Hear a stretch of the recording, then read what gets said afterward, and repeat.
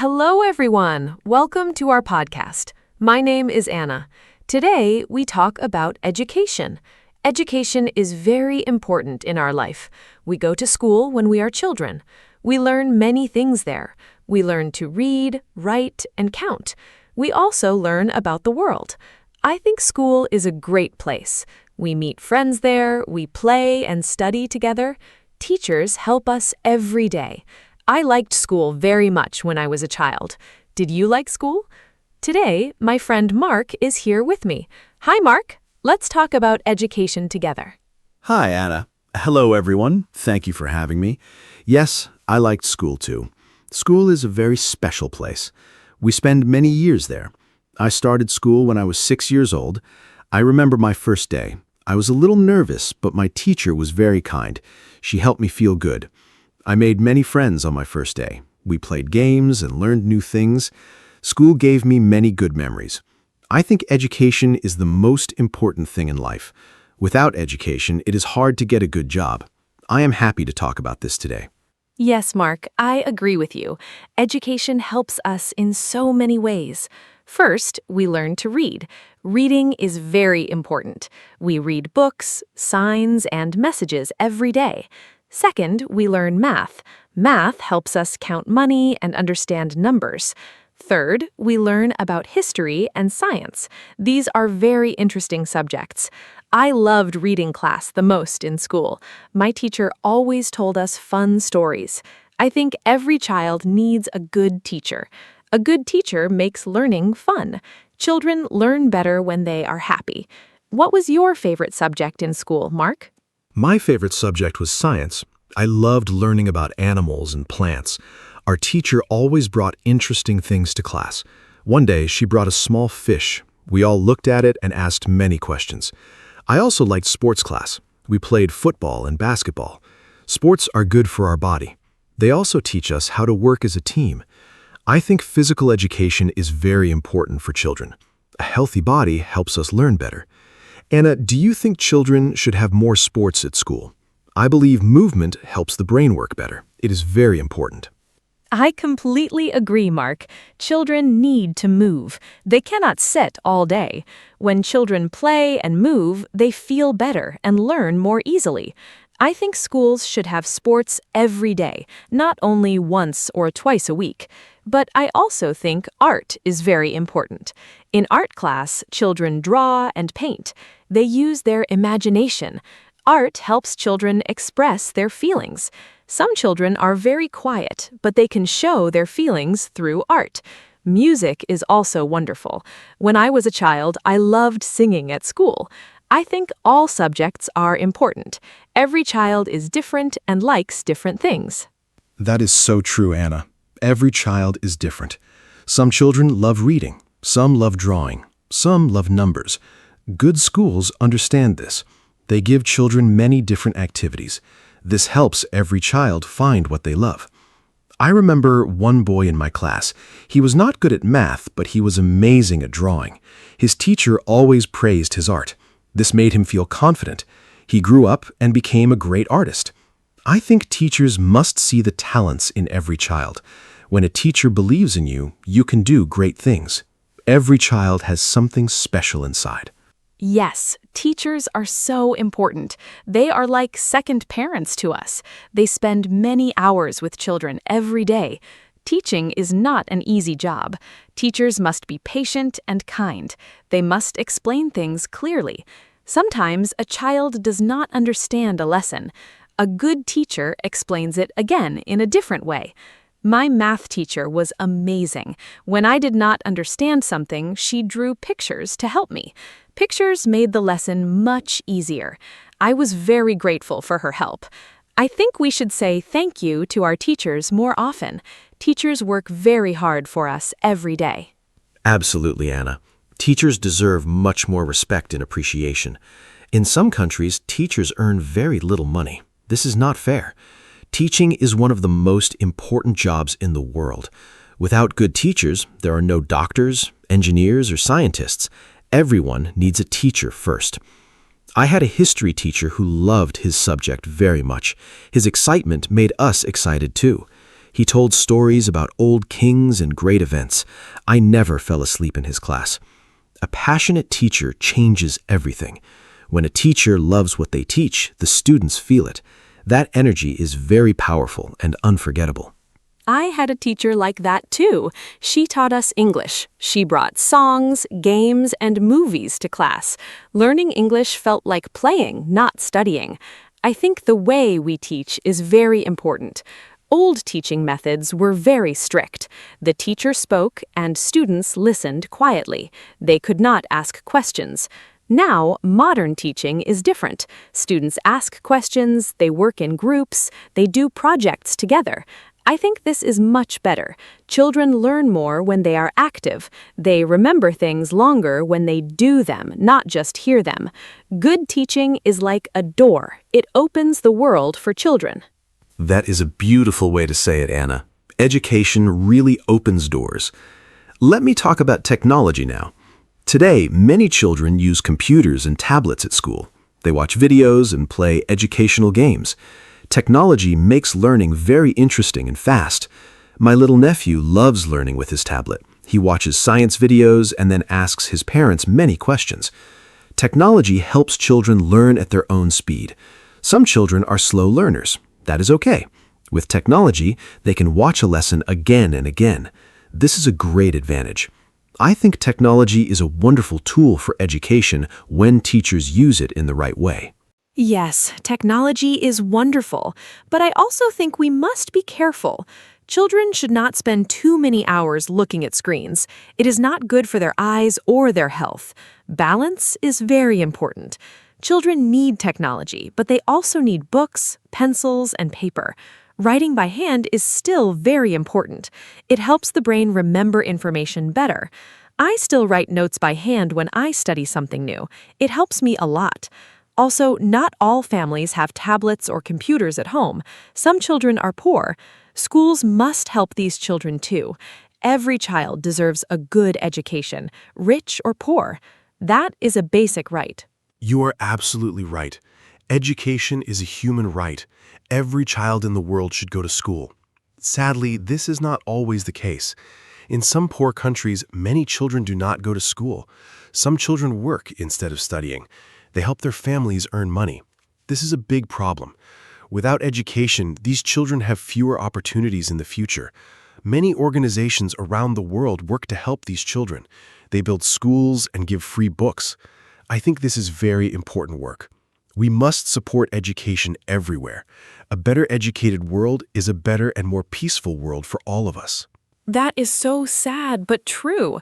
Education changes lives.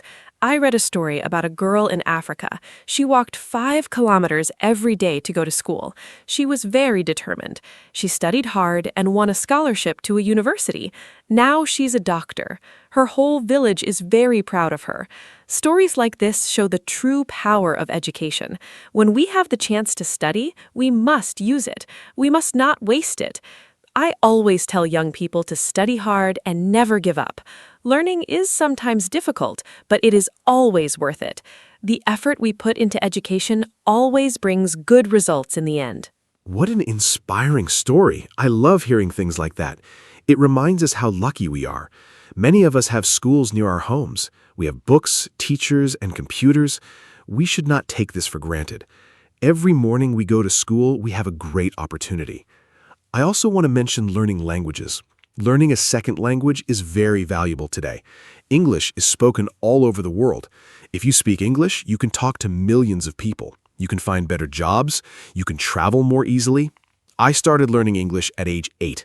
It was difficult at first, but I kept trying. Now, look at me. I host a podcast in English. Yes, you do, and you do it very well. Learning languages is fantastic. When you learn a new language, you also learn about a new culture. You understand people from other countries better. This is very important in today's world. The world is becoming smaller because of the internet and travel. We meet people from many different countries. Speaking their language is a great sign of respect. Even a few words in someone's language can make them smile. I always try to learn a few words when I visit a new country. People appreciate it so much. Language learning also keeps our brain healthy and active. It is like exercise for the mind. Exercise for the mind. I like that idea very much, Anna. Our brain needs exercise just like our body. Reading books is also great exercise for the brain. I read every day, even if only for 15 minutes. Reading helps us learn new words. It also helps us understand different ideas and opinions. When I was a teenager, I did not like reading very much. I preferred watching TV. Then my father gave me an exciting adventure book. I could not stop reading it. After that book, I fell in love with reading. I think finding the right book for each person is very important. The right book can change your life and make you love reading forever. I love that story, Mark. The right book really can change everything. Parents play a big role in education, too. They are the first teachers in a child's life. Children learn from watching their parents. If parents read books at home, children want to read, too. If parents ask curious questions, children become curious, too. Parents should talk to their children a lot. They should read stories to them before bed. This is very important for children's language development. My mother read to me every night when I was small. I think this is why I love books so much today. Parents must be involved in their child's education. School and home must work together. Totally agree. Parents and teachers must be a team. When they communicate well, children do better in school. Some parents never go to school meetings. They're very busy with work. But it is important to make time. Just one visit to school can make a big difference. The teacher can tell the parents how the child is doing. Parents can share information about problems at home. Together, they can find solutions. My parents always came to my school. They knew all my teachers by name. I felt very supported. I worked harder because I knew my parents cared. Children who feel supported at home do better at school. That connection is truly very powerful. Exactly. Support is everything. Let's talk about university now. After school, many students go to university. University is a place for higher education. Students choose a subject they love. They study it in more depth. University can be very exciting. You meet many new people from different places. You become more independent. You cook for yourself, manage your money, and make your own decisions. University teaches life skills, not only academic knowledge. I studied teaching at university. I loved every minute of it. The friendships I made there are still very strong today. University was a life-changing experience for me. Do you have good memories from university, Mark? Oh, yes, university was amazing. I studied computer science. It was challenging, but very interesting. I learned to think logically and solve problems. These skills help me every day in my work. At university, we also had many group projects. Working in a team taught me a lot. I learned to listen to other opinions. I learned to share ideas and compromise. These are important skills in real life, too. I also joined the university football team. Sport connected me with people from different departments. University is not only about books and exams. It's about growing as a person. I left university feeling much more confident and ready for the world. That is wonderful, Mark. But not everyone goes to university, and that is okay, too. There are many other paths after school. Some people go to vocational schools. There, they learn practical skills like cooking, car repair, or hairdressing. These skills are very valuable. The world needs skilled workers. Not everyone needs a university degree to be successful. What matters most is doing something you love and doing it well. I know a woman who did not go to university. She learned to bake cakes. Now she has her own bakery. She employs 10 people. She is very happy and successful. Success has many different shapes and forms. It is not only one path. That is a great example, Anna. There's no single right path for everyone. The important thing is to never stop learning. Learning does not stop after school or university. We learn every day of our lives. We learn from our experiences. We learn from our mistakes, too. Mistakes are actually very good teachers. When I make a mistake, I try to understand what went wrong. Then I do better next time. I'm not afraid of making mistakes. They help me grow. Lifelong learning is a wonderful concept. Even elderly people can learn new things. My grandmother is 78 years old. She just started learning how to use a smartphone. She is so excited about it every single day. That is so inspiring. Your grandmother is a great example. Learning has no age limit. We can learn something new every day if we choose to. Online learning is also very popular today. People learn cooking, photography, or languages online. There are free websites and apps for everything. You can learn from the best teachers in the world from your own home. This is truly amazing. During the pandemic, many schools moved online. It was hard at first. Teachers and students had to adapt quickly, but it also showed us that learning can happen anywhere. All you need is curiosity and a willingness to try.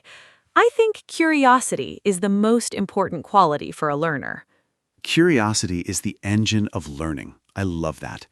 Curious people always ask why and how. They are never satisfied with a simple answer. They dig deeper and learn more. Children are naturally very curious. Have you noticed how many questions children ask?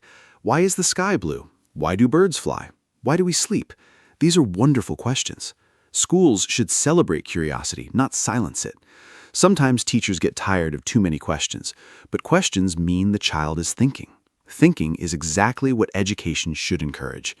I believe a school that teaches children to ask good questions is better than a school that teaches only answers. Questions lead to discovery and innovation.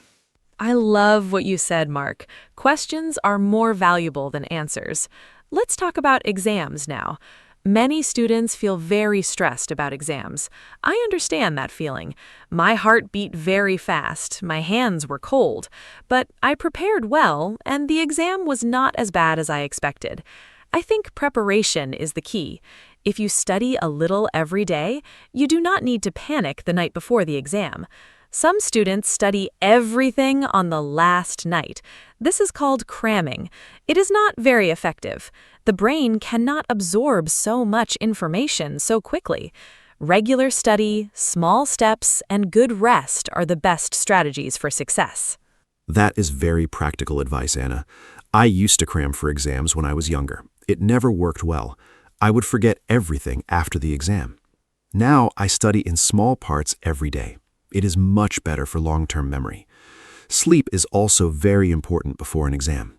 When you sleep, your brain organizes all the information you learned. A good night of sleep is sometimes better than an extra hour of studying. Eating well is important too. A healthy breakfast gives your brain energy to think clearly. I always eat a good breakfast on exam day. Water is important as well. When you are well hydrated, your brain works much more efficiently and clearly. Great tips, Mark. I want to ask you something. Do you think exams are a good way to test students? Some experts say exams cause too much stress. They say students should be tested in other ways, for example, through projects, presentations, or portfolios.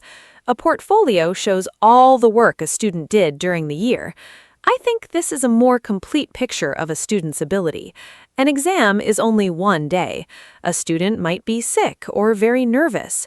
One bad exam does not mean they are a bad student. I think we need a mix of both. Exams and projects together give a better and fairer picture of what a student truly knows and can do. I think that's a very balanced view. Yes, exams test knowledge quickly, but they do not show creativity or teamwork. Projects show different skills. A student who is nervous in exams might be brilliant in a group project. Every student has different strengths. The education system should recognize this. Finland is famous for its education system. Finnish schools have very few exams. They focus on curiosity, play, and real-life skills. Finnish students are very happy and perform very well internationally. This shows that less exam pressure does not mean lower quality. In fact, it often means better outcomes. Maybe other countries can learn important lessons from the Finnish education model. Finland is a wonderful example. I read about their education system. Teachers there are very highly respected. Only the best graduates become teachers. Teaching is one of the most desired jobs in Finland. In some other countries, teaching is not seen as a prestigious job. This needs to change. If we want better education, we need to attract talented people to teaching. We need to pay teachers well and respect their work. Teachers shape the future of a country. They raise the next generation of doctors, leaders, and scientists. If we invest in teachers, we invest in our future. Governments must understand this and put more money into education systems everywhere in the world. Investing in education is investing in the future. I completely agree. Let me talk about private schools and public schools. Some parents send their children to private schools. Private schools often have smaller classes and more resources, but they cost a lot of money. Not all families can afford them. Public schools are free for everyone. They are funded by the government. The quality of public schools varies a lot between countries. Some public schools are excellent. Others do not have enough teachers or books. I believe every child deserves a quality education, regardless of their family's income. Governments must make sure all public schools have good funding, good teachers, and good materials. That is very important, Mark. Equal opportunities in education are fundamental. Now, let's think about the future. How will education look in 50 years? I think there will be more personalized learning. Technology will help teachers understand each student's needs. Every student will have a learning plan made just for them. Some students learn fast, some need more time. Future technology can adapt to each learner. Virtual reality might also be used in schools. Imagine learning about ancient Rome by actually walking through it in virtual reality. That would be amazing and so much more exciting than reading from a textbook. The future of education is full of incredible and exciting possibilities. I am curious to see what comes next. Virtual reality in schools sounds incredible. I think artificial intelligence will also change education a lot. AI can already help students with homework and explain difficult concepts. It can give personalized feedback instantly. This is something a single teacher cannot do for 30 students at the same time. AI can fill that gap. But I do not think AI will replace teachers. Teachers give something very special. They give emotional connection, motivation, and human warmth. A child needs a human role model. A machine cannot truly inspire a child the way a passionate teacher can. I think the future classroom will use the best of both, human teachers and smart technology working together for better results. I think that is exactly right. Technology is a tool, not a replacement. The human element in education is irreplaceable. Let's also talk about adult education. Learning is not only for children and young people. Adults can and should continue learning throughout their whole lives. Many adults go back to school after working for years. They learn new skills because their job changed. Technology changes very fast. Workers must learn new things to stay relevant. This can feel difficult for older workers, but it is also exciting. Learning something new at any age feels wonderful. It gives us confidence and energy. Adult education programs are very important. Governments and companies should support their employees in continuing to learn and grow. Adult learning is so important in today's fast-changing world. I took an online course last year to improve my presentation skills. It helped me so much. I feel more comfortable speaking in front of people now. Before, I was very shy when I had to speak publicly. The course gave me tools and techniques. I practiced every day. Slowly, my confidence grew. This experience reminded me that we can always improve. No matter how old we are, we can always learn and get better. I encourage everyone listening today to try something new. Take a class, watch a tutorial, or read a book about something you do not know. Learning enriches life and makes every day more interesting and meaningful. What a great personal story, Mark. I also want to try new things. I want to learn photography next year. I think capturing beautiful moments with a camera is a real skill. I have always admired beautiful photos. Now I want to learn how to take them myself. Learning something creative is very satisfying. It gives us a way to express ourselves. Hobbies are a great form of education too. When we follow our hobbies, we learn without feeling like we are studying. Time passes quickly when we do something we love. I believe hobbies make us happier and more interesting people. They also connect us with others who share the same passion. Hobbies build wonderful communities and friendships. Photography is a beautiful hobby. I'm sure you will be great at it. You should share your photos with us on our social media. Our listeners would love to see them. Speaking of community, education also builds community. When people learn together, they form bonds, they share experiences, they help each other. A classroom is a little community. Students learn not only from the teacher, but also from each other. Group work teaches us cooperation. Discussions teach us to listen and express our opinions politely. These social skills are just as important as academic knowledge. The world needs people who can communicate well, work in teams, and understand different perspectives. Education teaches all of these important life skills beautifully. I think that is exactly right. Technology is a tool, not a replacement. The human element in education is irreplaceable. Let's also talk about adult education. Learning is not only for children and young people. Adults can and should continue learning throughout their whole lives. Many adults go back to school after working for years. They learn new skills because their job changed. Technology changes very fast. Workers must learn new things to stay relevant. This can feel difficult for older workers, but it is also exciting. Learning something new at any age feels wonderful. It gives us confidence and energy. Adult education programs are very important. Governments and companies should support their employees in continuing to learn and grow. Adult learning is so important in today's fast-changing world.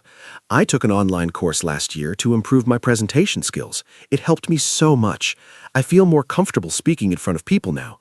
Before, I was very shy when I had to speak publicly. The course gave me tools and techniques. I practiced every day. Slowly, my confidence grew.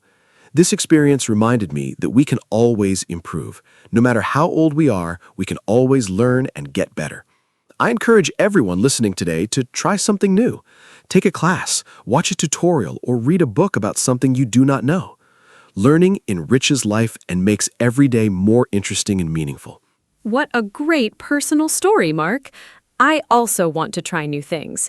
I want to learn photography next year. I think capturing beautiful moments with a camera is a real skill. I have always admired beautiful photos. Now I want to learn how to take them myself.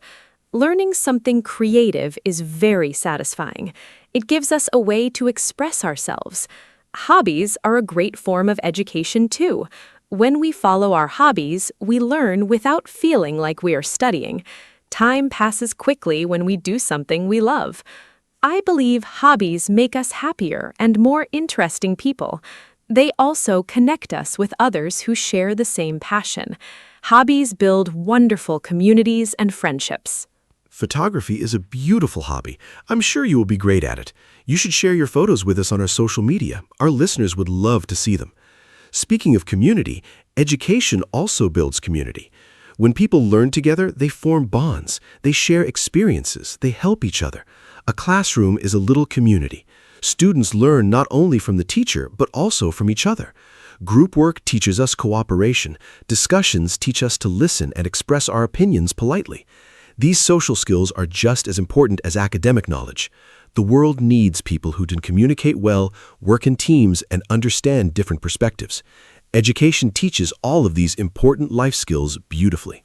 I think that is exactly right. Technology is a tool, not a replacement. The human element in education is irreplaceable. Let's also talk about adult education. Learning is not only for children and young people. Adults can and should continue learning throughout their whole lives. Many adults go back to school after working for years. They learn new skills because their job changed. Technology changes very fast. Workers must learn new things to stay relevant. This can feel difficult for older workers, but it is also exciting. Learning something new at any age feels wonderful. It gives us confidence and energy. Adult education programs are very important. Governments and companies should support their employees in continuing to learn and grow. Adult learning is so important in today's fast-changing world. I took an online course last year to improve my presentation skills. It helped me so much. I feel more comfortable speaking in front of people now. Before, I was very shy when I had to speak publicly. The course gave me tools and techniques. I practiced every day. Slowly, my confidence grew. This experience reminded me that we can always improve. No matter how old we are, we can always learn and get better. I encourage everyone listening today to try something new. Take a class, watch a tutorial, or read a book about something you do not know. Learning enriches life and makes every day more interesting and meaningful. What a great personal story, Mark. I also want to try new things. I want to learn photography next year. I think capturing beautiful moments with a camera is a real skill. I have always admired beautiful photos. Now I want to learn how to take them myself. Learning something creative is very satisfying. It gives us a way to express ourselves. Hobbies are a great form of education too. When we follow our hobbies, we learn without feeling like we are studying. Time passes quickly when we do something we love. I believe hobbies make us happier and more interesting people. They also connect us with others who share the same passion. Hobbies build wonderful communities and friendships. Photography is a beautiful hobby. I'm sure you will be great at it. You should share your photos with us on our social media. Our listeners would love to see them. Speaking of community, education also builds community. When people learn together, they form bonds. They share experiences. They help each other. A classroom is a little community. Students learn not only from the teacher, but also from each other. Group work teaches us cooperation. Discussions teach us to listen and express our opinions politely. Before we finish today, I want to share one final thought. Education taught me something very important.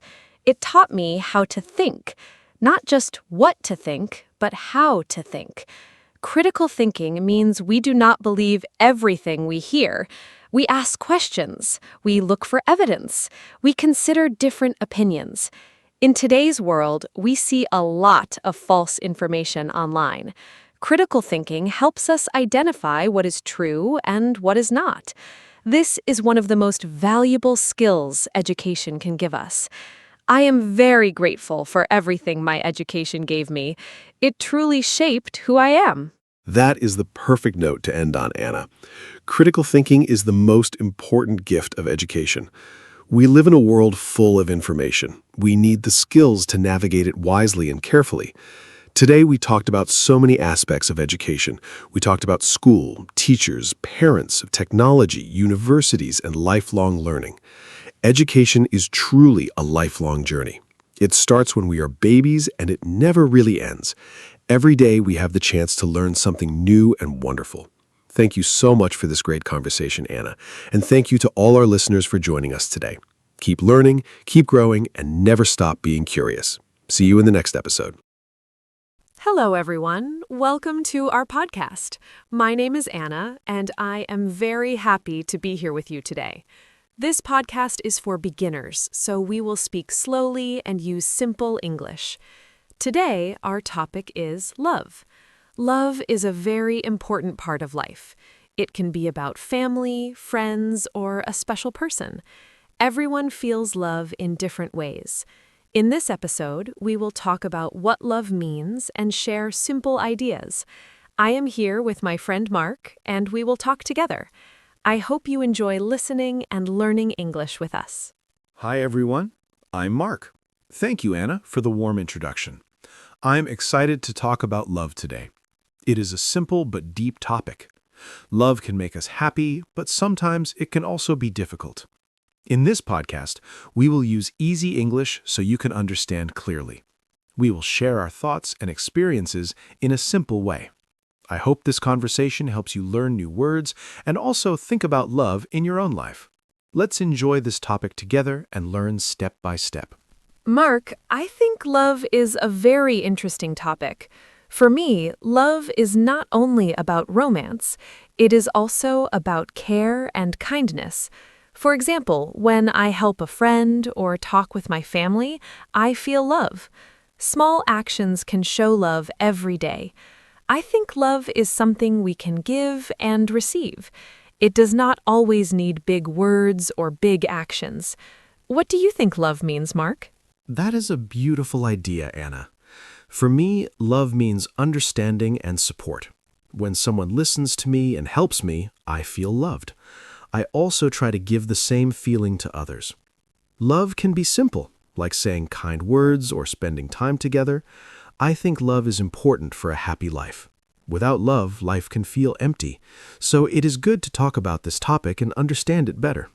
Yes, Mark, I agree with you. I also think love is about respect. When we respect someone, we care about their feelings. We listen to them and try to understand them. This is very important in any relationship. Love is not only about feeling good, it is also about being patient and kind, even when things are not easy. That is very true, Anna. Love is not always easy. Sometimes we have problems or misunderstandings. But if we care about each other, we try to solve these problems. I think communication is very important in love. Talking and listening can help us understand each other better. Yes, Mark, communication is very important. I also think love can grow over time. At first, it may be small, but with care and time, it becomes stronger. We need to take care of our relationships like we take care of a plant. With time and effort, love can become deep and strong. I like that example, Anna.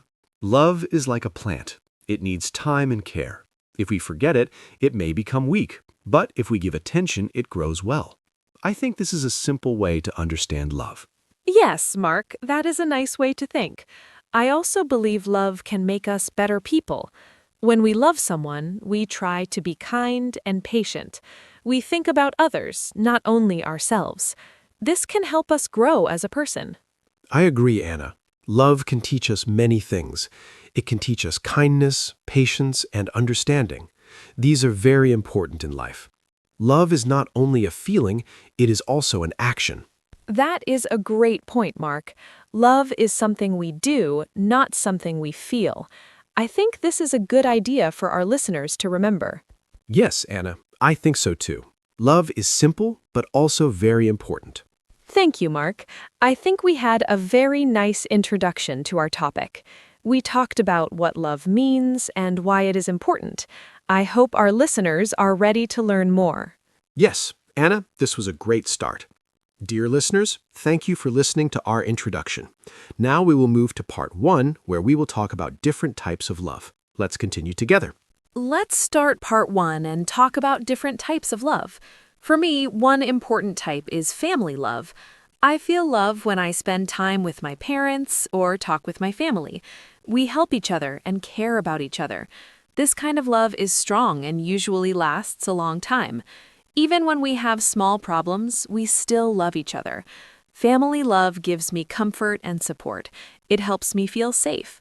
I think many people feel this kind of love every day, and it is very special in our lives. That is a great example, Anna. Family love is very important. For me, another type of love is friendship. I feel love when I am with my friends. We talk, laugh, and help each other. Good friends understand us and stay with us in good and bad times. This kind of love is also very strong. It may not be romantic, but it is still very meaningful. I think friendship makes life more enjoyable. Without friends, life can feel lonely. So friendship is a very important type of love. Yes, Mark, friendship is very special. Another type of love is romantic love. This is the love between two people who have a special relationship. It can include feelings of care, attraction, and connection. Romantic love can be very exciting, but it also needs trust and understanding. People need to communicate and support each other. I think romantic love can be beautiful, but it also needs effort to grow and stay strong. I agree, Anna. Romantic love is important, but it needs work. Another type of love is self-love. This means loving and caring for yourself. For example, taking rest, eating well, and thinking positively about yourself. If we do not love ourselves, it is hard to love others. Self-love helps us feel confident and happy. I think many people forget about this type of love, but it is very important. That is a very good point, Mark. Self-love is very important. Another type of love is love for things we enjoy. For example, I love music and reading. When I do these activities, I feel happy. This kind of love makes life more interesting. It gives us joy and energy. I think it is important to have hobbies and things we love to do. Yes, Anna, hobbies are important. Another type of love is love for helping others. For example, when we help someone in need, we feel good. This is a kind of caring love. It is not about getting something back. It is about giving and making others happy. I think this kind of love can make the world a better place. I agree, Mark. Helping others is a beautiful kind of love. Another type is love for learning. For example, when we enjoy studying or learning new things, we feel excited. This love helps us grow and improve. It makes learning fun, not boring. I think loving learning is very helpful in life. That is true, Anna. Love for learning is very useful. Another type is love for nature. Some people love the sea, mountains, or trees.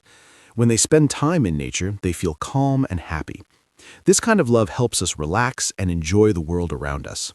Yes, Mark, nature is very beautiful. Another type is love for pets. Many people love their animals like dogs or cats. They take care of them and feel happy with them. Pets can give comfort and joy. This is also a strong and special kind of love. I agree, Anna. Pets can give a lot of love. Another type is love for community. This means caring about people around us, like neighbors or classmates. When we help and support our community, we feel connected. This is also important for a happy life. Yes, Mark, community love is important. I think we talked about many types of love. Love is not only one thing. It can be many things in our life. That's right, Anna. Love is everywhere in different forms. I hope our listeners understand these types of love. Now we are ready to move to part 2, where we will talk about how to show love in daily life. Let's continue together. Now let's talk about how to show love in daily life. For me, one simple way is using kind words. Saying thank you, please, or I care about you can make people feel happy. These words are small, but they are very powerful. I also try to listen carefully when someone talks. This shows respect and care. When we listen, we show that we value the other person. I think showing love does not need big actions. Small and simple things can make a big difference in our relationships every day. That is a great idea, Anna. Kind words are very important. For me, another way to show love is by helping others. For example, I help my family with housework or support my friends when they need it. These actions show care. I also think spending time together is important. When we give our time, it shows that the person is important to us. We do not always need to spend money. Just being together and talking can show love in a simple and meaningful way. Yes, Mark. Spending time together is very special. Another way I show love is by giving small gifts. It does not need to be expensive. It can be something simple, like a note or a small snack. The important thing is the thought behind it. I also like to remember special days, like birthdays. This shows that I care and remember important moments. These small actions can make people feel loved and appreciated. I agree, Anna. Small gifts can be very meaningful. Another way I show love is by being patient. Sometimes people make mistakes or feel upset. In those moments, I try to stay calm and understanding. This shows respect and care. I also try to forgive others when there are problems. Forgiveness is an important part of love. It helps relationships stay strong and healthy. That is a very important point, Mark. Patience is a big part of love. Another way I show love is by supporting others. For example, when my friend has a goal, I encourage them. I say positive things and help them feel confident.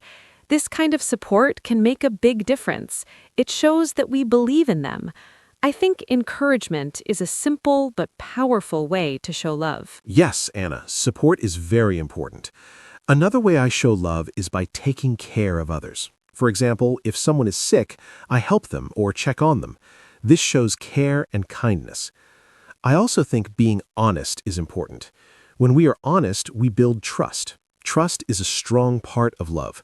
Without trust, relationships can become weak. I agree, Mark. Honesty is very important. Another way I show love is by sharing my feelings. Sometimes it is not easy, but I try to say how I feel. This helps others understand me better. It also makes our relationship stronger. Communication is very important in showing love. That is true, Anna. Communication helps a lot. Another way I show love is by respecting others. I listen to their opinions and accept their differences. Everyone is different, and that's okay. Respect shows that we value the other person. It's a very important part of love. Yes, Mark, respect is very important. Another way I show love is by doing small acts every day. For example, making tea for someone or helping with a task. These small actions show care and kindness. They may seem simple, but they are very meaningful. I agree, Anna. Small actions are very powerful. Another way I show love is by being there for others. When someone needs me, I try to be present. This shows that I care and support them. Being there is sometimes more important than words. That is a great point, Mark. I think we shared many simple ways to show love. These ideas are easy to understand and can help our listeners in daily life. Yes, Anna, this was a great discussion. I hope our listeners learned useful ways to show love. Now we are ready to move to part 3, where we will talk about challenges in love and how to deal with them. Let's continue together. Now let's talk about challenges in love. For me, one big challenge is misunderstanding. Sometimes I say something, but the other person understands it in a different way. This can cause problems. To solve this, I try to speak clearly and also listen carefully. I ask questions if I do not understand. Good communication can help avoid many problems. I think it is important to be open and honest. Misunderstandings are normal, but we can fix them with calm and clear communication. I understand that, Anna. Misunderstanding happens often. Another challenge for me is not having enough time. People are busy with work or study, and they forget to spend time with loved ones. This can make relationships weak. To solve this, I try to make time, even if it is short. A simple message or a short call can help. I think giving time is very important in love. Without time, it is hard to keep a strong connection. Yes, Mark, time is very important. Another challenge is arguments. Sometimes people do not agree and they argue. This can hurt feelings.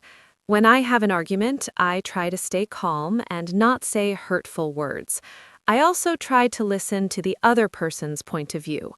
After some time, we can talk again and solve the problem. I think respect is very important during arguments. I agree, Anna. Arguments are normal, but we need to handle them well. Another challenge is trust. If there is no trust, relationships can become difficult. Trust can be broken by lies or actions. To build trust, I try to be honest and keep my promises. Trust takes time to build, but it is very important for strong love. That is very true, Mark. Trust is very important. Another challenge is feeling jealous. Sometimes people feel jealous when they think they may lose someone. This feeling can cause problems. I try to control this feeling and talk about it calmly. Communication helps reduce jealousy. It is important to trust and respect each other. Yes, Anna, jealousy can be difficult. Another challenge is not understanding each other's feelings. Sometimes we think differently. To solve this, I try to listen more and think about how the other person feels. This helps me understand better. Empathy is very important in love. I agree, Mark. Understanding feelings is important. Another challenge is being too busy and forgetting to show love. Sometimes we feel love, but we do not show it. So now I try to show it with small actions like kind words or spending time. Showing love is just as important as feeling it. That is a great point, Anna. Another challenge is giving up too quickly. Some people stop trying when things become difficult, but love needs effort. I try to be patient and work on problems. Small efforts can make a big difference over time. Yes, Mark. Effort is very important. Another challenge is expecting too much. Sometimes people expect perfect behavior, but no one is perfect. I try to accept people as they are. This helps me feel more relaxed and happy in relationships. I agree, Anna. Accepting others is important. Another challenge is stress from outside problems, like work or study. This stress can affect relationships. To solve this, I try to talk about my feelings and relax. This helps me stay calm and kind. That is very true, Mark. We talked about many challenges like misunderstanding, time, and trust. These are normal problems. The important thing is to handle them with care and patience. Yes, Anna, this was a very helpful discussion. I hope our listeners feel encouraged. Love is not always easy, but we can make it better step by step. Now we are ready to move to part 4, where we will talk about keeping love strong. Let's continue together. Now let's talk about how to keep love strong. For me, one important way is to communicate often. I try to talk with people I love every day, even if it is a short message. This helps us stay connected. I also try to listen carefully, not only speak. Good communication helps us understand each other better. When we understand each other, love becomes stronger. I think simple and regular communication is very important in any relationship. That is a great point, Anna. Communication is key. For me, another way to keep love strong is to spend quality time together. It is not only about being together, but also about enjoying the time. For example, we can talk, walk, or share a meal. These simple moments help build strong connections. I think giving attention to the other person is very important. It shows that we care and value them. Yes, Mark, spending time together is very special. Another way I keep love strong is by showing appreciation. I say thank you and tell people I am happy to have them in my life. These words are simple, but they make people feel valued. I think appreciation helps relationships grow. When people feel appreciated, they feel more loved. I agree, Anna. Appreciation is very important. Another way I keep love strong is by being honest. I try to share my true feelings in a kind way. Honesty builds trust, and trust makes love stronger. Even when it is difficult, I think it is better to be honest than to hide things. That is very true, Mark. Another way I keep love strong is by being patient. Sometimes people make mistakes or have a bad day. In those moments, I try to stay calm and understanding. Patience helps avoid problems and keeps the relationship peaceful. I think patience is a big part of love. Yes, Anna, patience is very important. Another way I keep love strong is by supporting others. When someone I love has a goal or a problem, I try to help and encourage them. This shows that I care about their life and happiness. Support makes people feel strong and loved. I agree, Mark. Support is very meaningful. Another way I keep love strong is by keeping small traditions. For example, having a regular meal together or calling at a certain time. These small habits create special moments. They help build strong and happy relationships. That is a nice idea, Anna. Traditions can be very special. Another way I keep love strong is by solving problems quickly. If there's a problem, I try to talk about it and find a solution. I do not wait too long. This helps keep the relationship healthy. Yes, Mark. Solving problems is important. Another way I keep love strong is by having fun together. Laughing and enjoying time together makes relationships happy. It helps us relax and feel close. I agree, Anna. Fun and laughter are very important. Another way I keep love strong is by respecting space. Sometimes people need time alone. I try to understand this and give them space. This helps keep balance in the relationship. That is a great point, Mark. Respecting space is important. I think we shared many simple ways to keep love strong. These ideas are easy to follow and can help anyone. Yes, Anna, this was a great discussion. I hope our listeners learned useful ideas. Now we are ready to move to the ending and finish our podcast. Thank you for listening. Thank you, everyone, for listening to our podcast today. We talked about love and shared many simple ideas about types of love, how to show love, and how to keep it strong. I hope you enjoyed our conversation and found it easy to understand.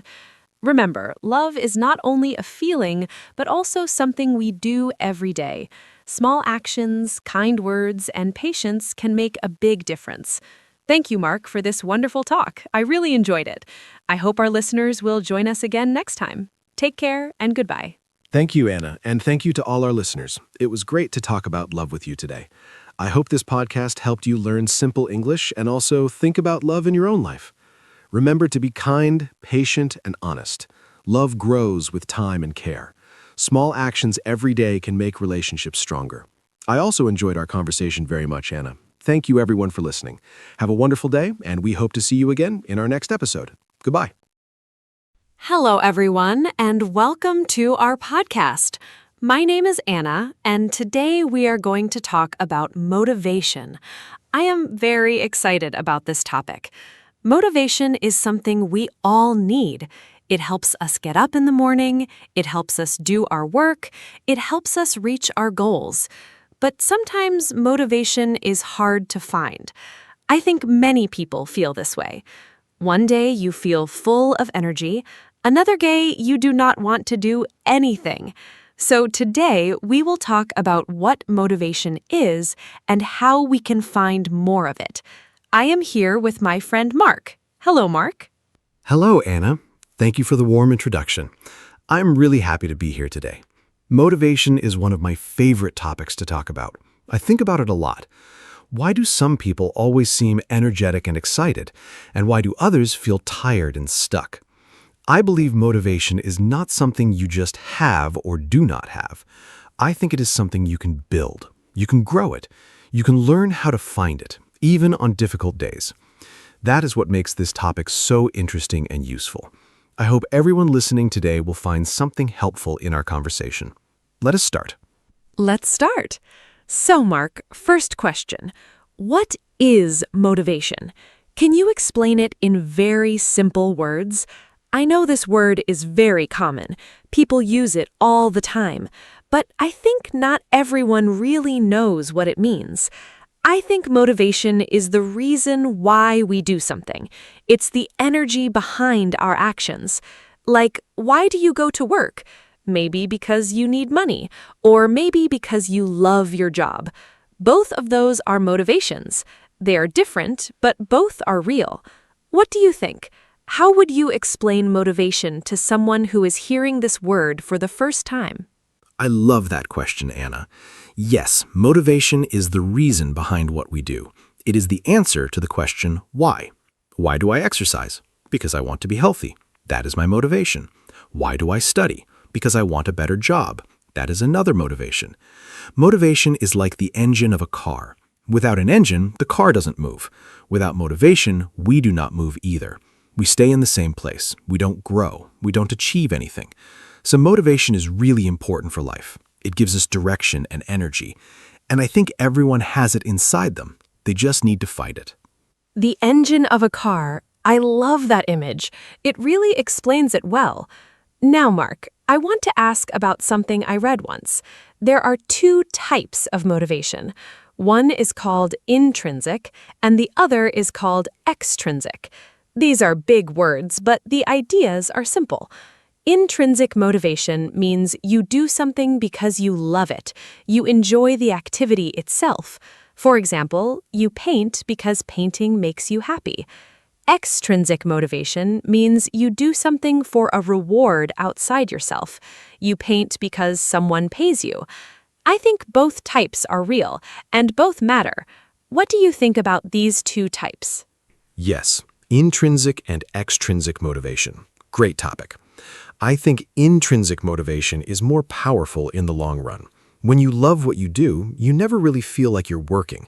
You enjoy the process, not just the result. But extrinsic motivation is also useful. Money, praise, awards, these things help too. They can push you to start something, and sometimes starting is the hardest part. I think the best situation is when you have both. You enjoy what you do, and you get a good reward for it. But if I had to choose, I would choose to love what I do. That keeps you going on hard days. Loving what you do, that is beautiful. But I also want to be honest. Not everyone loves their job or their daily tasks. Many people do things they do not enjoy. Maybe they clean the house, or they do difficult homework, or they work in a job they find boring. So how do we find motivation for things we do not enjoy? This is a very real problem. I think many listeners can relate to this. You have something to do, you do not want to do it, but you have to. How do you find the energy for that? I think this is one of the most important questions we can answer today. Mark, what do you think? That is such a real and important question, Anna.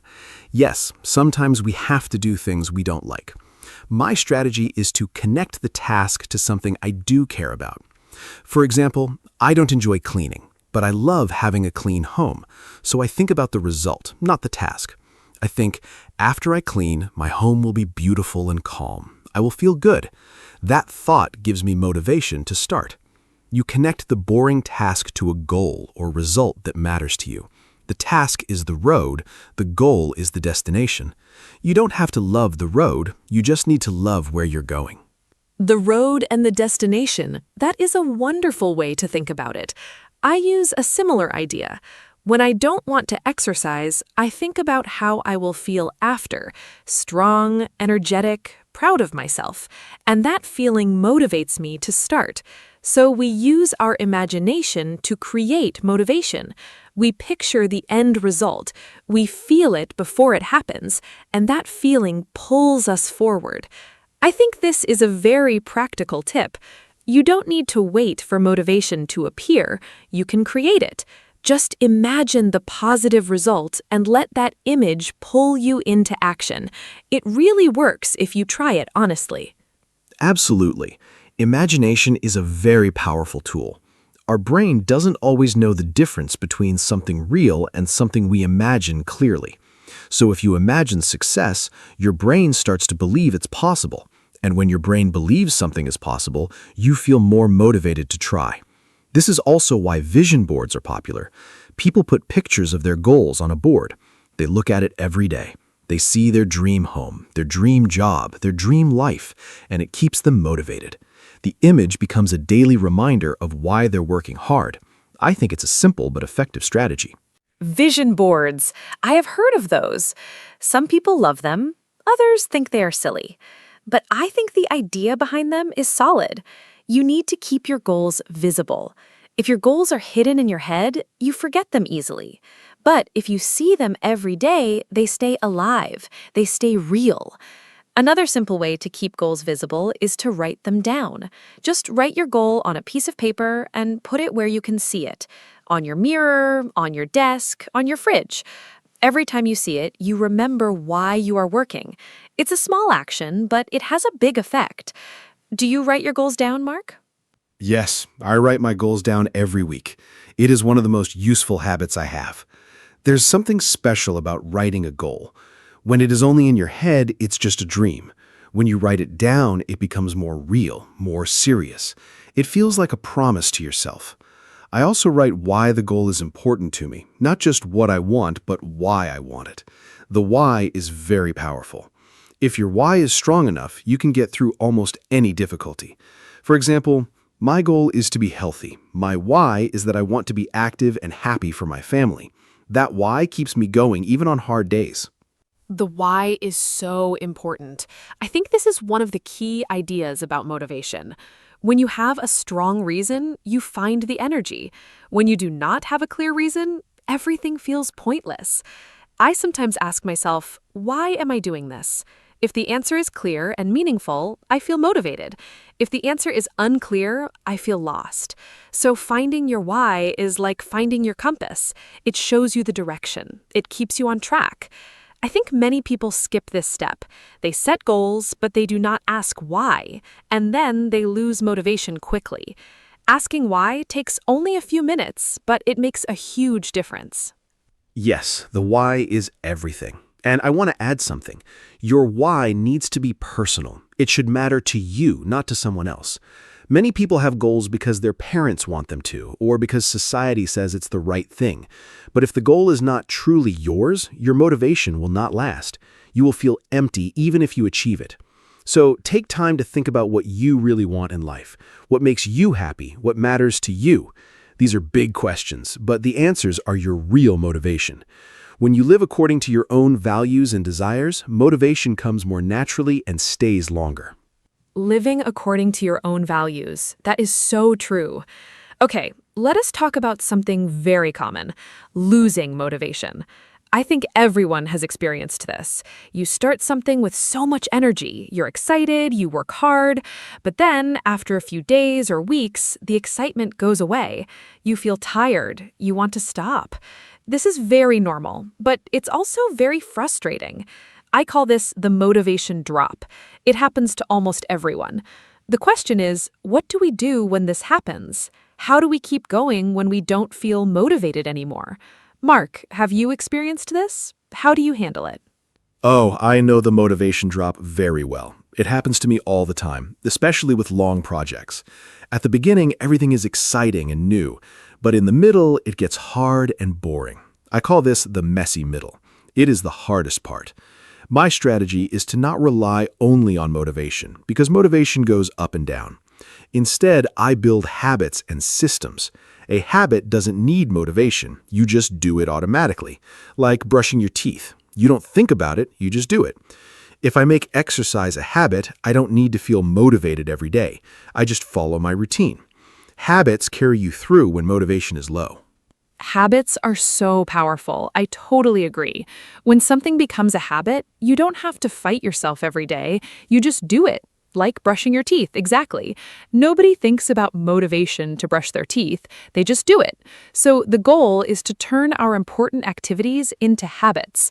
Exercise, studying, writing, eating healthy.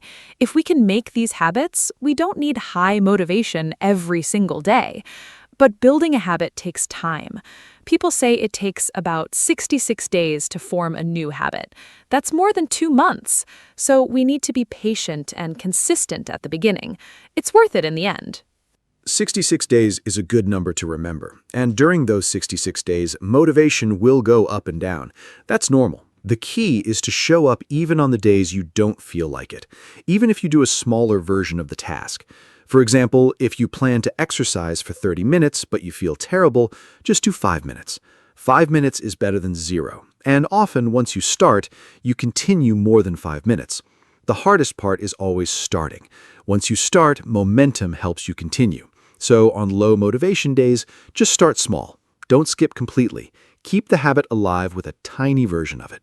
Starting small is such great advice. I use this idea too. I call it the 2-minute rule. If you want to build a habit, start with just 2 minutes. Want to read every day? Read for 2 minutes. Want to meditate? Meditate for 2 minutes. The goal at first is not to do a lot. The goal is just to show up, to do the thing, even for a very short time, because showing up is the most important part.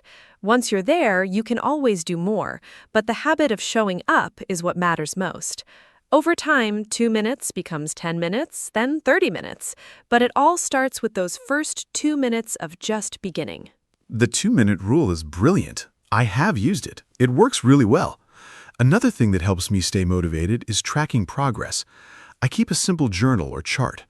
Every day, I put a small mark when I complete my habit. After a week, I can see 7 marks.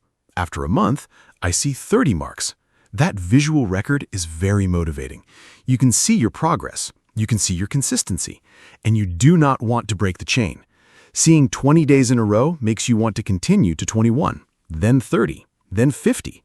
Progress is motivating, and when motivation is low, looking at how far you've come gives you energy to keep going forward. Do not break the chain. I love that idea. It makes motivation feel like a game. You are playing against yourself. How many days can I continue? It is simple but very effective. I also think celebrating small progress is important. Many people only celebrate when they reach the big goal, but big goals take a long time.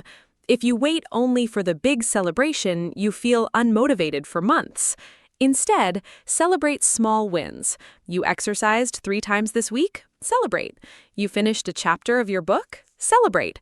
Small celebrations give you little bursts of happiness and motivation along the way. They keep the journey enjoyable, not just the destination. Yes, celebrate small wins. Our brain loves rewards. When you celebrate, your brain releases a happy chemical called dopamine, and dopamine makes you want to do the same action again. So celebrating is not just fun, it's actually helping your brain build motivation. The reward doesn't have to be big. Maybe you enjoy a nice cup of coffee, or you watch a favorite show, or you tell a friend about your progress. Something small that feels good to you. The important thing is to acknowledge your effort. Say to yourself, I did this. I am proud. That positive self-talk is also very motivating. We often forget to give ourselves credit for our progress. Dopamine and celebration. That's really interesting. I love understanding the science behind motivation. It makes it feel more real. Okay, let's talk about something that often kills motivation: failure. When we fail, we feel terrible. We feel like giving up. We think, maybe I'm just not good enough. Maybe this goal is not for me. These thoughts are very powerful and very negative. They can stop us completely. I think how we react to failure is very important. Some people give up after one failure, others learn from it and try again. What is your relationship with failure, Mark? How do you handle it when things go wrong? Failure is a topic I feel strongly about, Anna. I used to be afraid of failure. I avoided trying new things because I didn't want to fail, and that fear actually stopped me from growing. Then I changed how I think about failure. Now I see failure as information. When something doesn't work, it tells me something. It shows me what to change. Every failure is a lesson. Thomas Edison failed 1,000 times before he made the light bulb. He didn't say, "I'm a failure." He said, "I found 1,000 ways that do not work." That's a wonderful way to think. Failure is part of the process, not the end of the road. I love that story about Edison. 1,000 ways that don't work. What a positive perspective. I think our attitude toward failure really shapes how far we go in life. If we see failure as the end, we stop trying. But if we see failure as a teacher, we keep learning and growing. I also think it helps to remember that everyone fails. Even the most successful people fail. They fail a lot. We just don't always see their failures. We only see their success. So we compare our behind-the-scenes struggles to other people's highlight reel. That's not fair to ourselves. Everyone struggles, everyone fails. It's part of being human and part of growing. Comparing yourself to others is a big motivation killer. I've experienced this. I look at someone very successful and I think, why am I not there yet? And I feel discouraged. But this comparison is not useful. Everyone is on a different path. Everyone starts from a different place. Everyone has different challenges. The only useful comparison is with yourself. Compare today's you to yesterday's you. Are you a little better? A little stronger? A little more knowledgeable? That's what matters. Your own growth is the real measure of success. When you focus on your own progress, you feel more motivated and more satisfied with your journey. Comparing yourself only to your past self, that's such healthy advice. I want to talk now about the environment around us and how it affects motivation. I think the people around you have a huge effect on your motivation. If you're around positive, motivated people, you feel more motivated too. Energy is contagious. When your friends are excited and working hard, you feel inspired to do the same. But if you're around negative people who complain all the time and say things are impossible, you start to feel the same way. Have you noticed this in your own life, Mark? How do the people around you affect your motivation? Oh, absolutely, Anna. The people around you make a massive difference. There's a famous saying, you are the average of the 5 people you spend the most time with. I think this is very true. If your 5 closest friends are lazy and negative, it's very hard to stay motivated. But if your friends are ambitious and supportive, you naturally rise to their level. This doesn't mean you should drop all your old friends, but you should think about who you spend most of your time with. Try to find at least 1 or 2 people who inspire you, who push you to be better. Their energy will lift yours. It's one of the most powerful things you can do. You are the average of the 5 people around you. That is a powerful idea. I want to add something. It is not only real people who can inspire us. Books, podcasts, videos, these can also be sources of motivation. When I read about someone who overcame difficulties and achieved great things, I feel inspired. I think if they did it, maybe I can too. Stories of real people are very motivating. That is one reason why biographies are so popular. You learn from other people's journeys. You see how they handled failure and kept going. So choose what you read and watch carefully. The content you consume shapes your mindset and your level of motivation every day. Yes, what you read and watch really matters. I call this feeding your mind. Just like you feed your body with food, you feed your mind with information. If you eat junk food every day, your body feels bad. If you watch negative news and sad videos all day, your mind feels bad too. So try to fill your mind with positive and inspiring content. Not fake positivity, but real stories of real people. Books about people who overcame hard things. Podcasts about learning and growing. This kind of content is like vitamins for your motivation. It keeps your mindset strong and hopeful. And a hopeful mindset is a motivated mindset. It starts with what you choose to consume daily. Vitamins for your motivation. I love that phrase. Okay, let us talk about morning routines. I think how you start your morning can really set the tone for your motivation all day. If you wake up and immediately check bad news or social media, you might feel anxious and unmotivated before breakfast. But if you start your morning with something positive and energizing, you feel ready for the day. I have a simple morning routine. I drink water, move my body a little, and think of one thing I'm grateful for. Just 3 simple things, and my mornings feel so much better. Does a morning routine help your motivation, Mark? Morning routines are a game changer for me. When I start my day well, everything else flows better. My morning routine is short but powerful. I wake up without checking my phone for the first 30 minutes. Those first 30 minutes are mine. I drink water, do some light stretching, and write down my 3 main goals for the day. Just 3, not 20. And I write 1 sentence about why today is going to be a good day. It sounds small, but it puts me in a positive and purposeful mindset from the very start. When you begin your day with intention, you feel more in control, and feeling in control is very motivating.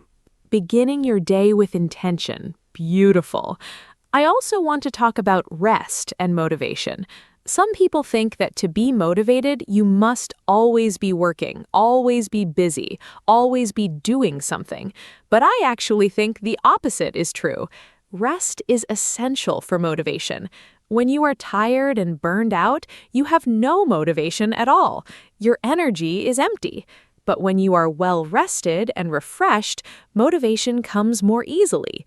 Sleep is so important. A good night of sleep makes you feel more positive, more creative, and more ready to face challenges. Have you noticed how everything feels harder when you are tired, Mark? Oh yes, definitely. When I'm tired, everything feels impossible. Small problems feel huge. Tasks that are normally easy feel difficult. And my motivation drops to 0. Sleep is not lazy. Sleep is productive. When you sleep, your brain recovers. It processes information. It prepares for the next day. So getting enough sleep is actually one of the most productive things you can do. I try to sleep at least 7 or 8 hours every night, and I protect that sleep time. I don't stay up late watching videos when I have an important day tomorrow. Rest is part of the success plan. You cannot run on empty and expect great results. Rest is part of the success plan, yes. I also want to talk about mental health and motivation. I think they are deeply connected. When we feel sad, anxious, or depressed, motivation is very hard to find. Everything feels heavy. Getting out of bed is hard. And I think it's important to talk about this honestly. Sometimes low motivation is not just laziness. Sometimes it's a sign that we need help. We need to talk to someone, a friend, a family member, or a professional.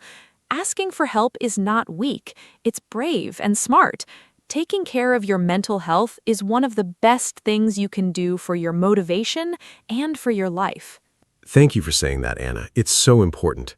Sometimes people feel guilty about low motivation. They think, what's wrong with me? Why can't I just do things? But sometimes the body and mind need support, and that's completely okay. Mental health is just as important as physical health. If your leg was broken, you would see a doctor. The same should be true for your mind. Talking to someone, getting support, taking care of yourself, these are all forms of strength, not weakness.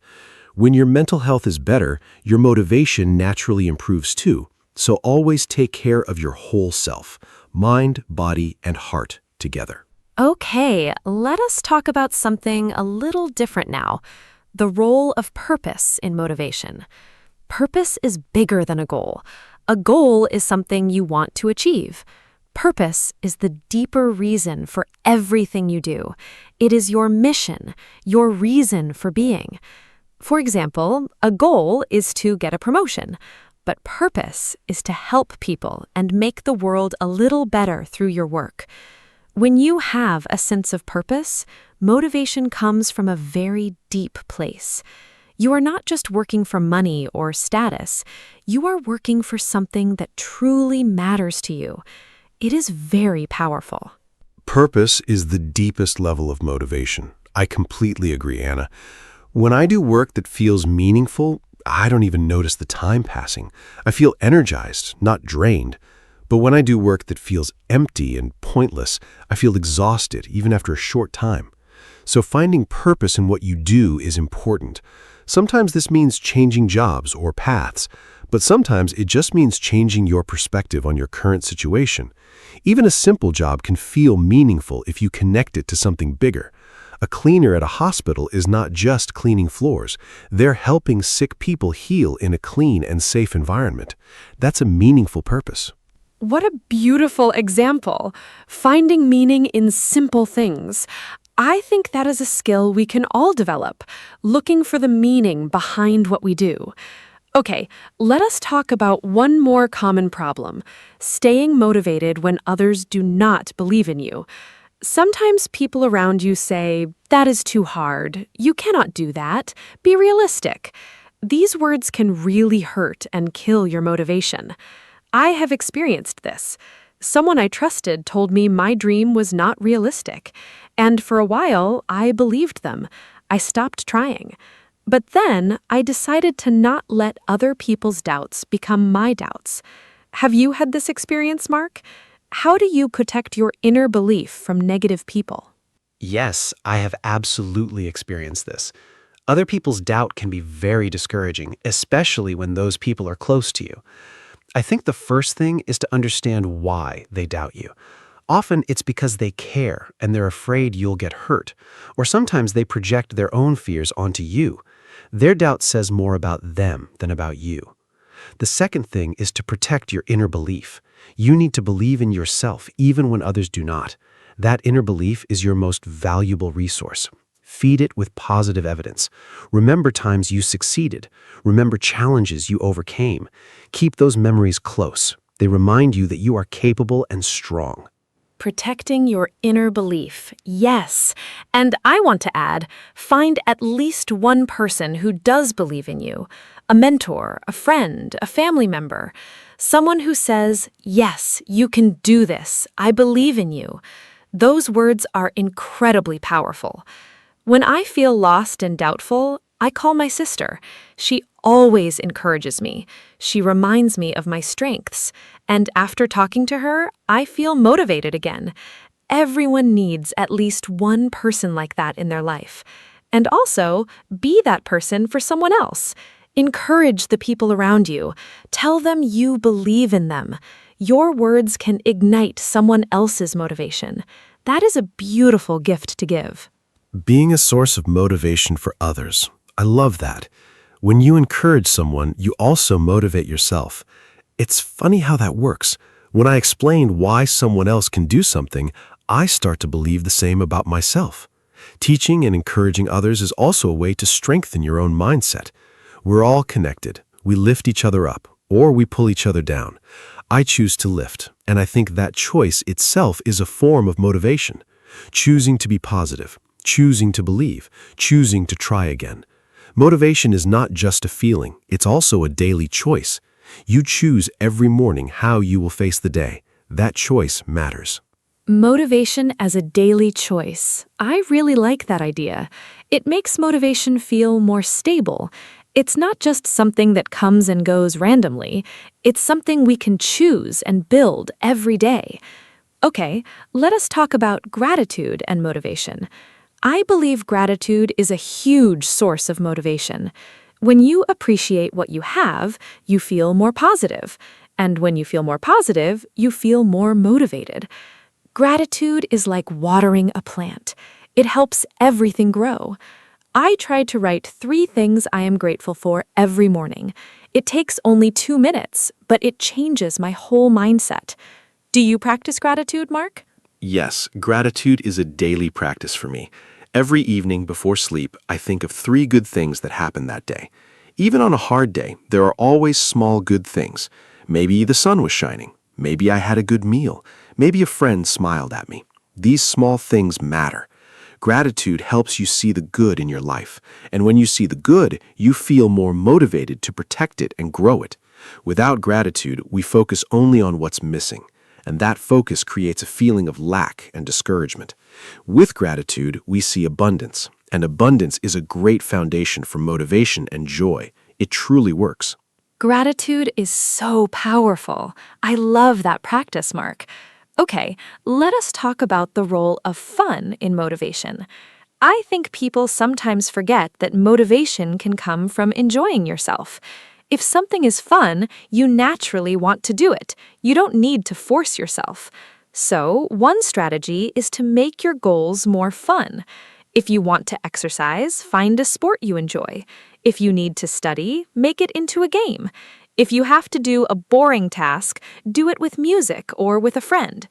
Adding fun to your activities is a real and effective way to stay motivated. Work doesn't always have to feel like work. It can sometimes feel like play, and that's wonderful. Making things fun is such a great strategy. I think this is something we forget as adults. When we were children, we were naturally motivated because everything was a game. We played, we explored, we tried things without fear. Somewhere along the way, we learned to see things as work and duty. But what if we brought back a little of that playful spirit? What if we approached challenges with curiosity instead of stress? I try to see difficult tasks as puzzles. I think, how can I solve this? It's like a game, and that mindset makes hard things feel more interesting. Curiosity is a wonderful source of natural motivation that never really runs out. Curiosity as motivation. I love that. Always being curious, always learning. Okay, we're at the end of our wonderful conversation today. I want to ask you one last important question, Mark. If someone is listening right now and they feel completely unmotivated, what would you say to them? What is your most important message? What do you want them to hear? I think this might be the most valuable part of our whole conversation because someone out there really needs to hear something helpful and kind right now. So speak to them directly. What do you want them to know? To anyone who feels unmotivated right now, I want to say this. It's okay. It's completely normal. You're not broken. You're human. Motivation comes and goes for everyone. Even the most successful people have days when they don't want to do anything.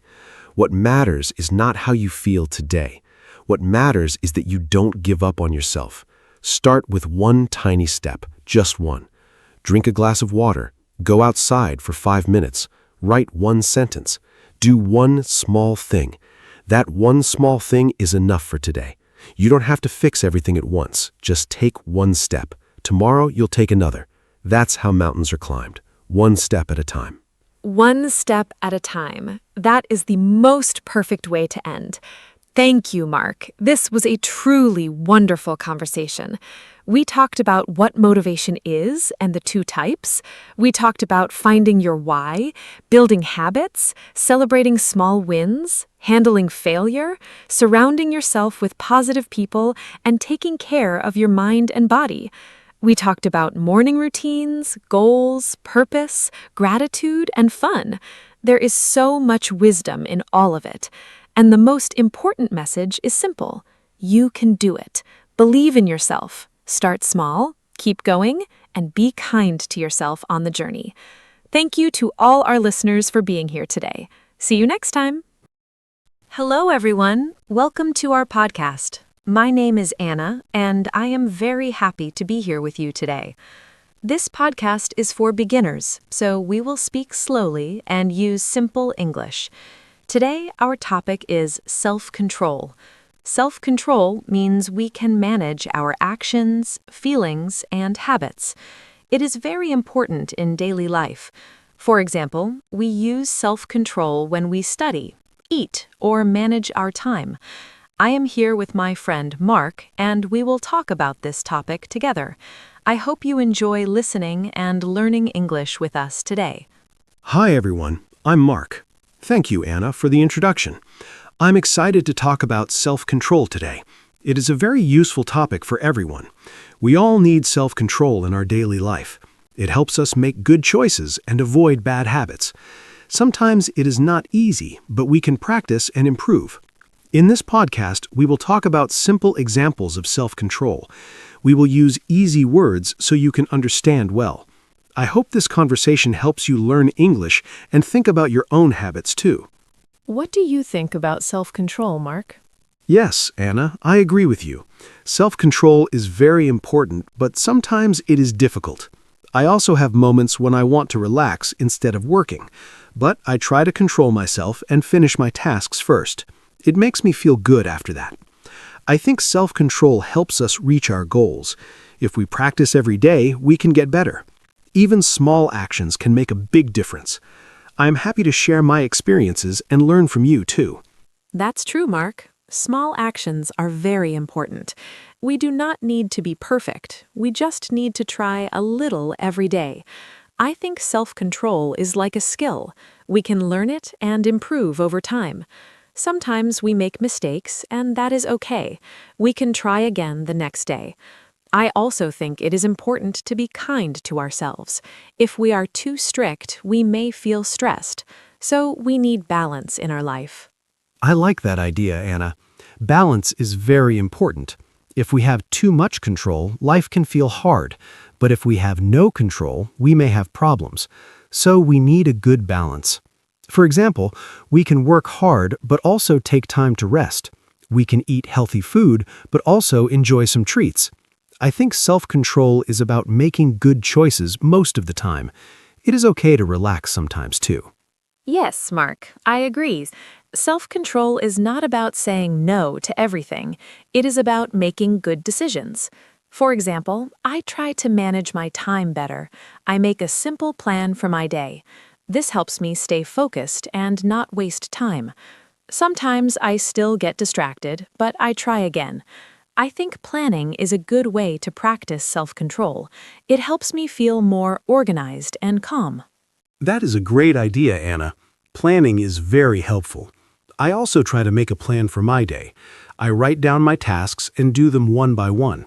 This helps me stay focused. When I finish my tasks, I feel proud. Self-control also helps me avoid bad habits, like using my phone too much. It is not easy, but I try to limit my time. These small changes help me a lot in my daily life. I understand that, Mark. Using the phone too much is a common problem. I also try to control that. Sometimes I put my phone away when I study or work. It helps me concentrate better. I think self-control is very useful for students and workers. It helps us use our time well and reach our goals.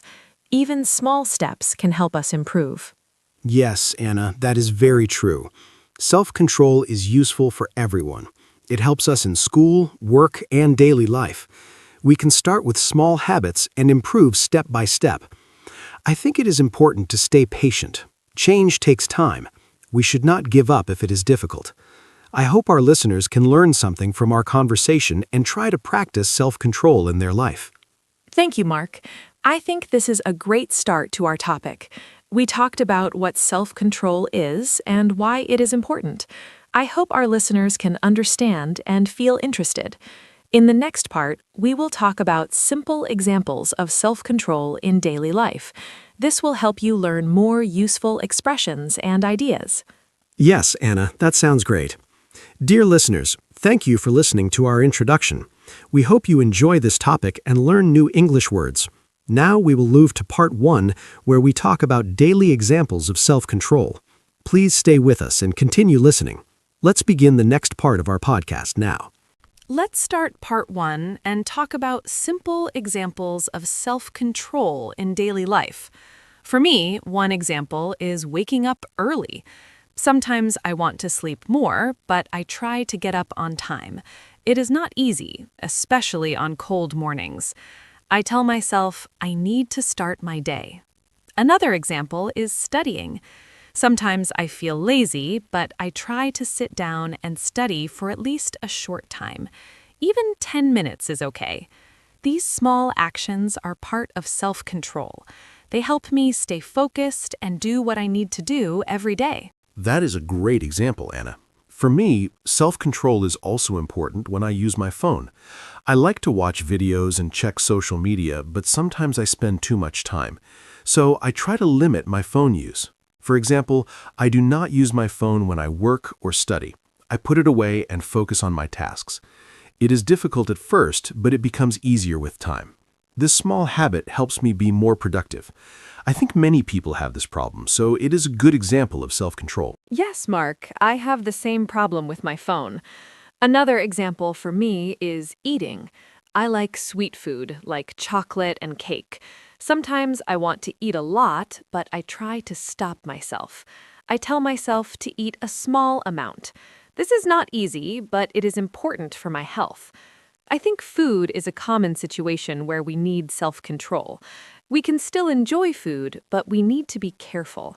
This is a good way to practice self-control every day. I agree, Anna. Food is a good example. I also try to eat healthy food during the week. Sometimes I want fast food, but I try to choose better options. Another example is exercise. After work, I often feel tired and want to rest, but I try to go for a walk or do some exercise. Even a short walk is good. It helps my body and mind. Self-control helps me choose what is good for me, even when I don't feel like doing it. That is very true, Mark. Exercise is a great example. Another situation for me is time management. Sometimes I want to watch TV or relax, but I have work to do, so I try to finish my tasks first. After that, I can relax without worry. This makes me feel better. I think self-control helps us use our time wisely. If we always choose fun first, we may have problems later. So it is important to balance work and rest. Yes, Anna, time management is very important. I also try to follow a schedule. I plan my day and do my tasks step by step. Sometimes I do not want to follow the plan, but I try my best. Another example is saving money. When I go shopping, I sometimes want to buy many things, but I ask myself, do I really need this? This helps me spend less money. Self-control helps me make better decisions with my money. That is a very good point, Mark. Saving money is also part of self-control. I try to do the same. Before I buy something, I think carefully. Another example is emotions. Sometimes I feel angry or upset. In those moments, I try to stay calm and not say bad things. It is not easy, but I try to take a deep breath and think first. I think self-control is not only about actions, but also about feelings. It helps us have better relationships with others. I agree, Anna. Controlling emotions is very important. Sometimes I feel stressed or angry, but I try to stay calm. I may take a short break or go for a walk. This helps me feel better. Another example is talking. Sometimes I want to interrupt others, but I try to listen first. This is also self-control. It helps me communicate better. These small actions can improve our daily life and our relationships with people. Yes, Mark, listening is very important. I also try to listen more and speak less sometimes. It helps me understand others better. Another example is keeping promises. If I say I will do something, I try to do it. Even if I feel tired or busy, I try to keep my word. This is also self-control. It shows responsibility and respect. I think these small habits help us become better people step by step. That is a great example, Anna. Keeping promises is very important. I also try to be responsible. If I have work to do, I try to finish it on time. Sometimes I feel lazy, but I remind myself why it is important. Self-control helps me stay on track. It's not always easy, but it's worth it. These daily examples show that self-control is part of many small actions in our life. Yes, Mark. I think we shared many good examples. Self-control is everywhere in our daily life. From waking up early to managing our emotions, we use it all the time. I hope our listeners can understand these examples and think about their own habits. Maybe they can try one small change today. It can make a big difference over time. That's right, Anna. Small changes can lead to big results. I hope our listeners learned some useful ideas and simple English expressions. Talking about daily examples is a great way to practice English. Now we are ready to move to part 2. In the next part, we will talk about how to improve self-control and build good habits. Let's continue our conversation together. Now let's talk about how to improve self-control. For me, one helpful way is to start with small goals. I do not try to change everything at once. For example, if I want to study more, I start with just 10 or 15 minutes a day. This feels easy and I can continue. Another way is to make a simple plan. I write down my tasks for the day. When I see my plan, I feel more focused. These small steps help me build good habits slowly. I think anyone can try this and improve little by little. That is a very good idea, Anna. Starting small is very important. For me, another way to improve self-control is to remove distractions. For example, when I study or work, I put my phone in another room. This helps me focus better. I also try to create a good environment. I keep my desk clean and quiet. This makes it easier to concentrate. I think our environment can help or stop our self-control, so we should make it simple and comfortable for work and study. Yes, Mark, the environment is very important. Another way I improve my self-control is by making a routine. When I do the same things every day, it becomes a habit.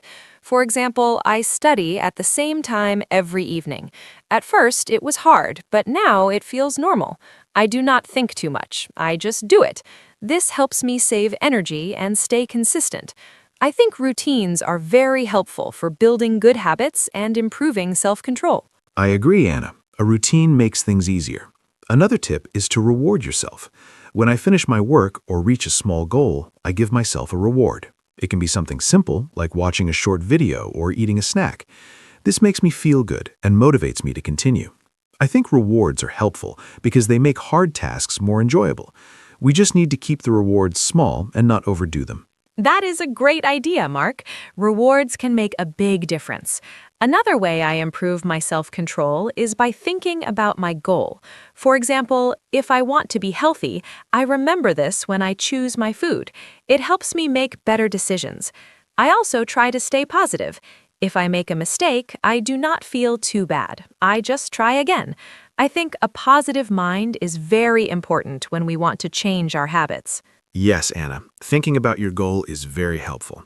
I also try to remember why I want to change. Another method I use is to take breaks. If I work for a long time, I feel tired and lose focus. So I work for a short time, then take a short break. This helps me stay fresh and continue. I think working too much without rest is not good. Balance is very important for self-control and good performance. I agree, Mark. Breaks are very helpful. Another tip is to ask for support. Sometimes I talk to my friends about my goals. They support me and give me advice. This makes me feel stronger. It is easier to stay focused when someone understands you. I think we do not need to do everything alone. Support from others can help us improve faster and feel more confident. That is a very good point, Anna. Support is important. I also think it is helpful to track your progress. For example, I write down what I do every day. When I see my progress, I feel proud. It motivates me to continue. Even small progress is important. It shows that we are moving forward. This can help us stay consistent and not give up. Yes, Mark, tracking progress is a great idea. It helps us see our improvement. Another thing I do is keep things simple. If my plan is too big, I feel tired and stop. So I keep my goals small and clear. This makes it easier to follow. I think simple plans are better for beginners. They help us build strong habits step by step. I agree, Anna. Simple is always better. Another tip is to be patient. Self-control does not improve in one day. It takes time. Sometimes we feel slow, but that's okay. We should keep trying. I think patience is very important. If we continue, we will see results in the future. That is very true, Mark. Patience is key. I think we shared many useful ways to improve self-control. Starting small, making a routine, taking breaks, and staying positive are all helpful.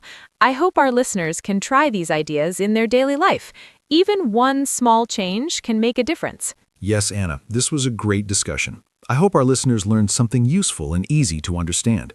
Improving self-control is possible for everyone. We just need to take small steps and keep going. Now, we are ready to move to part 3, where we will talk about challenges and how to deal with them.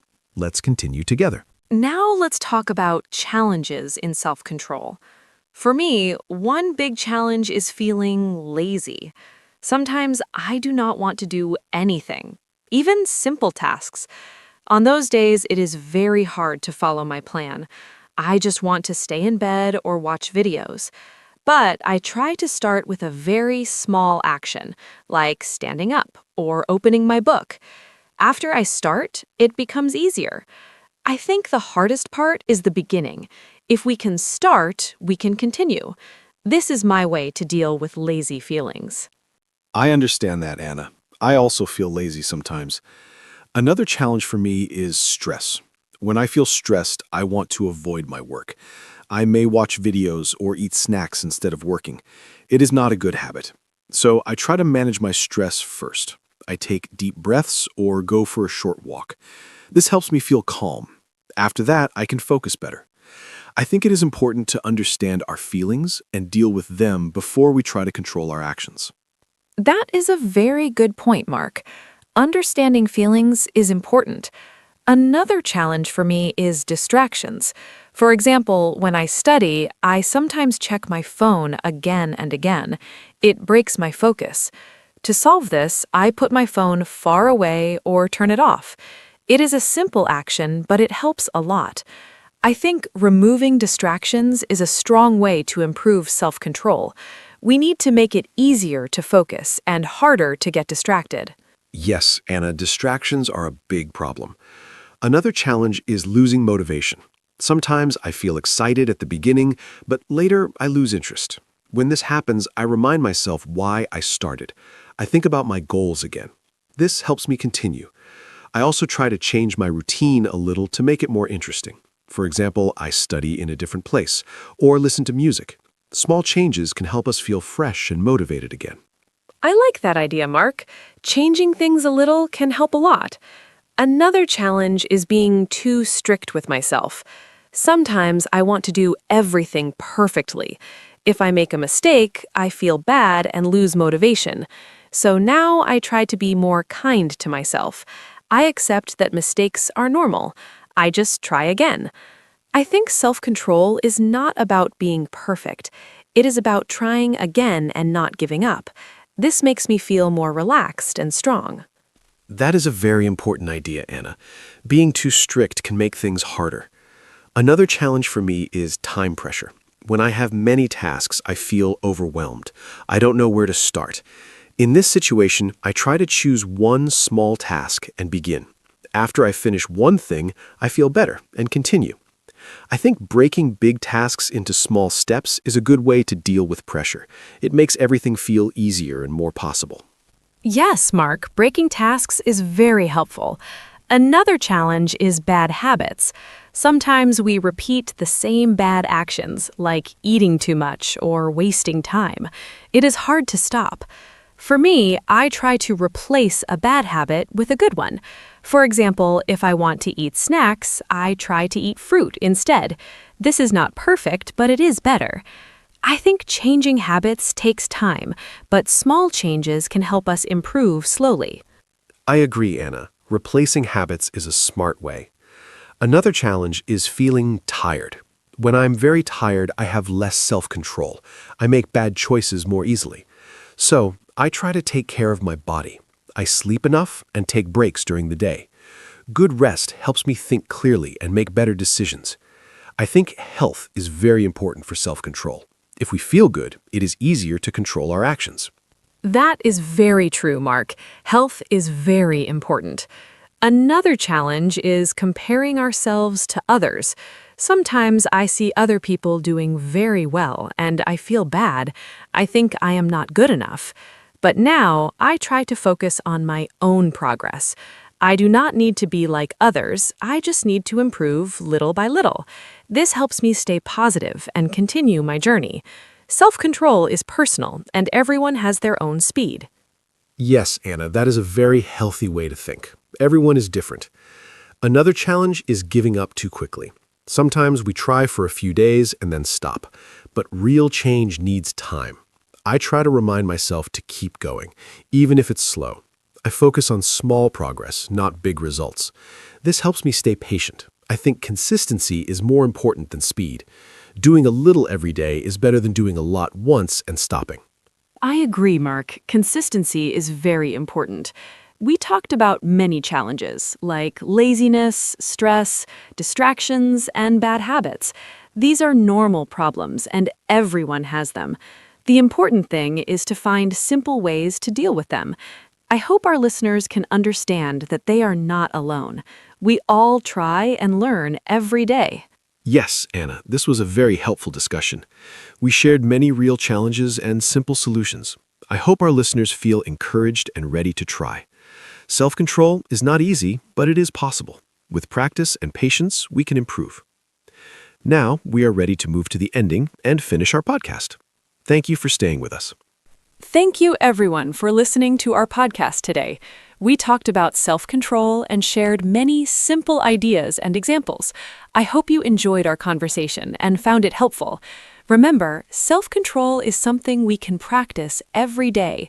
Start with small steps and be kind to yourself. You do not need to be perfect. Just try your best and keep going. Thank you, Mark, for this great talk. I really enjoyed it. I hope our listeners can join us again next time.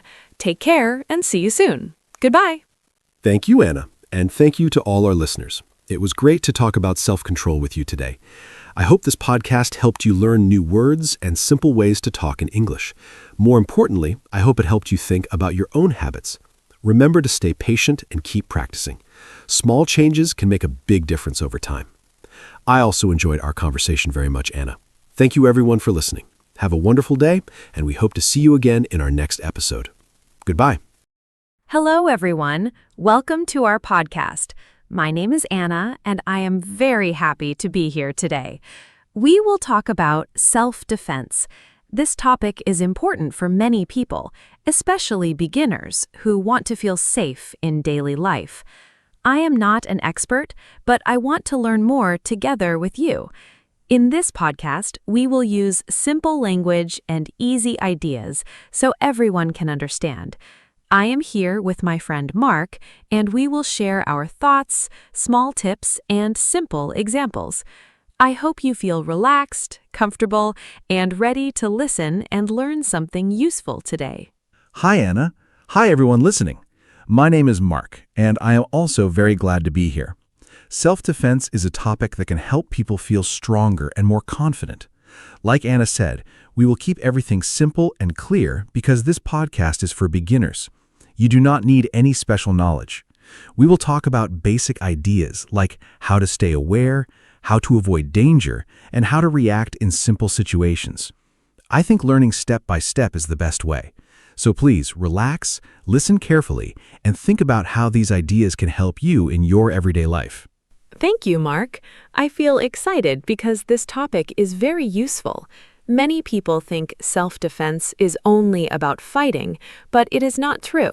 It is also about being careful, thinking clearly, and staying calm. I believe even small knowledge can help a lot. For example, knowing where to go, who to ask for help, and how to move safely can make a big difference. Today, we will try to make everything easy to understand. We will not use difficult words. I hope everyone listening can follow us and maybe try some simple ideas in their own life after this podcast. Yes, that is a very good point, Anna. Self-defense is not only about physical action. It also includes your mind and your decisions. Sometimes the best self-defense is to avoid a bad situation before it starts. That means paying attention to your surroundings and trusting your feelings. If something feels wrong, it's okay to leave. In this podcast, we will talk about these simple but important ideas. We want to help people feel more prepared, not scared. When you understand what to do, you can feel more relaxed and confident in your daily routine. I like what you said about feelings, Mark. I think many people ignore their feelings, but they are important. If you feel unsafe, you should listen to that feeling. Also, I think it is good to remember that self-defense is for everyone. It does not matter if you are young or old, strong or not strong. Everyone can learn simple ways to protect themselves. In this podcast, we will speak slowly and clearly so beginners can understand easily. I hope our listeners feel like they are having a friendly conversation with us, not a difficult lesson. That is true, Anna. We want this to feel like a friendly talk. No pressure, no stress. Just simple ideas that anyone can understand and use. I also think it's important to say that learning self-defense takes time. You do not need to learn everything today. Even one small idea can help you. For example, looking around when you walk or keeping your phone ready can be helpful. These are small actions, but they can make you safer. So today, we will start with easy steps and build slowly. That way, everyone can follow along without feeling confused.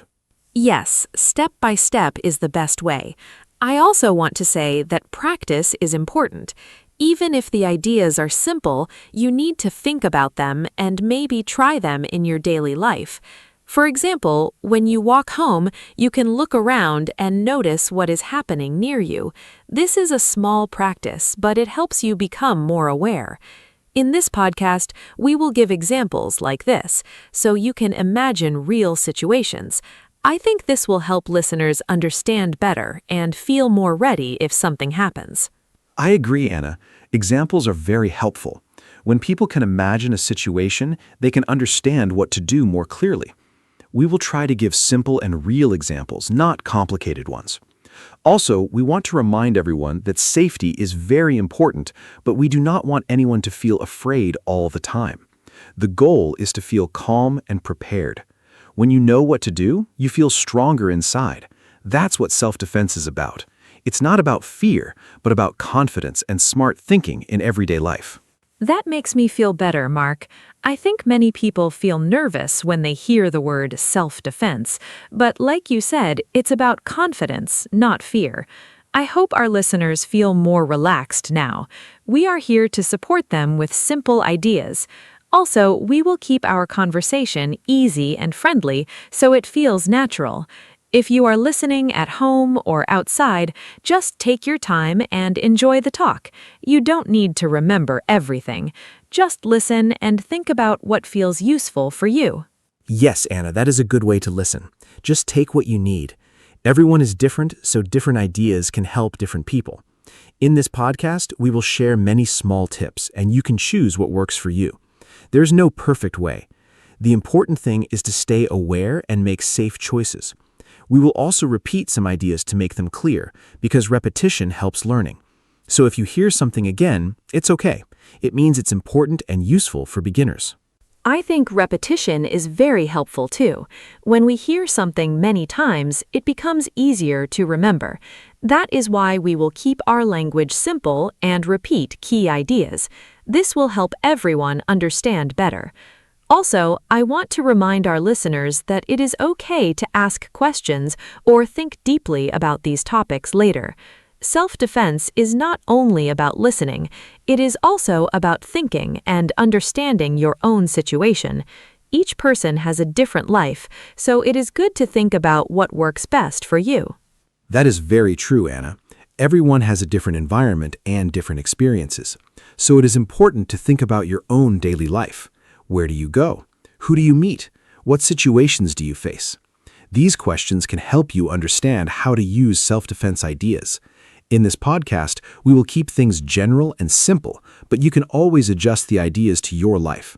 That way, the information becomes more useful and practical for you. This is a good way to learn and grow slowly. I feel like we are ready to begin our topic now.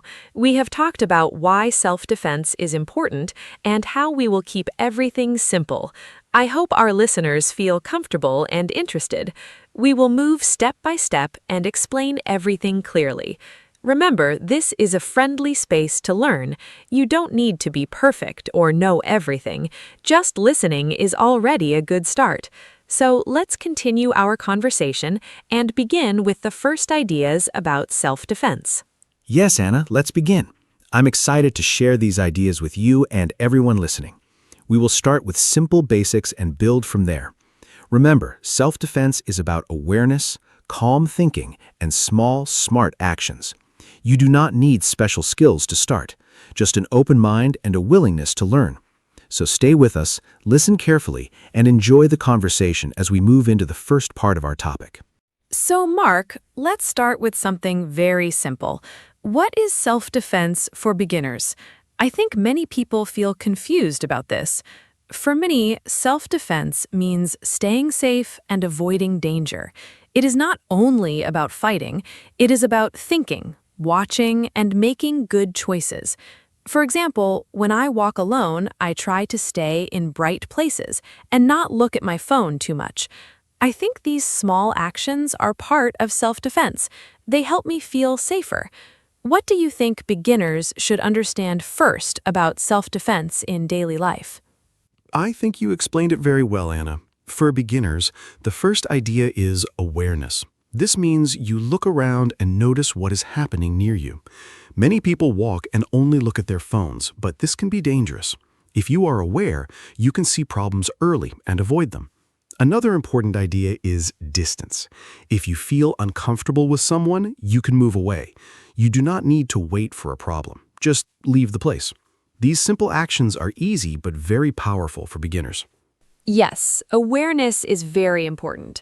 I try to practice it every day. For example, when I take the bus, I look around and notice who is near me. I also check where the exits are. It makes me feel more ready. I think beginners can start with these small habits. They are not difficult, but they can help a lot. Also, I think it is important to walk with confidence. Even if you feel a little nervous, you can try to stand straight and look forward. This can make you look stronger and less like an easy target. That is a great point, Anna. Body language is very important. When you walk with confidence, people see you differently. You do not need to be strong, but you can show that you are aware and ready. Another simple tip is to keep your hands free. If your hands are busy, it is harder to react. So try not to carry too many things. Also, if you have a bag, keep it close to your body. These are small things, but they can make a big difference in your safety. I see. That makes sense. Keeping hands free sounds simple, but I never thought about it deeply. I also think it is important to know where you are going. If you look lost, it can make you feel more unsafe. So before you go somewhere new, maybe you can check the map first. That way you feel more confident. Also, if you feel unsure, you can ask for help in a safe place, like a store. These small ideas can help beginners feel more prepared. Yes, planning is a very good idea. When you know your way, you feel calmer and safer. Another important thing is to trust your feelings. If something feels wrong, it is okay to leave quickly. You do not need to be polite in a dangerous situation. Your safety is more important. Many beginners forget this. They worry about being rude, but it is better to be safe. So always listen to your instincts. They can help you make good decisions. I agree with that. Sometimes people feel shy, but safety comes first. I also think it is good to stay in public places when possible. If you are alone at night, try to stay where there are lights and people. This can reduce risk. Also, walking with a friend is always safer than walking alone. These are simple ideas, but they are very helpful for beginners. You do not need special skills to do these things. That is true, Anna. Being in public and staying visible can help a lot. Another idea is to avoid distractions.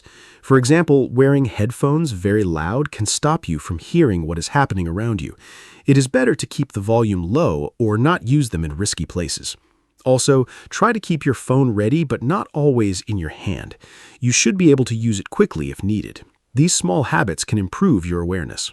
Yes, I sometimes use headphones, so I will be more careful now. I think many beginners do this without thinking.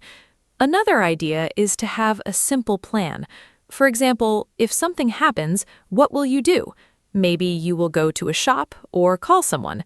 Thinking about this before can help you stay calm.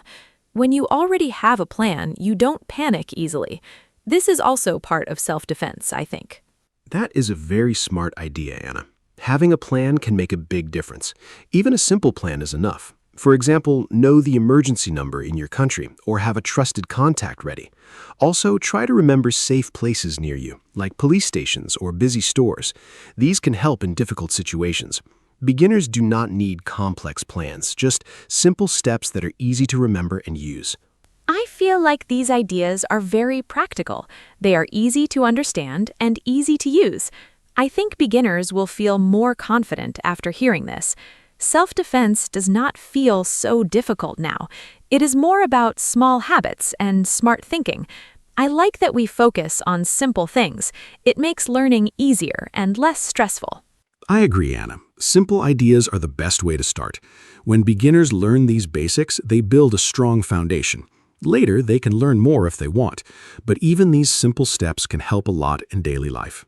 Awareness, confidence, planning, and trusting your feelings are key ideas. If people remember these, they are already improving their safety. This is a great start for anyone new to self-defense. Now that we talked about awareness and simple habits, I want to ask about actions, Mark. What can a beginner do if a situation feels dangerous? I think many people feel scared because they do not know how to react. For me, I think the first step is to stay calm and not panic.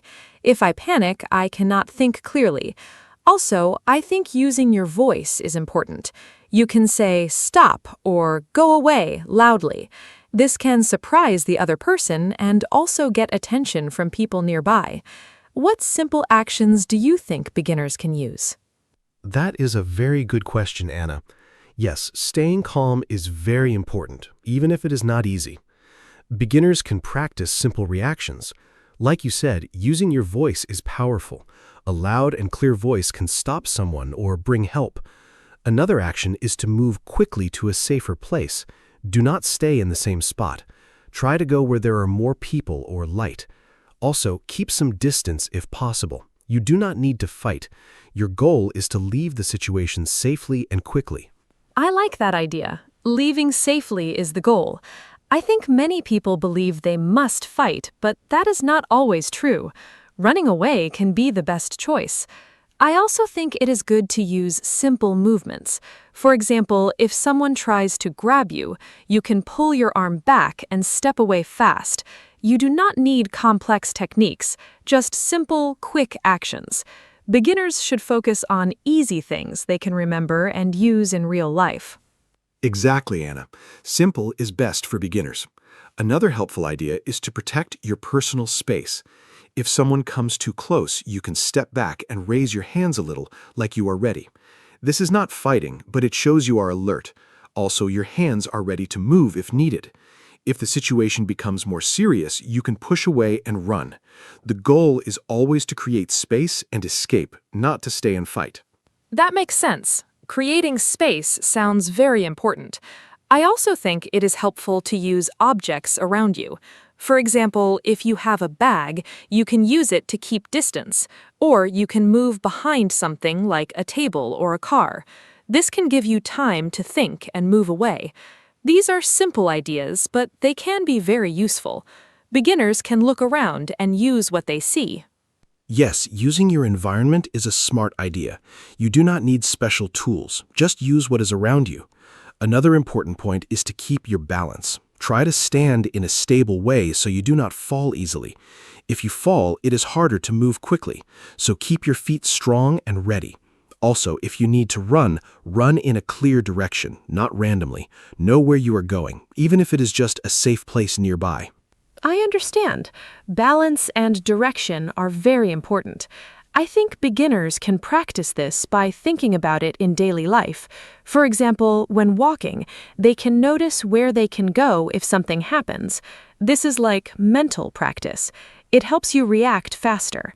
Also, I think breathing is important. If you breathe slowly, you can stay calmer. This can help you think better in a stressful moment.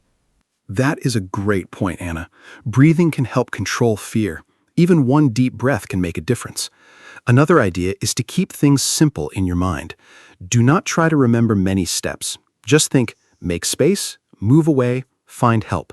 These 3 ideas are enough for beginners. If you keep it simple, you can act faster.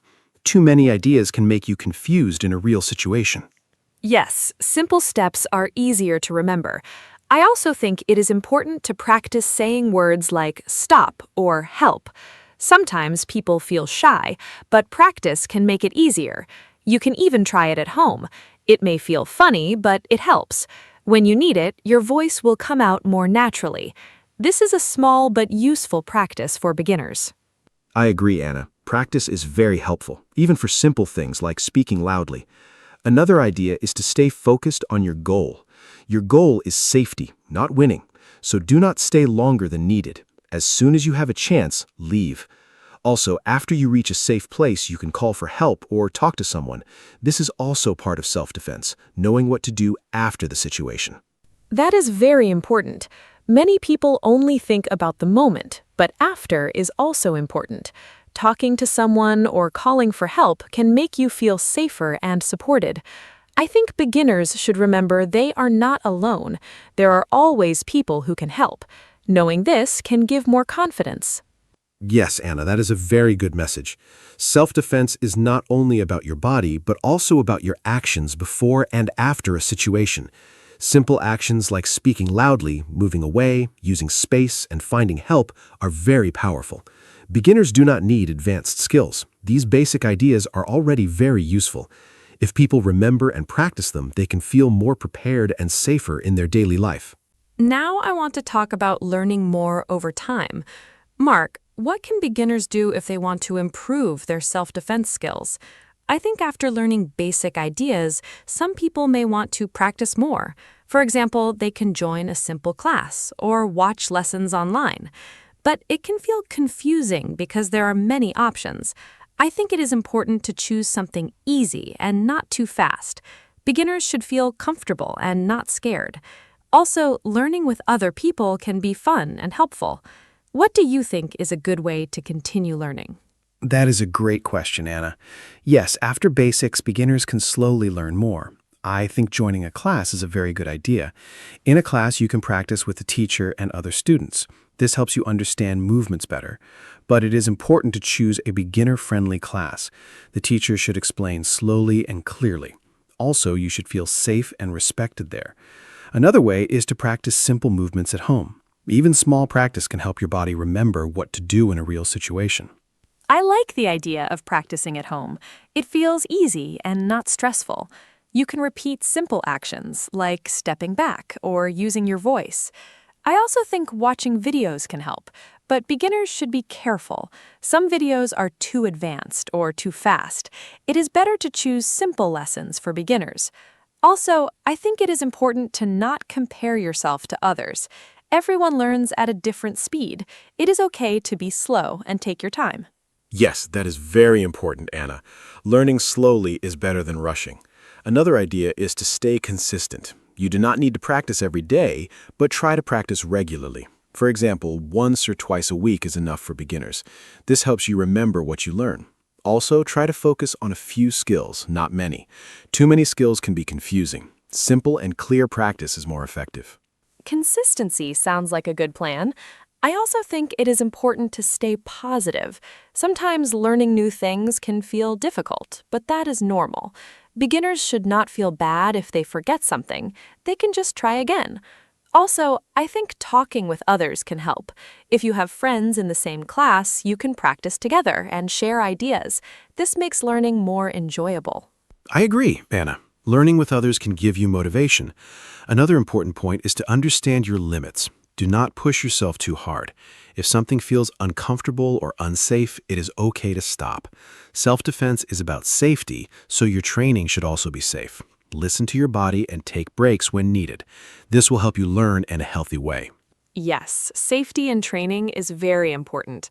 I also think it is good to review what you learn. For example, after a class or practice, you can think about what you did. This helps you remember better. You can even write simple notes like use voice or step back fast. These small notes can help you keep the ideas in your mind. That is a very good idea, Anna. Writing notes can make learning stronger. Another tip is to ask questions. If you don't understand something, you can ask your teacher or look for simple answers. There's no problem in asking. It shows you want to learn. Beginners should feel free to ask and explore. This will help them grow more confident. I feel like confidence is a big part of this. The more you learn and practice, the more confident you feel. And this confidence can help you in real situations. Even your body language can change. You walk more straight and look more aware. I think this is a very positive result of learning self-defense. Yes, confidence is one of the best results. It helps not only in safety, but also in daily life. Another thing to remember is to keep learning simple and realistic. Do not try to learn everything at once. Focus on what you can use in real life. This makes your learning more practical and useful.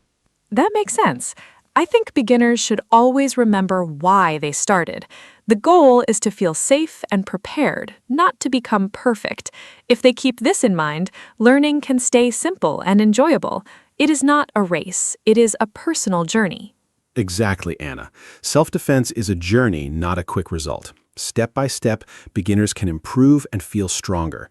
With simple practice, good habits, and a calm mind, anyone can learn. The most important thing is to keep going and not give up. Even small progress is very valuable in the long run.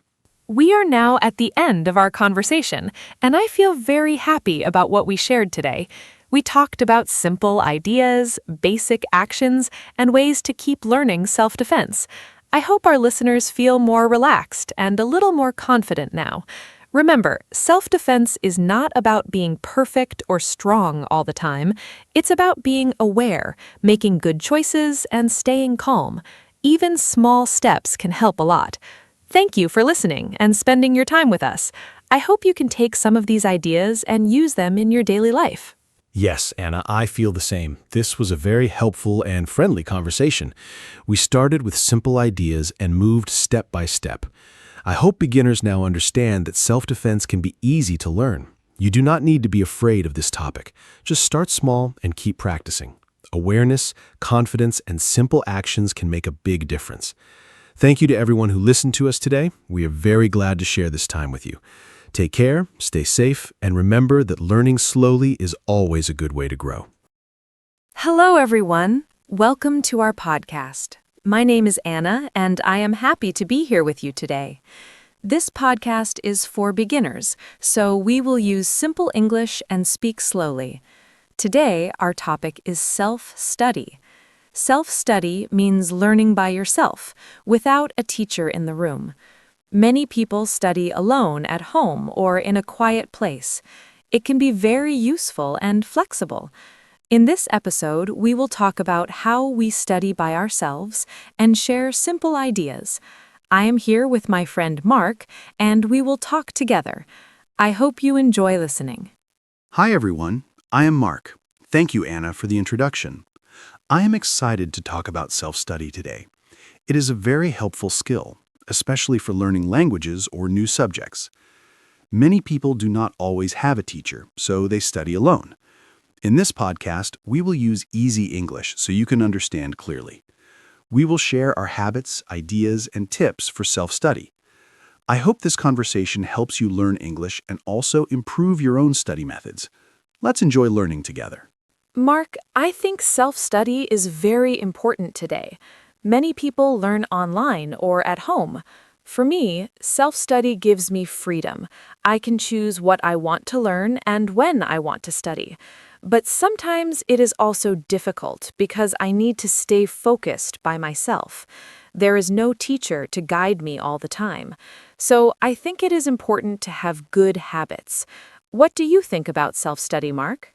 Yes, Anna, I agree with you. Self-study is very useful, but it needs discipline. For me, it is a good way to learn at my own speed. If something is easy, I move fast. If something is difficult, I take more time. I also like that I can choose my own materials, like videos or books. But sometimes I feel lazy, and it is hard to continue. So I think motivation is very important when we study alone. That is a good point, Mark. Motivation is very important. I also think having a goal helps a lot. When I have a clear goal, like learning new words or finishing a lesson, I feel more focused. Without a goal, I may feel lost. Self-study needs planning and direction. I hope our listeners can think about their own goals while listening to us. Yes, Anna, goals give us direction. I also think time management is important. When we study alone, we need to decide when to study and how long. If we do not plan our time, we may not study at all. So I try to make a simple schedule. It helps me stay on track. I agree, Mark. A schedule can help a lot. I also think self-study can be fun. We can choose topics we like. For example, I like learning English through videos and songs. It makes learning interesting. When learning is fun, it is easier to continue. That is true, Anna. Enjoying the process is important. If we like what we learn, we will study more. I also think self-study helps us become independent. We learn how to solve problems by ourselves. This is a very useful skill in life.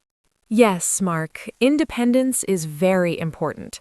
Self-study teaches us to take responsibility for our learning. We cannot wait for someone else. We need to take action. This can make us stronger learners. I agree, Anna. It also builds confidence. When we learn something by ourselves, we feel proud. It shows that we can do it. This feeling is very motivating. That is a great point, Mark. Feeling proud of our progress is very important. Even small progress is good. I think self-study is a journey, and we learn step by step. Yes, Anna, step by step is the best way. We should not rush. Learning takes time, and that is okay. Thank you, Mark. I think we had a great introduction to our topic. We talked about what self-study is and why it is important. I hope our listeners are ready to learn more. Yes, Anna, this was a great start. Dear listeners, thank you for listening. Now we will move to part 1, where we will talk about simple self-study habits. Let's continue together. Let's start part 1 and talk about simple self-study habits. For me, one important habit is having a fixed study time. I try to study at the same time every day. This helps me build a routine. When the time comes, I feel ready to study. Another habit is starting with small tasks. I do not try to study too much at once.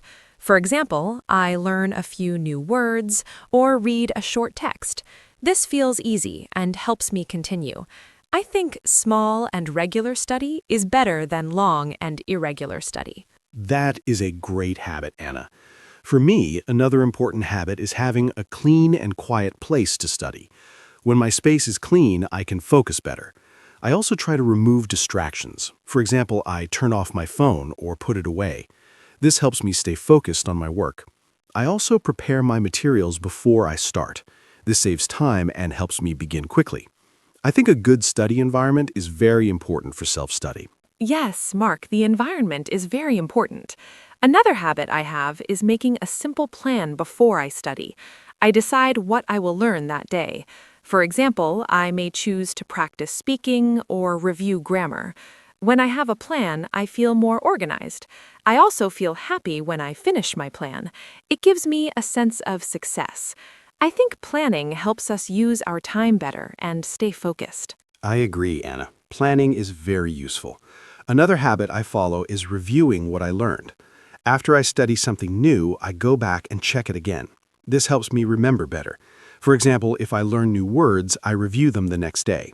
Repetition is very important in learning. It helps us keep information in our memory for a long time. That is a great idea, Mark. Reviewing is very helpful. Another habit I have is speaking out loud. When I learn English, I try to say words and sentences aloud. This helps me improve my pronunciation. It also makes me more confident. Even if I am alone, I practice speaking. I think this is a simple but powerful habit for language learning. Yes, Anna, speaking out loud is very effective. Another habit I use is using different materials. For example, I watch videos, read books, and listen to audio. This makes learning more interesting. It also helps me learn in different ways. Sometimes I feel bored with one method, so I change it. Variety can help us stay motivated and enjoy studying more. I agree, Mark. Using different materials is fun. Another habit I try is setting small goals for each study session. For example, I decide to learn 5 new words or complete one lesson. When I reach my goal, I feel good. It gives me motivation to continue. Small goals are easy to achieve and help us build confidence. That is a very good habit, Anna. Another thing I do is take short breaks. Studying for a long time can be tiring, so I study for a short time and then rest for a few minutes. This helps me stay fresh and focused. I think breaks are important for effective learning. Yes, Mark, breaks are very important. Another habit I have is writing notes. When I write, I can remember things better. I write important words, ideas, and examples. Later, I can review my notes again. This helps me review easily. Writing is a simple way to support learning. I agree, Anna. Writing helps a lot. Another habit I try is staying consistent. I study a little every day, even if I am busy. It is better to study for a short time every day than a long time once a week. Consistency helps build strong habits and steady progress. That is very true, Mark. Consistency is key. I think we shared many simple and useful habits. These habits are easy to follow and can help anyone improve their self-study. Yes, Anna, this was a great discussion. I hope our listeners found these habits helpful. Now we are ready to move to part 2, where we will talk about tools and methods for self-study. Let's continue together. Now, let's talk about tools and methods for self-study. For me, one useful tool is a notebook. I write new words, simple sentences, and important ideas. Writing helps me remember better.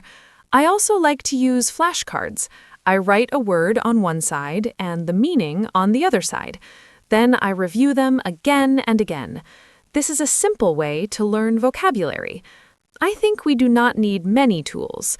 Even simple things like paper and a pen can help us study well. That is a great point, Anna. Simple tools can be very powerful. For me, I like to use my phone for learning. There are many apps for studying languages or other subjects. I use apps to practice words, listen to audio, and do small quizzes. It is very convenient because I can study anywhere. For example, I can study on the bus or during a break. Technology can make self-study easier and more flexible. Yes, Mark. Apps are very useful.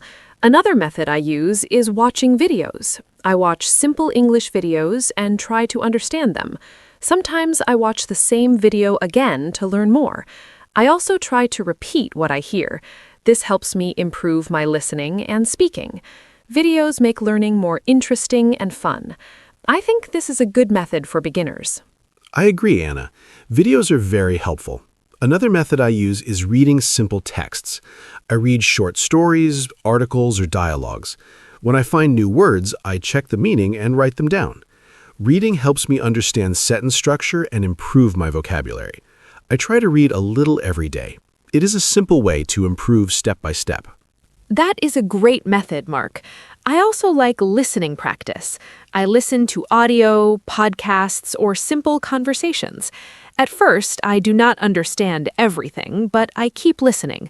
Over time, it becomes easier. Listening helps me get used to the sound of the language. I think it is important to listen often when we study by ourselves. Yes, Anna, listening is very important. Another tool I use is online dictionaries. When I do not know a word, I quickly check the meaning. Some dictionaries also have pronunciation, so I can hear the correct sound. This helps me learn faster. It is a simple but very useful tool.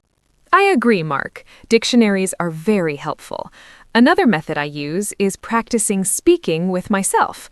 I try to make simple sentences and talk about my day. For example, I say, "Today I study English," or "I eat lunch at home." This helps me practice speaking even when I am alone. It may feel strange, but it works. That is a great idea, Anna. Speaking alone is good practice. Another method I use is setting a timer. I study for a fixed time, like 20 minutes. When the time is over, I take a break. This helps me stay focused. It also makes studying feel easier because I know it will not be too long. Yes, Mark. Using a timer is very helpful. Another tool I use is simple online courses. There are many free lessons on the internet. I follow the lessons step by step. It feels like having a teacher. This helps me stay organized and learn in a clear way. I agree, Anna. Online courses are very useful. Another method I use is repeating and practicing again. Learning once is not enough. I try to review and practice many times. This helps me remember better.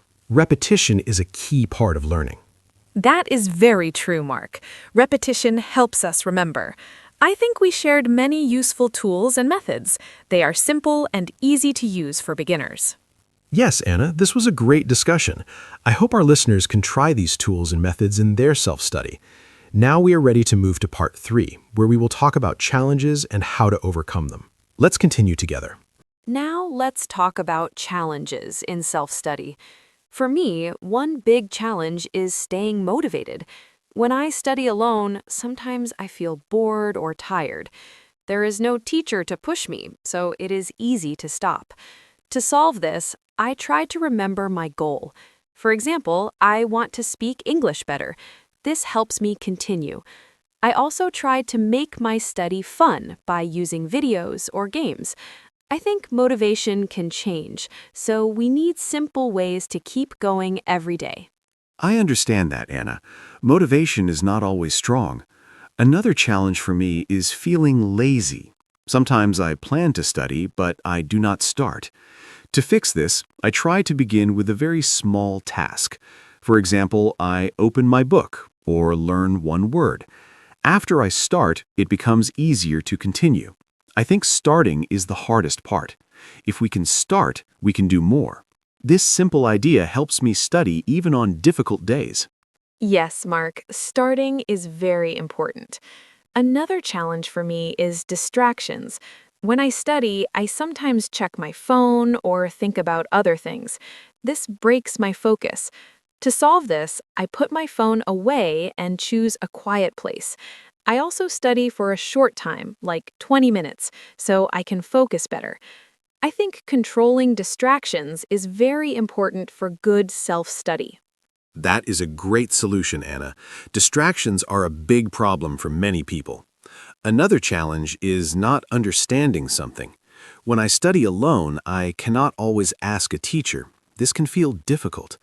To solve this, I use the internet, books, or videos to find answers. I also try to be patient and not give up.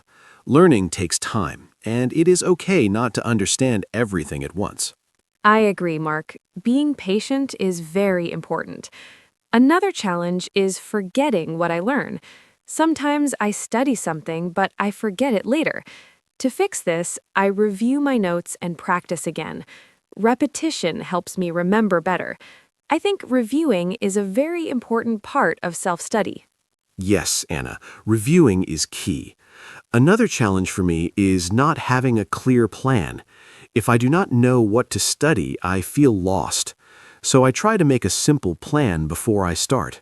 This helps me stay organized and focused. A clear plan makes studying easier and more effective. That is a very good point, Mark. Planning helps a lot. Another challenge is feeling alone. When we study by ourselves, we may feel lonely. To solve this, I sometimes study with friends online or share my progress with them. This makes me feel supported. I think it is good to connect with others, even in self-study. I agree, Anna. Support is important. Another challenge is giving up too quickly. Sometimes people try self-study for a short time and then stop. But learning needs time. I try to remind myself to be patient and continue. Even small progress is good. Consistency is more important than speed.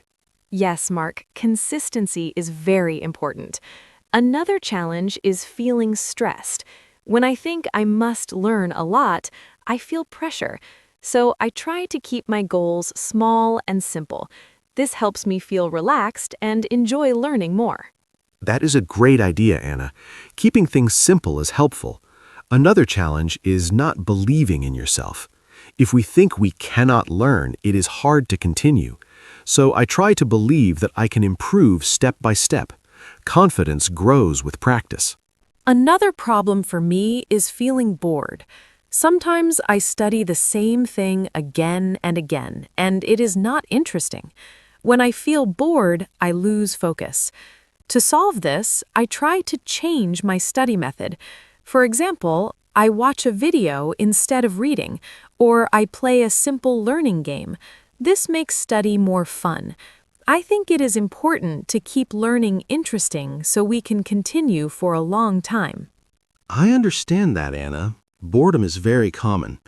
Another challenge for me is not seeing progress. Sometimes I study a lot, but I feel like I am not improving. This can make me feel sad. To fix this, I try to look at small progress. For example, I can understand more words than before. I can make simple sentences now. These small changes are important. I think we should notice our progress even if it is slow. It helps us stay motivated. Yes, Mark, noticing progress is very important. Another challenge is studying too much at once. Sometimes I feel I must study for many hours, but then I get tired and stop. Now I try to study for a short time and take breaks. This helps me keep my energy. I think balance is very important. We should not push too hard. Learning should be steady and comfortable. That is a great point, Anna. Balance is very important. Another challenge for me is not forgetting to review. Sometimes I learn new things, but I do not go back to them. Then I forget. To solve this, I make time for review every week. I check my notes and practice again. This helps me remember better. I think review is just as important as learning new things. I agree, Mark. Review is very helpful. Another challenge is feeling shy to speak. Even when I study alone, I feel shy to speak English, but I try to practice anyway. I speak slowly and do not worry about mistakes. This helps me improve. I think we should not be afraid of mistakes. They are part of learning. Yes, Anna, that is very true. Another challenge is not having a clear reason to study. If we do not know why we study, it is hard to continue. So I try to remind myself of my goal. For example, I want to travel and speak English. This gives me a reason to study. Having a clear reason helps us stay focused. That is a very good idea, Mark. Having a reason is important. Another challenge is comparing with others. Sometimes I see other learners doing very well, and I feel not good enough. But now I try to focus on my own journey. Everyone learns at a different speed. I just try to improve step by step. This helps me stay positive. I agree, Anna. Comparing can make us feel bad. Another challenge is stopping after a short time. Some people start self-study with energy, but then they stop. I try to continue even if I study only a little. Doing something small is better than doing nothing. This helps me build a strong habit. Yes, Mark, small steps are very important. I think we talked about many challenges and solutions now. Self-study can be difficult, but we can find simple ways to continue. I hope our listeners feel more confident and ready to try. Yes, Anna, this was a great continuation. We shared many real problems and easy solutions. I hope our listeners learned something useful. Now we are ready to move to the ending and finish our podcast. Thank you for staying with us. Thank you, everyone, for listening to our podcast today. We talked about self-study and shared many simple ideas, tools, and challenges. I hope you enjoyed our conversation and found it easy to understand. Remember, self-study is a great way to learn at your own speed. You do not need to be perfect. Just start small and keep going every day. Try different methods and find what works for you. Thank you, Mark, for this great talk. I really enjoyed it. I hope our listeners will join us again next time. Take care and goodbye. Thank you, Anna, and thank you to all our listeners. It was great to talk about self-study with you today. I hope this podcast helped you learn simple English and also gave you ideas for your own study. Remember to stay consistent, be patient, and believe in yourself. Learning takes time, but you can improve step by step. I also enjoyed our conversation very much, Anna. Thank you, everyone, for listening. Have a wonderful day, and we hope to see you again in our next episode. Goodbye. Hello, everyone. Welcome to our podcast. My name is Anna. Today, I have a very special topic for you. It is something many people do every day. Maybe you do it too. We all do it. We scroll on our phones. We look at videos, photos, and posts. We do it in the morning. We do it at night. We do it when we are bored. But is it good for us? Today, Mark and I want to talk about this. We want to help you understand why it is a problem, and we want to give you some simple tips. I am so happy you are here with us today. Hi, everyone. I'm Mark. Thank you for listening to our podcast today. I am very happy to be here with Anna. This topic is very important. I think every person with a phone knows this problem. You pick up your phone for 1 minute, then suddenly 30 minutes are gone. It happens to me too. I'm not perfect, but I learned some things that really helped me. Today, Anna and I will share what we know. We will use simple English so everyone can understand. So sit down, relax, and listen. Let's talk about scrolling together. So, Mark, let's start with a simple question. What is scrolling? When we say scrolling, we mean moving your finger up and down on your phone screen. You see photos, short videos, and messages. Apps like TikTok, Instagram, and YouTube are very popular for this. You can scroll for a long time and not stop. The app always shows you something new, something funny, something interesting, and you keep watching. You don't even think about it. It just happens. So, Mark, how much do you think people scroll every day? Do you have any idea? That is a great question, Anna. I read that many people scroll for 3 to 4 hours every day. That is a lot of time. Some people scroll even more.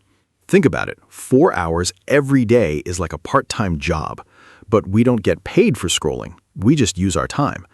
And the apps want us to scroll more and more. They are very smart. They show us things we like, so we keep watching. I think many people don't know how much time they use. They think it is only a few minutes, but it is much more. This is the first big problem. Yes, you are so right. And I want to talk about why scrolling feels so good. When you see something funny or nice, your brain feels happy. It gets a small reward. This feels good, so you want more. You scroll again and again. It is a little bit like eating candy. One candy is okay, but if you eat candy all day, it is not good for your body. Scrolling is the same. A little bit is okay, but too much is a problem. The apps know this. They want you to stay on your phone for a long time. That is how they make money. So they make scrolling feel very good.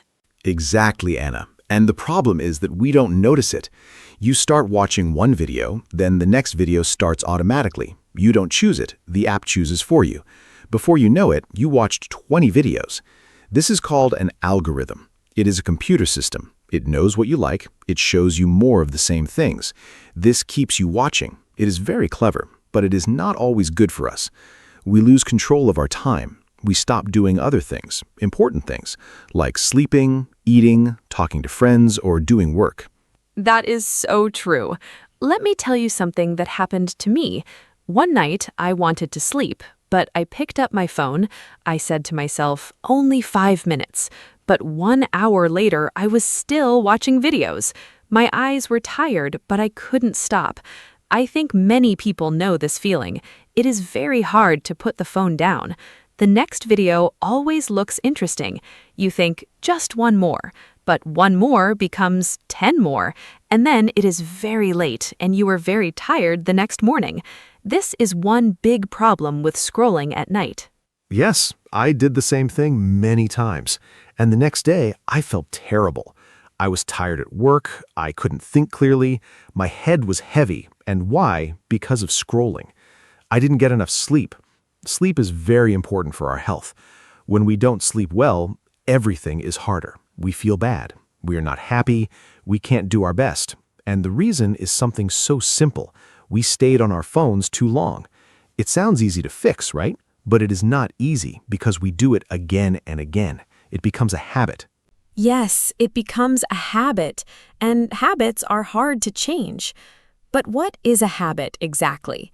A habit is something you do automatically. You don't think about it. For example, you brush your teeth every morning. You don't decide, I will brush my teeth today. You just do it. Scrolling becomes the same. You pick up your phone automatically when you are waiting for the bus, when you are eating, even when you are talking with friends. You just do it. And then it is very hard to stop. But the good news is, habits can change. We can make new, better habits.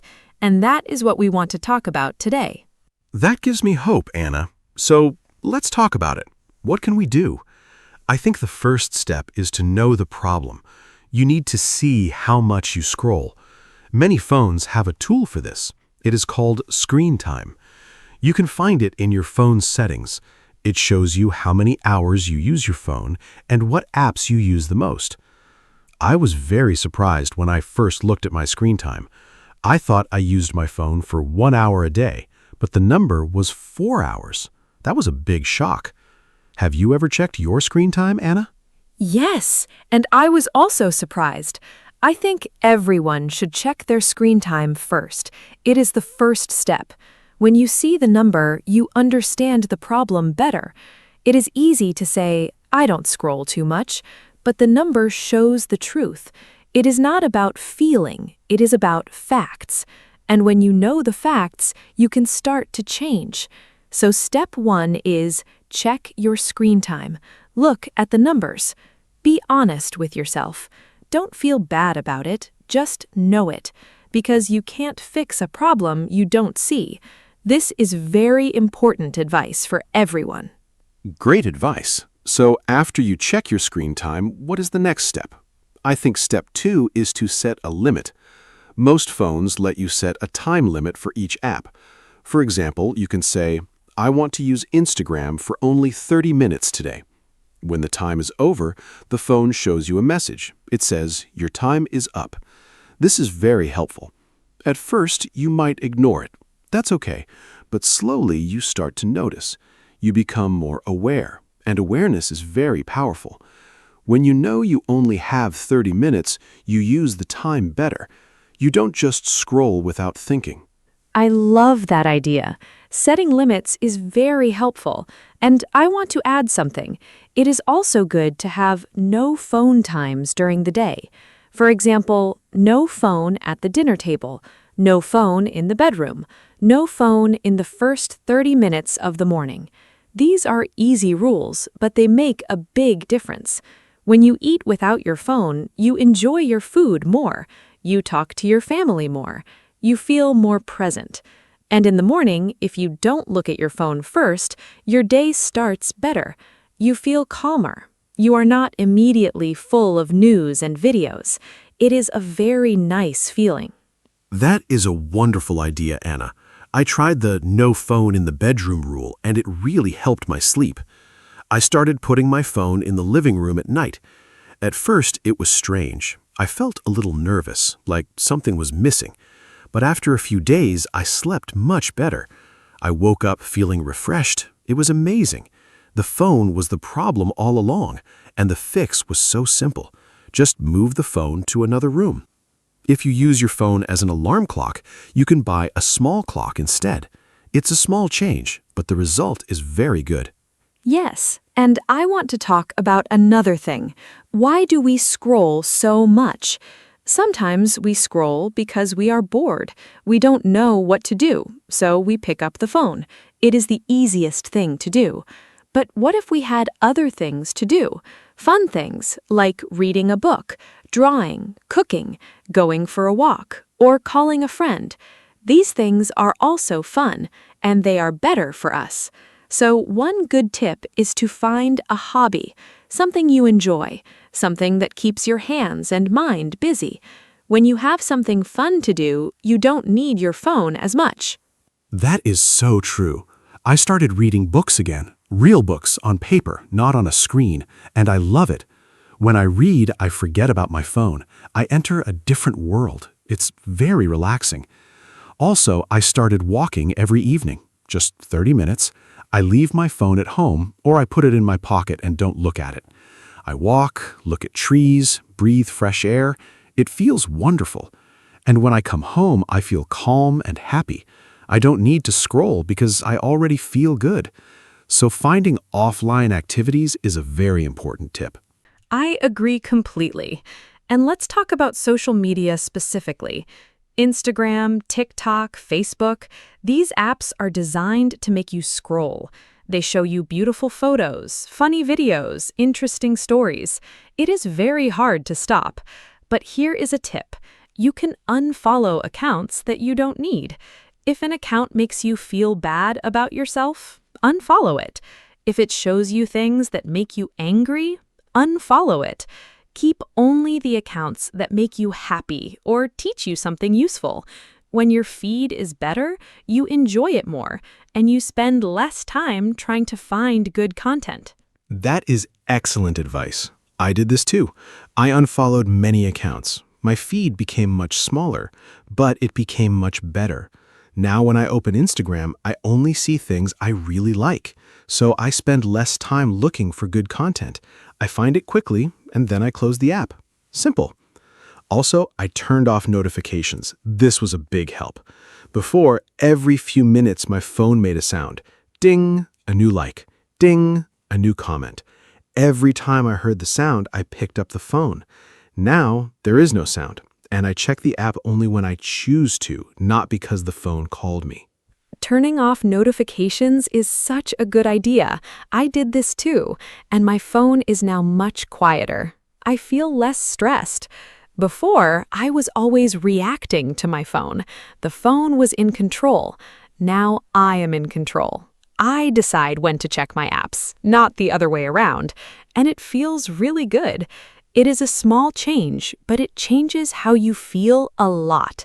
You feel more free, more relaxed, like you are the boss of your phone, not the phone being the boss of you. This is a very important mindset shift. Your phone is a tool. You control it. It doesn't control you. Yes, the phone is your tool, not your master. I love that, Anna. And I want to mention something about children, too. Many parents give phones to their children at a young age. Children also scroll a lot. They watch videos for hours. This is a big concern. Children need to play outside. They need to talk, run, read, and use their imagination. Too much screen time is not good for their development. So parents should set clear rules, like no phone before homework, no phone during meals, 1 hour of screen time per day. These simple rules help children grow in a healthy way. That is very important. Children learn from what they see. If parents are always on their phones, children think it is normal. So parents need to be good examples. Put the phone down when you are with your family. Show your children that life is more than a screen. Go outside together, play games, cook together, tell stories. These moments are precious. You can't get them back. And your children will remember these moments forever. Not the videos you watched, but the time you spent together. Real time, real connection. This is what makes life beautiful and meaningful. Beautifully said, Anna. Real connection is so important. And I think scrolling can sometimes make us feel lonely. You look at other people's lives on social media, their holidays, their food, their perfect photos, and you think, my life is not as good. But those photos are not always real. People only show the best moments, not the bad days, not the hard times. So you compare your real life with other people's best moments and you feel sad. This is called a comparison trap. It is very common, and it is not good for our mental health. We need to remember, social media is not real life. That is so important to remember. Social media shows a highlight reel, not the whole movie. Nobody posts photos of their sad days, their arguments, their failures. They post the best moments with good lighting and nice filters. So when you scroll and feel bad about your life, stop and think. This is not a fair comparison. Your life is real, and real life is full of beautiful things too. Simple things. A cup of tea, a sunny morning, a laugh with a friend. These things don't need a photo. You just need to notice them. Put down the phone and notice the real world around you. Yes, be present, be aware. This is something I practice every day. When I eat breakfast, I don't look at my phone. I taste the food. I look out the window. I notice the morning light. When I walk, I look at the sky, the trees, the people. I don't watch videos. I just experience the moment. This is called mindfulness. It means paying attention to what is happening right now. It sounds simple, but in our busy world, it is actually quite hard. We are always thinking about the past or the future, or we are looking at our phones. Being present is a real skill, and it makes life much richer. I love the word mindfulness. It is a beautiful concept. And you don't need an app to practice it. You just need to slow down. Take a breath. Notice what is around you. What can you see? What can you hear? What can you feel? When you do this, you feel more calm and happy. You don't need to scroll to feel good. You already feel good because life is already interesting. There is so much to see and notice in the real world. A bird singing, raindrops on a window, the smell of coffee. These small things are wonderful, but we miss them when we scroll too much. That is so poetic, Anna, and practical too. Now, I want to talk about something we haven't mentioned yet: sleep and scrolling. We touched on this earlier, but I want to say more. The light from our phones is called blue light. It is not good for sleep. When you look at the screen at night, your brain thinks it is still daytime, so it doesn't produce the sleep hormone. This hormone is called melatonin. Without melatonin, you don't feel sleepy. You lie in bed, but you can't sleep. This is why many people feel tired all the time. They sleep late because they scroll, and the phone light makes the problem worse. Yes, I read about this too. And the fix is simple. Stop using your phone 1 hour before bed. I know it sounds hard, but it really works. Instead, you can read a book, listen to calm music, or just sit quietly. Your body will start to relax. Your brain will know it is time to sleep, and you will fall asleep faster, and sleep better, and wake up feeling refreshed. When I started doing this, I felt like a different person. More energy, better mood, better concentration. All because I stopped scrolling before bed. Sleep is so important, and our phones steal our sleep. Phones steal our sleep. I love that phrase, Anna, because it is so true. And they steal other things too. They steal our attention, our creativity, our time with family, our peace of mind. We give so much to our phones, and what do we get back? Sometimes nothing, or sometimes we feel worse than before. We feel anxious, tired, or sad. That is not a good trade. I'm not saying phones are bad. Phones are wonderful tools, but we need to use them wisely. We need to be in control, and that requires practice and effort and small steps every day. Small steps every day. I really believe in this. You don't need to change everything at once. That is too hard. Start with one small thing. Maybe tonight, put your phone in another room when you sleep. Just one night. See how it feels. Or tomorrow morning, don't look at your phone for the first 30 minutes. Just try it once. See what happens. Small steps lead to big changes over time. And every time you choose real life over scrolling, you get a little stronger. You build a new habit, a better habit. And slowly, your relationship with your phone changes for the better. I completely agree. And don't be too hard on yourself. If you scroll a lot one day, it's okay. Don't give up. Just try again tomorrow. Change is not a straight line. There are good days and bad days. What matters is that you keep trying. You keep choosing to be more mindful, more present, more in control. Every small choice counts, and over time, those small choices add up. You become someone who uses the phone, not someone the phone uses. And that is a wonderful feeling. I'm proud of every step I take, and you should be proud too. That is such a kind and encouraging message, Mark. And I want to add, talk to people about this.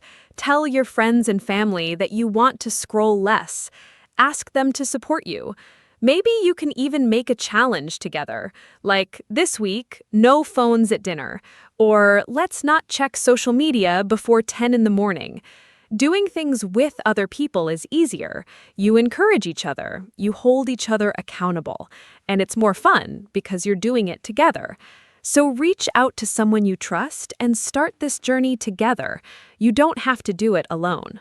Great idea. Community and support are very powerful. And I think there's also an important question we should ask ourselves. Why do I scroll? What am I looking for? Sometimes we scroll because we're lonely. We want connection. We want to feel part of something. And social media gives us that, a little bit. But real connection is better. Call a friend. Visit a neighbor. Join a club or a class. These things give you real, deep connection, not the shallow kind from scrolling. When you feel truly connected to people around you, you need your phone less because you're not lonely anymore. That is so beautifully said. Real connection versus virtual connection. Both have value, but they are different. Virtual connection is fast and easy, but it can feel empty sometimes. Real connection takes more effort, but it is much more fulfilling. When you hug a friend, when you have a long conversation over coffee, when you laugh together in person, these moments fill your heart in a way that scrolling never can. So invest in real relationships. Make time for them. They are the most important thing in life. Not the number of likes on your post, but the real love and friendship in your life. Absolutely. And I want to say one more thing before we move toward the end. Be kind to yourself. We live in a world full of phones and screens. It is very hard to avoid them. Companies spend millions of dollars to make apps addictive. They hire very smart people to keep you scrolling. So if you struggle, it is not your fault. You are fighting against a very powerful system, but you are stronger. Your mind is powerful. Your choices are powerful. And every time you put the phone down and choose real life, you win a little battle. Be proud of those moments. Celebrate small victories. Yes, celebrate small victories. I love that. And also, enjoy life. That is the whole point. When you scroll less, you have more time. Use that time for things that make you happy. Dance, cook, garden, read, exercise, learn something new. Life is so rich and full of wonderful experiences. Don't miss them because you were looking at a screen. The world outside your phone is beautiful, and it is waiting for you. Every day is a new chance to live more fully, to be more present, to love more deeply, to enjoy more completely. All you have to do is put down the phone. Wow, Anna, this has been such a wonderful conversation. I feel inspired. Let me quickly share the main tips we talked about today. First, check your screen time and know the facts. Second, set limits on your apps. Third, have no phone times during the day. Fourth, turn off notifications. Fifth, find a hobby you enjoy offline. Sixth, unfollow accounts that make you feel bad. Seventh, stop using your phone 1 hour before bed. Eighth, be present and practice mindfulness. And ninth, talk to others about this and do it together. These are all simple steps, but they can really change your life. Start with just one today. Thank you so much, Mark, and thank you to all of you who listened today. I hope this podcast was helpful and easy to understand. Remember, you are not alone in this. Millions of people struggle with scrolling, but you can make a change, one small step at a time. Be patient with yourself, be kind to yourself, and keep trying. If you want to share your story or your tips, we would love to hear from you.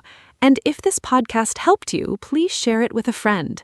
Together, we can all scroll a little less and live a little more. See you next time. Goodbye, everyone. Hello, everyone. Welcome to our podcast. My name is Anna, and I am very happy to be here with you today. This podcast is for beginners, so we will speak slowly and use simple English. Today, our topic is success. Success can mean different things to different people. For some, it is about work or study. For others, it is about happiness and a good life.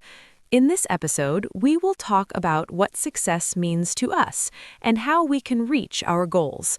I am here with my friend Mark, and we will share our ideas together. I hope you enjoy listening. Hi, everyone. I'm Mark. Thank you, Anna, for the introduction.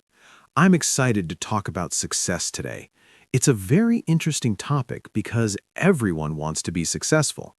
But success is not the same for everyone. Some people think success is money or a good job.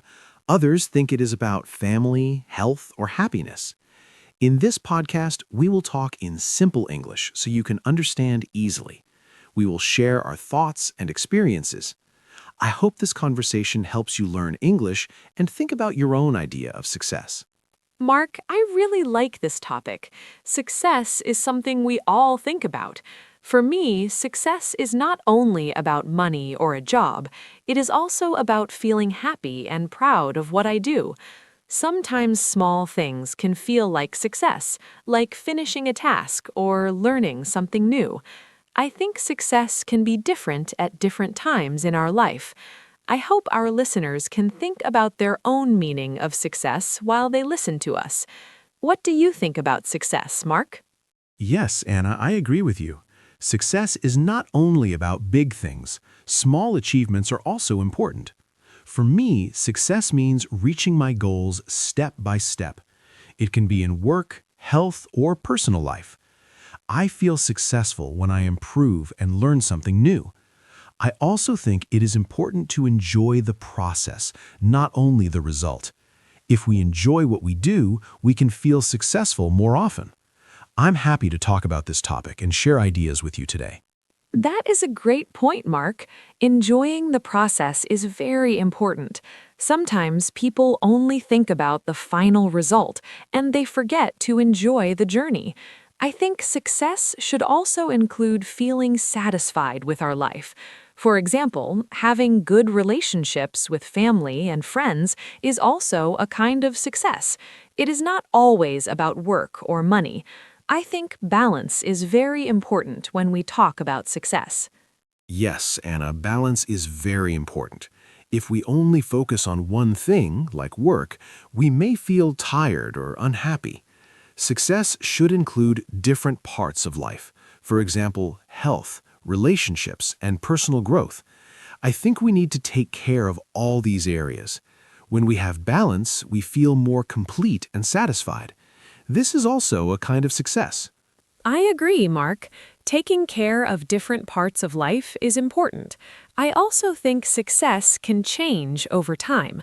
When we are young, we may think success is getting good grades. Later, we may think it is getting a good job or having a family. Our ideas can change as we grow. This is normal. I think it is important to understand what success means to us now. That is very true, Anna. Our idea of success can change. That is why it is important to think about our goals regularly. We can ask ourselves what we want and what makes us happy. This helps us move in the right direction. I think success is personal. Each person has their own path. Yes, Mark. Everyone has their own path. We should not compare our success with others too much. Each person has a different life and different goals. I think it is better to focus on our own progress. Even small steps can lead to big success in the future. I agree, Anna. Comparing with others can make us feel bad sometimes. It is better to focus on ourselves. If we improve little by little, we are moving forward. That is already success. I think this is a very important idea for our listeners. Thank you, Mark. I think we had a very nice introduction to our topic. We talked about what success means and how it can be different for everyone. I hope our listeners can understand these ideas and think about their own goals. Yes, Anna, this was a great start. Dear listeners, thank you for listening to our introduction. We hope you enjoy this topic and learn useful English. Now, we will move to part 1, where we will talk about simple ways to achieve success. Let's continue our conversation together. Let's start part 1 and talk about simple ways to achieve success. For me, one important way is setting small goals. Big goals can feel difficult, but small goals are easier. For example, if I want to learn English, I study a little every day.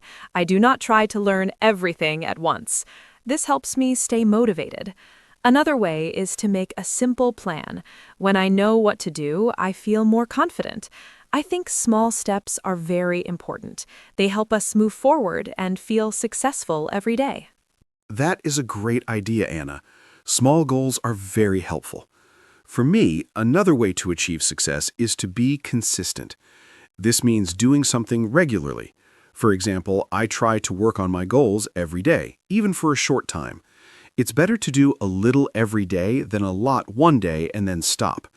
Consistency helps build strong habits.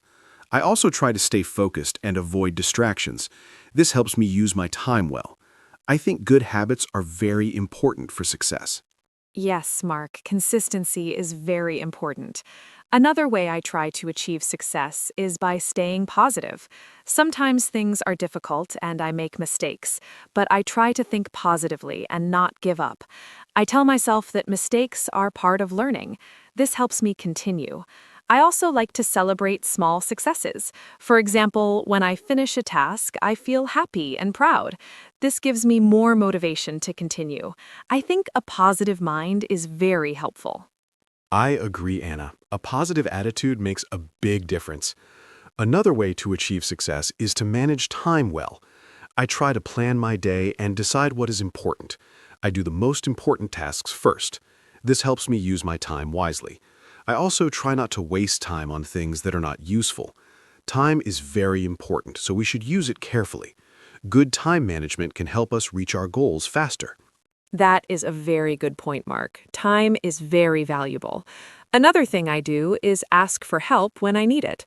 Sometimes I do not understand something and I feel stuck. In those moments, I ask a friend or a teacher. This helps me learn faster. I think asking for help is not a weakness. It is a smart way to grow. We can learn a lot from other people. Yes, Anna, asking for help is very important. Another way to achieve success is to learn from mistakes. Sometimes we fail, but that's okay. We can learn what went wrong and try again. I try not to be afraid of failure. Instead, I see it as a lesson. This helps me improve. I think failure is part of success. If we keep trying, we can get better over time. I agree, Mark. Learning from mistakes is very helpful. Another way is to stay organized. I like to keep my things and my tasks in order. For example, I write my tasks in a notebook. This helps me remember what I need to do. When I am organized, I feel less stressed and more focused. It is easier to work and achieve my goals. That is a great habit, Anna. Being organized is very useful. Another important thing is taking care of our health. If we are tired or sick, it's hard to work well. So I try to sleep enough, eat healthy food, and exercise. This gives me energy. With good energy, I can focus better and do my tasks well. Health is an important part of success. Yes, Mark, health is very important. Another way I try to achieve success is by staying patient. Sometimes progress is slow and I feel frustrated, but I remind myself that success takes time. I try to be patient and continue step by step. This helps me stay calm and focused. I agree, Anna. Patience is key. Another thing I do is stay motivated by thinking about my goals. When I feel tired or lazy, I remember why I started. This gives me energy to continue. Goals help us stay on track. That is very true, Mark. I think we shared many simple and useful ways to achieve success. These ideas are easy to understand and can help our listeners. Yes, Anna, this was a great discussion. I hope our listeners learned something helpful. Now we are ready to move to part 2, where we will talk more about habits and daily actions for success. Let's continue together. Now, let's talk about habits and daily actions for success. For me, good habits are very important. Every morning, I try to start my day in a simple and calm way. I wake up, drink water, and think about my plan for the day. This helps me feel ready. I also try to do one important task early in the day. When I finish it, I feel proud and motivated. Small daily habits like this can help us move toward success. They are simple, but they work if we do them every day. That is a great routine, Anna. I also think daily habits are very important. For me, one good habit is reading a little every day. It helps me learn new things and improve my knowledge. I also try to review my day in the evening. I think about what I did well and what I can improve. This helps me learn from my day. I believe small daily actions are very powerful. If we repeat them, they become habits, and these habits can lead us to success over time. Yes, Mark, I like your idea of reviewing the day. Another habit I have is writing a simple to-do list. I write a few tasks, not too many, so I do not feel stressed. When I finish each task, I feel happy. This gives me energy to continue. I also try to keep my space clean. A clean space helps me think clearly and work better.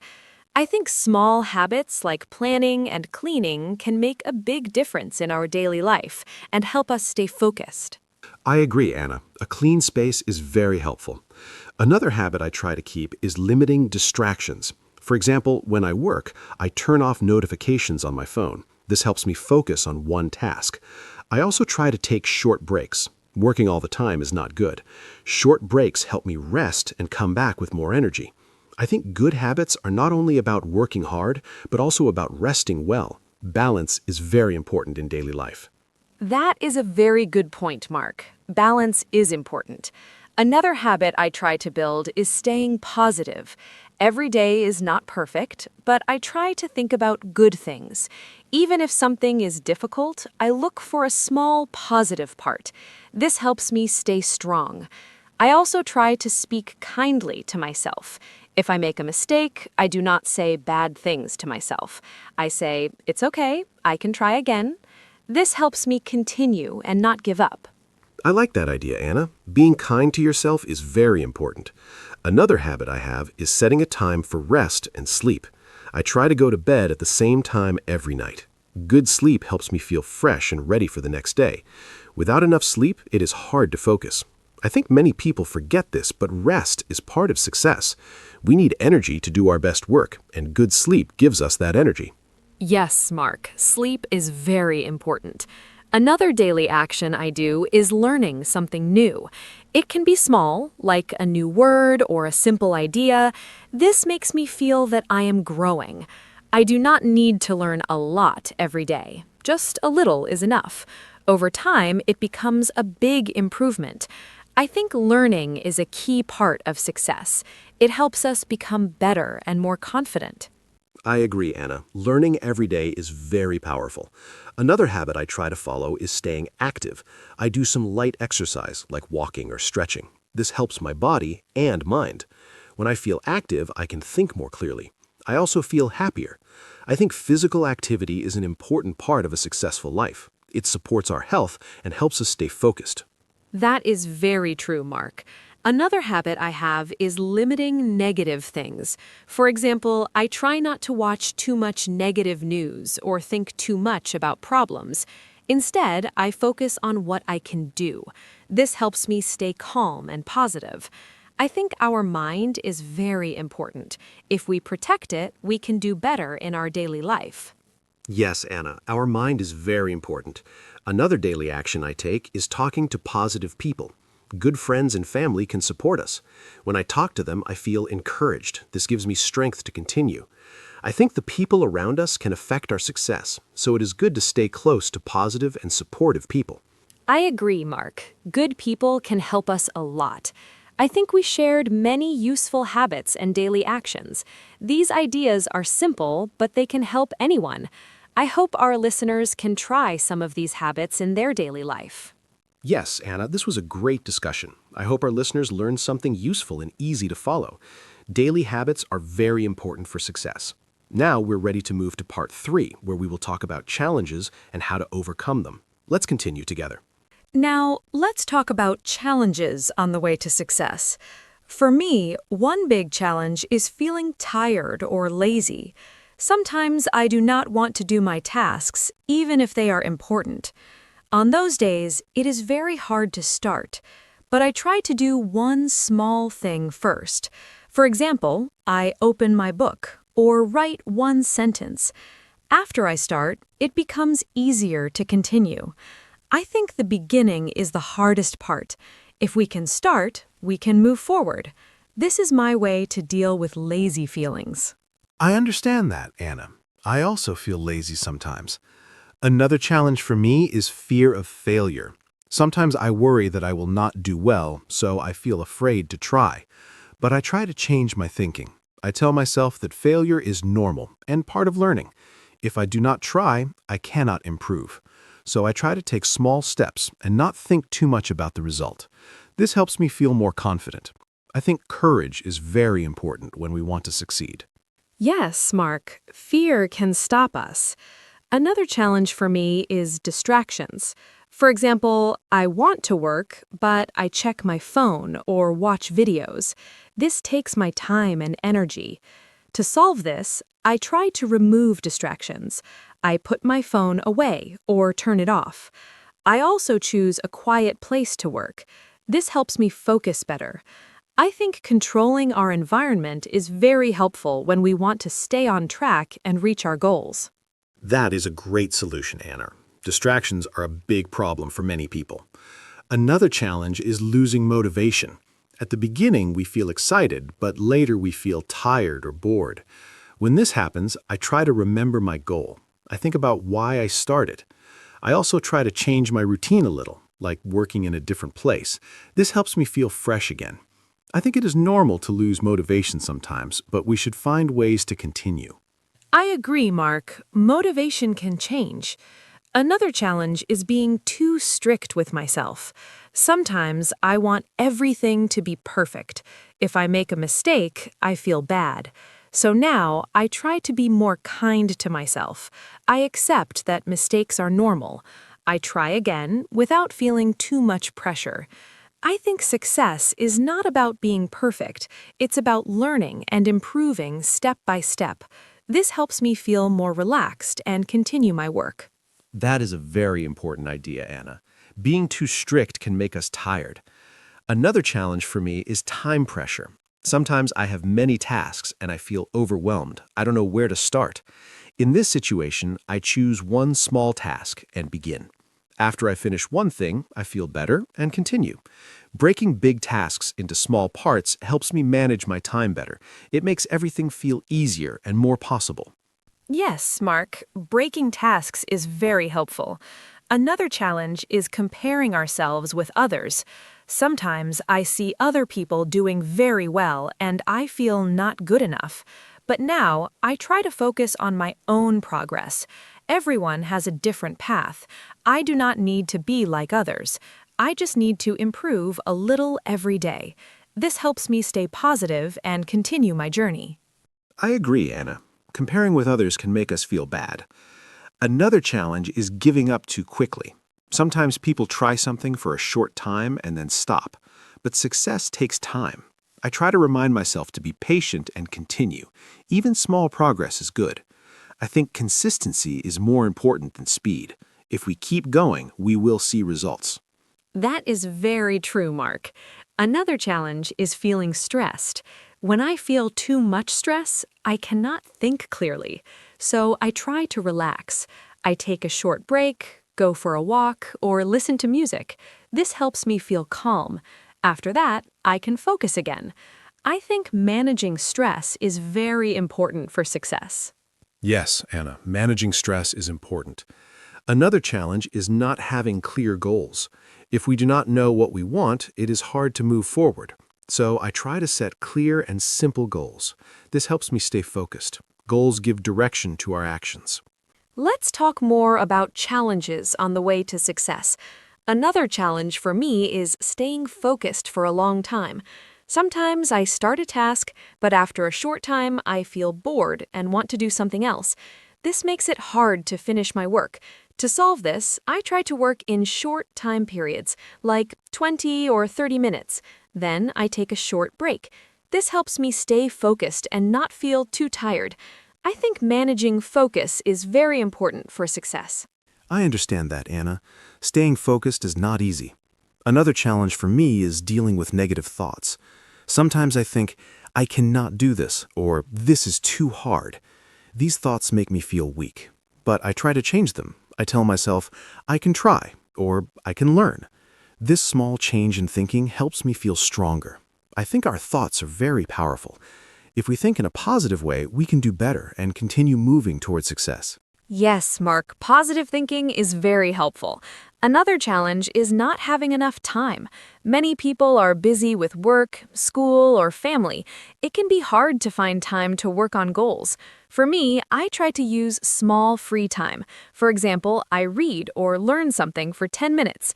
It may seem small, but it helps.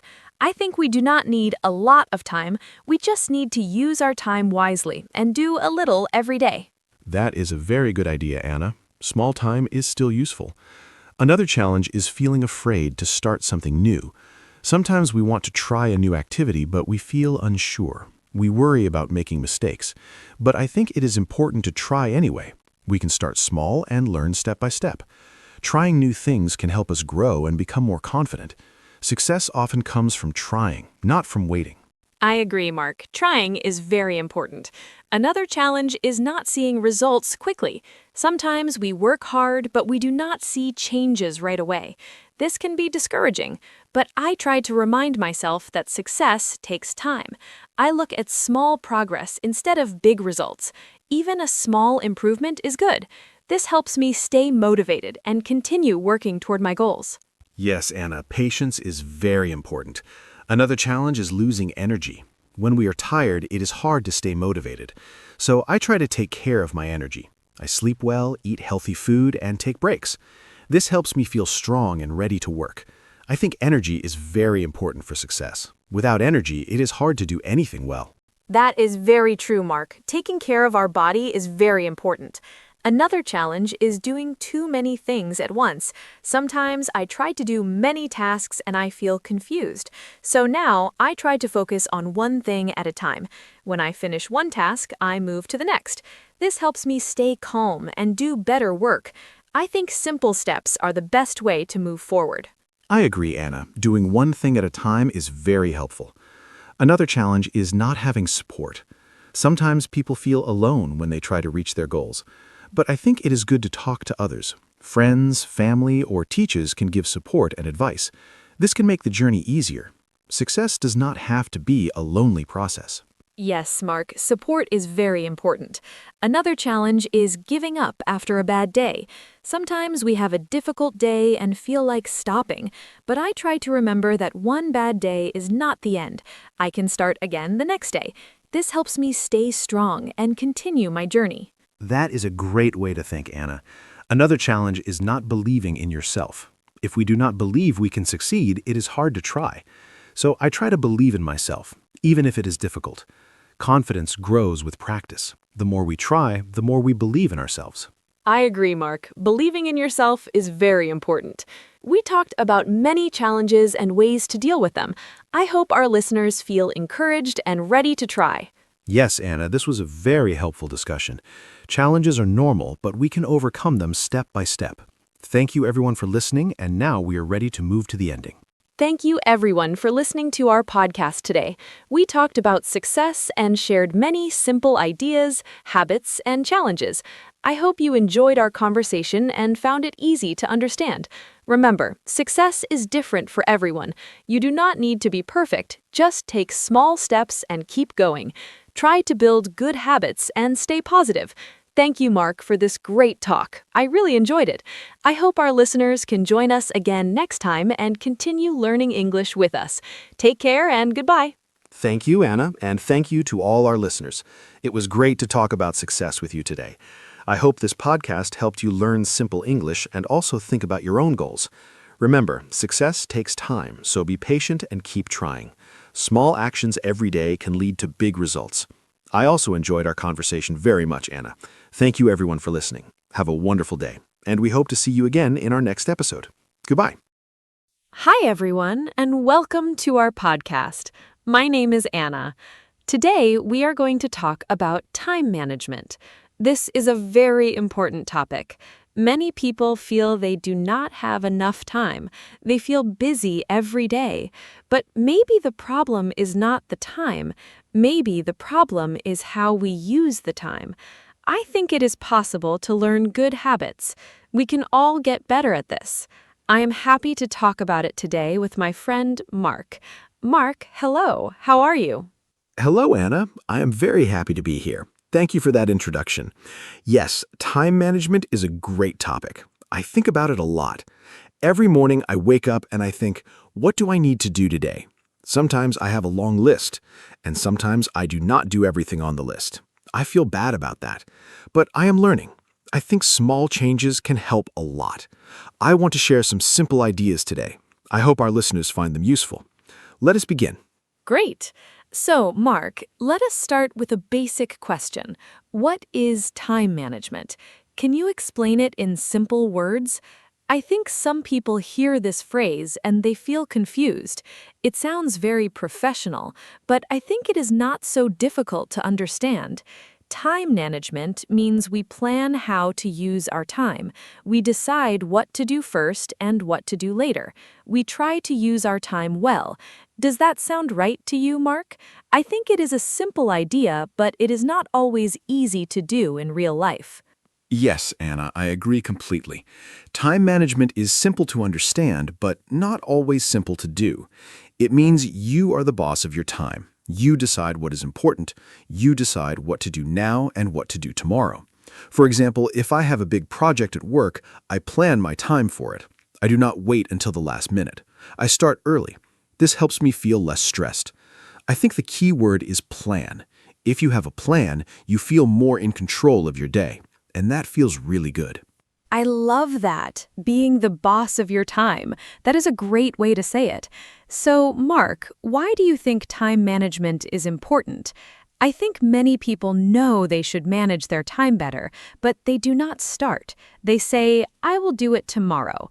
And then tomorrow comes and they say the same thing again. It's a cycle. I think we need a reason to change. For me, the reason is stress. When I do not manage my time, I feel very stressed, and stress is not good for health. What about you, Mark? Why is it important to you? That's a really good point, Anna. Stress is a big reason for me too. When I do not plan my time, everything feels urgent. I feel like I am always running. I never have time to rest. And then I feel tired and unhappy. But when I manage my time well, I finish my work and I still have free time. Free time is so important. I can read a book, go for a walk, or spend time with my family. Good time management gives you more life outside of work. It's not just about being productive, it's about being happy too. Yes, I totally agree. Happy and productive. Let's talk about some common problems now. I think one big problem is that people do not know where their time goes. Have you ever had a busy day and then thought, what did I actually do today? I have that feeling sometimes. I'm busy all day, but I feel like I didn't finish anything important. I think the first step is to look at how we spend our time. We need to see our habits. Sometimes we are surprised. We spend a lot of time on things that are not important. Do you agree, Mark? Oh, yes, absolutely. I did an exercise once. I wrote down everything I did for one whole day. Every hour, I wrote a short note. And at the end of the day, I looked at the list. I was surprised. I spent a lot of time checking my phone, maybe 2 or 3 hours total. That's a long time. And I didn't even feel like I was wasting time. It just happened little by little. So I think awareness is the first step. You need to know your habits before you can change them. Try this exercise. It's very eye-opening and helpful. That is a fantastic exercise, Mark. Writing down your activities. I think many people will be surprised when they try it.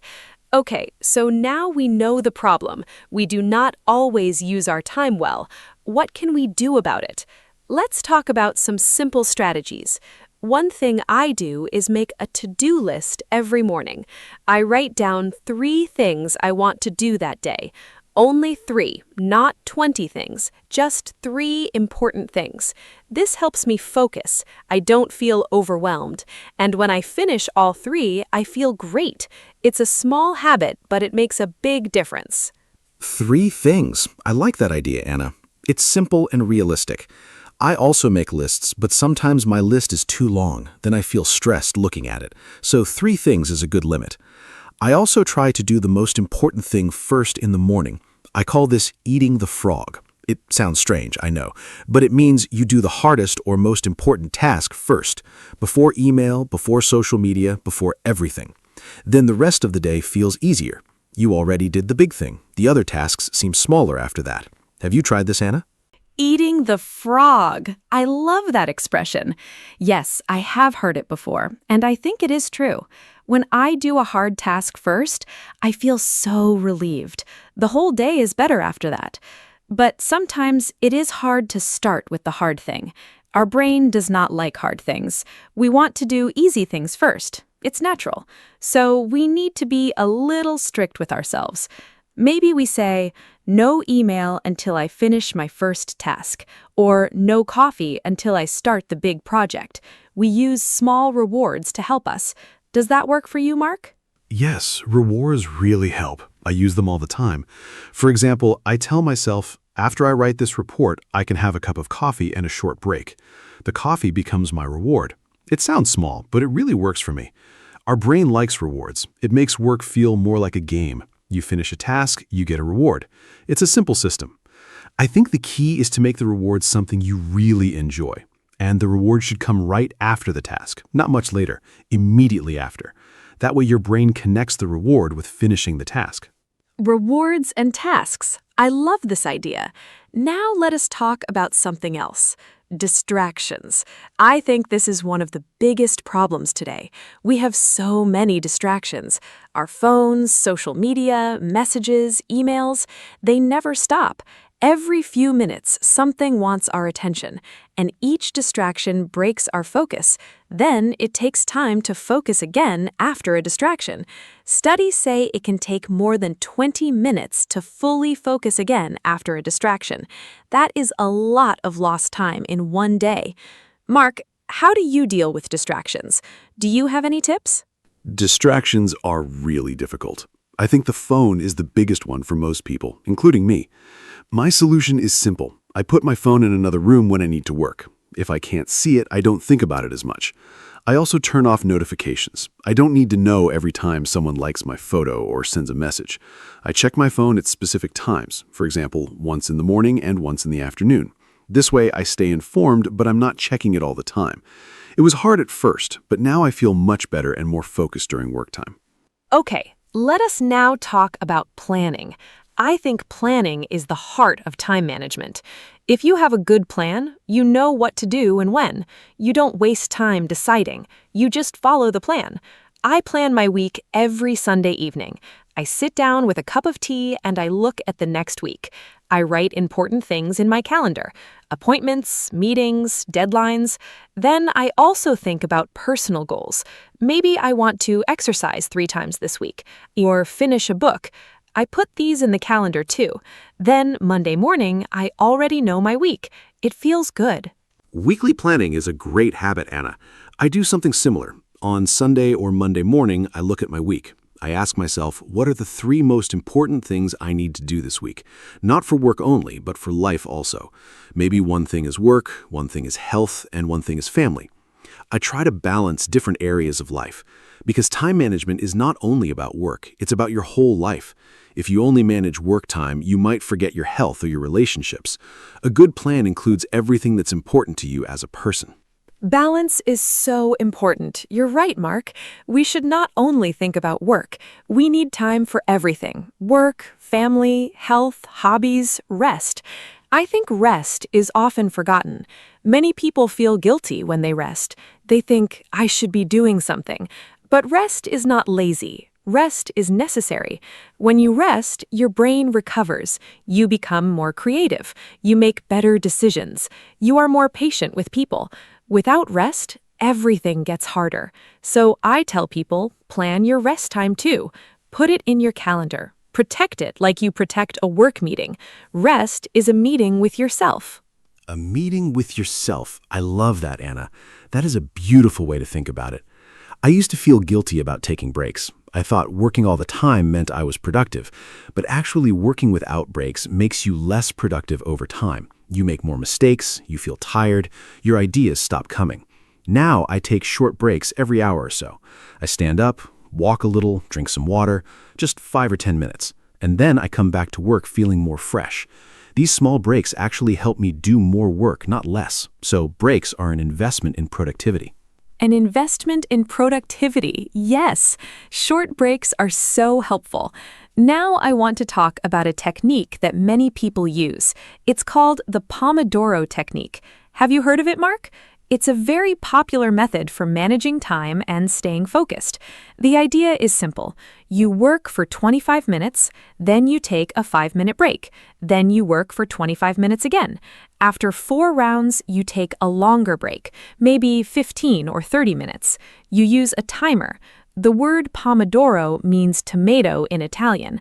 The person who invented it used a tomato-shaped kitchen timer. Isn't that fun? Yes, I know the Pomodoro technique. It is a great method. I've used it many times. The timer really helps. When you have 25 minutes, you focus because the time is limited. You think, I only have 25 minutes, so I must concentrate now.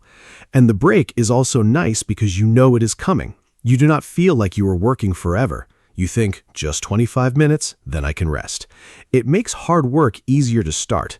Many people find it hard to begin a task, but starting a 25-minute session is not scary. It's a small and manageable amount of time. Exactly. Starting is often the hardest part. Once you start, it is easier to continue. The Pomodoro helps you start. Okay, let us talk about something that I find very interesting, the idea of time blocks. This is when you plan your day in blocks of time. For example, from 9 to 11 is for deep work. 11 to 12 is for email and messages. After lunch, maybe meetings. Then in the afternoon, creative work. Each part of the day has a purpose. You do not mix everything together. This way, your brain knows what kind of thinking to do. It is more efficient. Does this sound useful, Mark? Do you use time blocks? Yes, time blocking is one of my favorite methods. I really recommend it. In the morning, my brain is fresh and I use that time for thinking and creating. I never schedule meetings in the morning if I can help it. Meetings take energy and time. I prefer mornings for my own work. Then in the afternoon, I do easier tasks like emails and calls.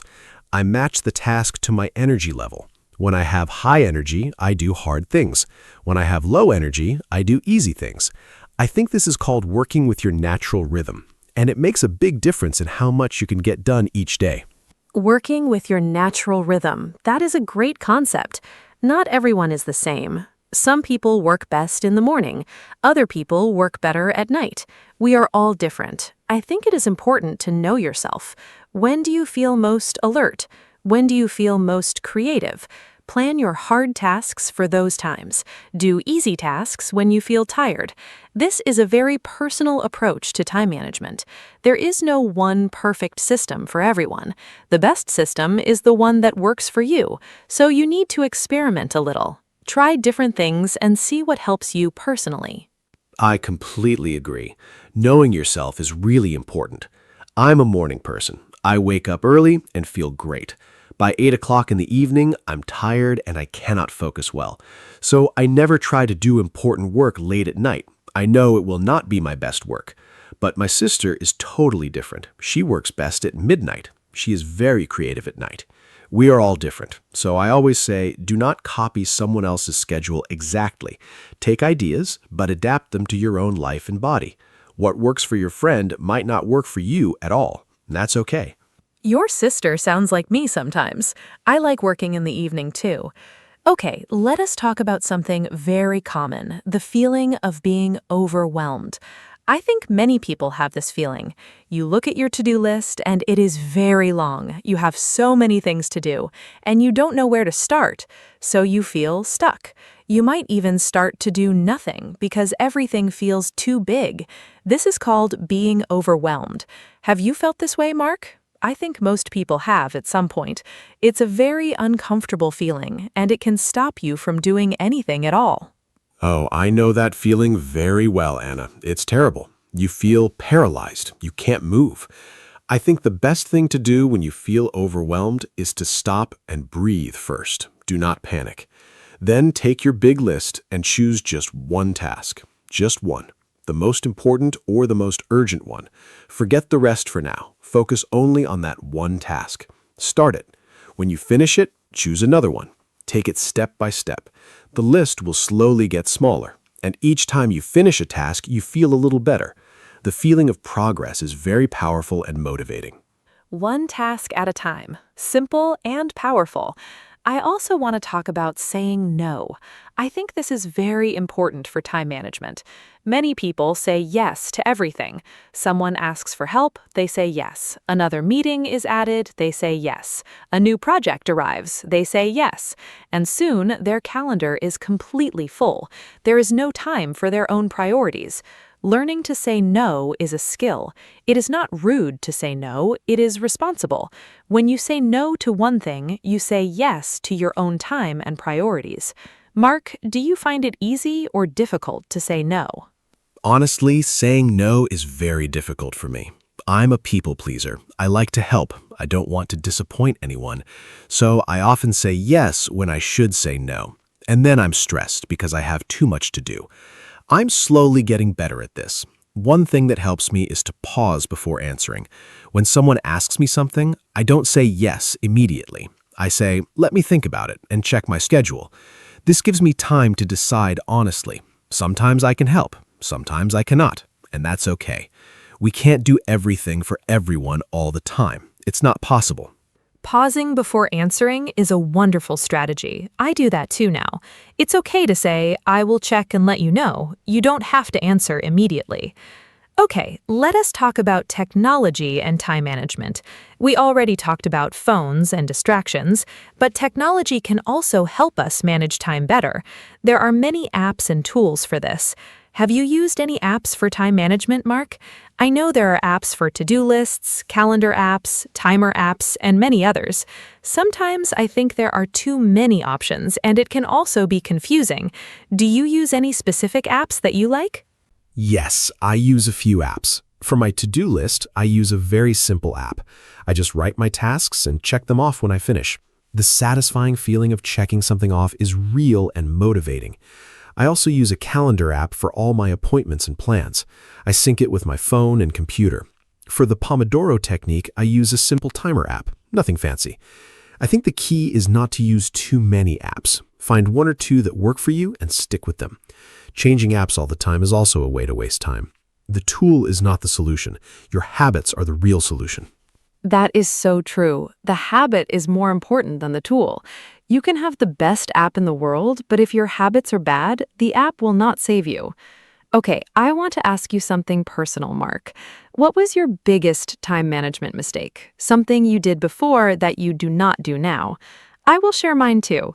I think it is helpful to learn from mistakes. We all make them. My biggest mistake was trying to do many things at the same time, what people call multitasking.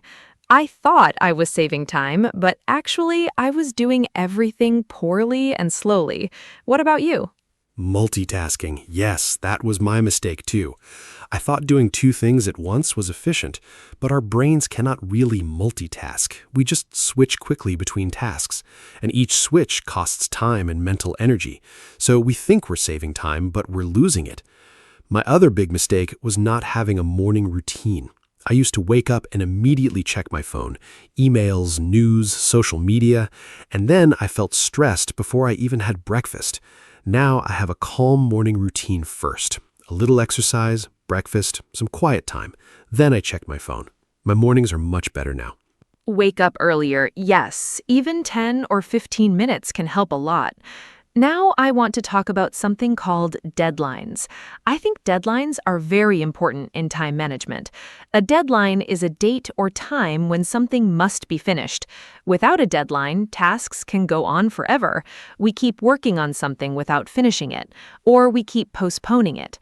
But with a clear deadline, we work with more focus. We know by Friday this must be done, so we manage our time better during the week. Mark, how do you use deadlines? And what do you do if a deadline feels scary or too close? Deadlines are very useful. They create a little pressure, and sometimes that pressure is good. It helps us focus. I always set deadlines for my tasks, even if no one gives me one. For example, if I need to write a report and my boss says, do it when you can, I still set a deadline for myself.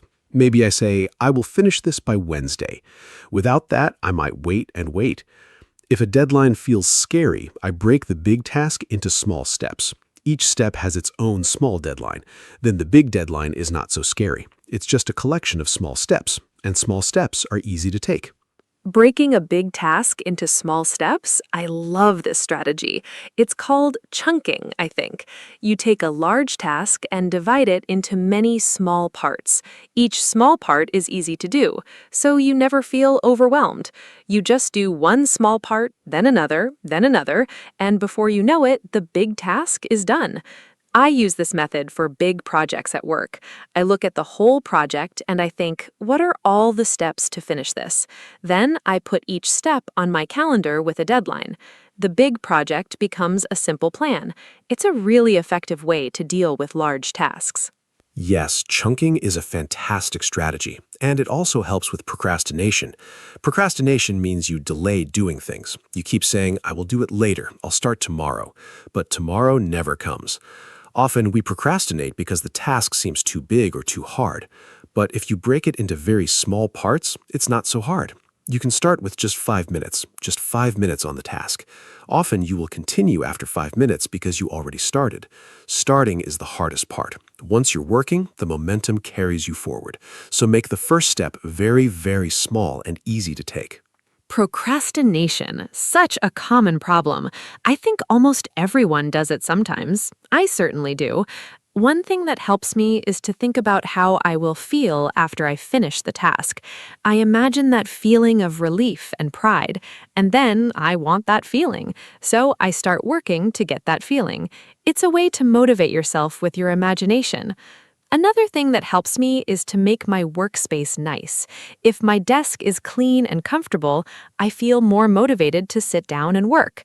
A messy desk makes me feel tired and unmotivated. So I tidy my desk before I start working. It makes a real difference. A clean workspace is so important, I agree. When everything around you is messy, your mind feels messy too. And when your workspace is clean and organized, your mind is clearer. This is not just a feeling. Some research shows that a clean environment helps with focus. I also like to have good lighting. Natural light is the best. I sit near a window when I can, and I like to have a glass of water on my desk. Small things make a difference. Creating a good environment for work is part of time management. You're setting yourself up for success before you even start the first task. Setting yourself up for success. I really like that phrase. Okay, we're getting close to the end of our conversation today. I want to talk about one more thing, the balance between being productive and enjoying life. I think some people take time management too seriously. They plan every minute. They feel guilty if they are not doing something useful. But life is not only about being productive. We need to laugh. We need to enjoy small moments.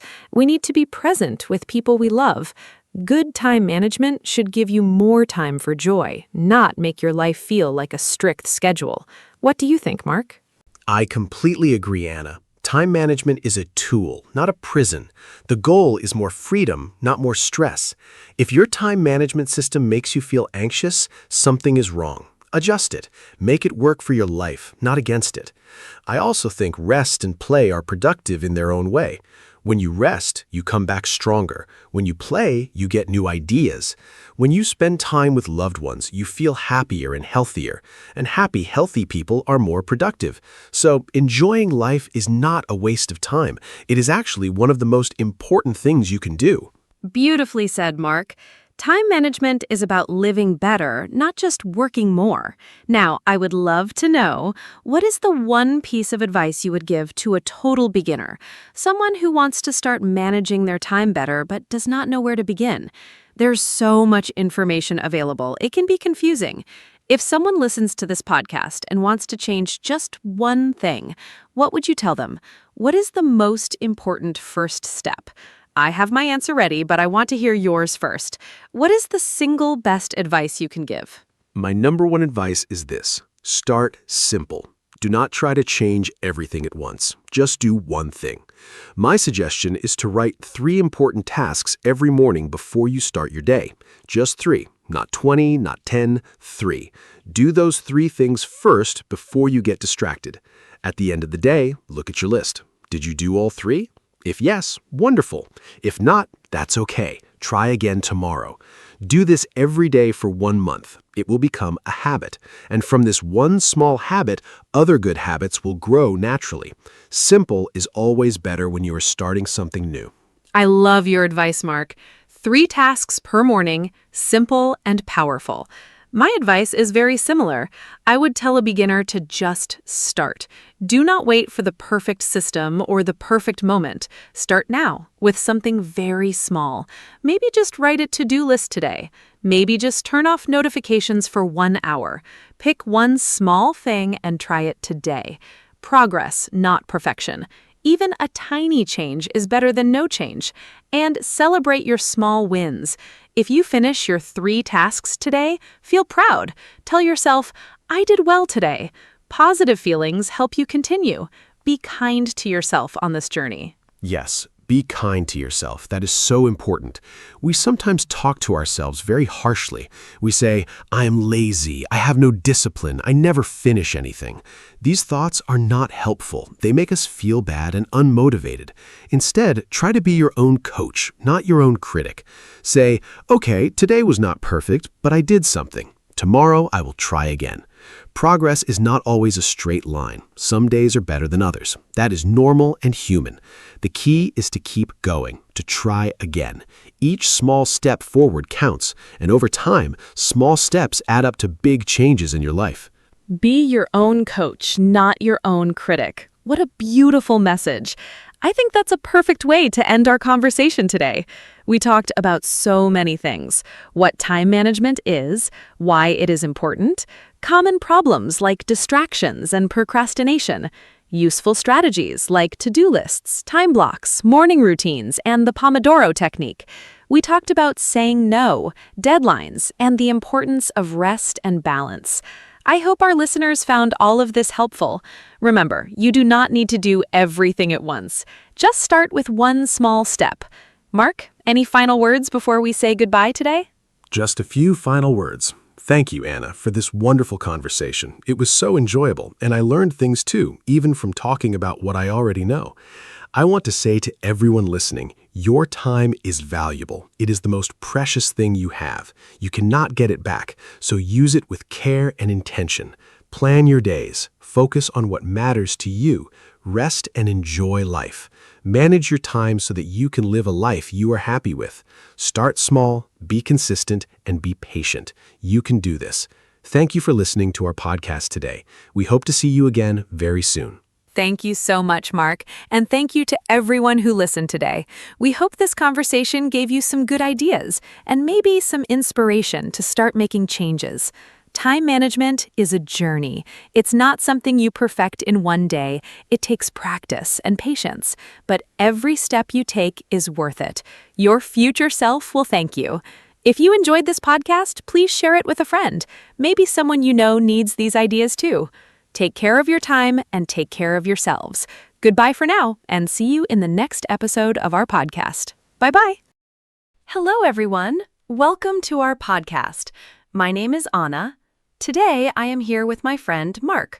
We talk about easy topics in English.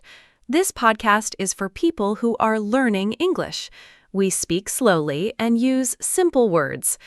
Today's topic is very interesting. We talk about wasting time. What does that mean? When you do something but it is not useful or important, you are wasting time. I think everyone does this sometimes. I do it too. So Mark, are you ready to start?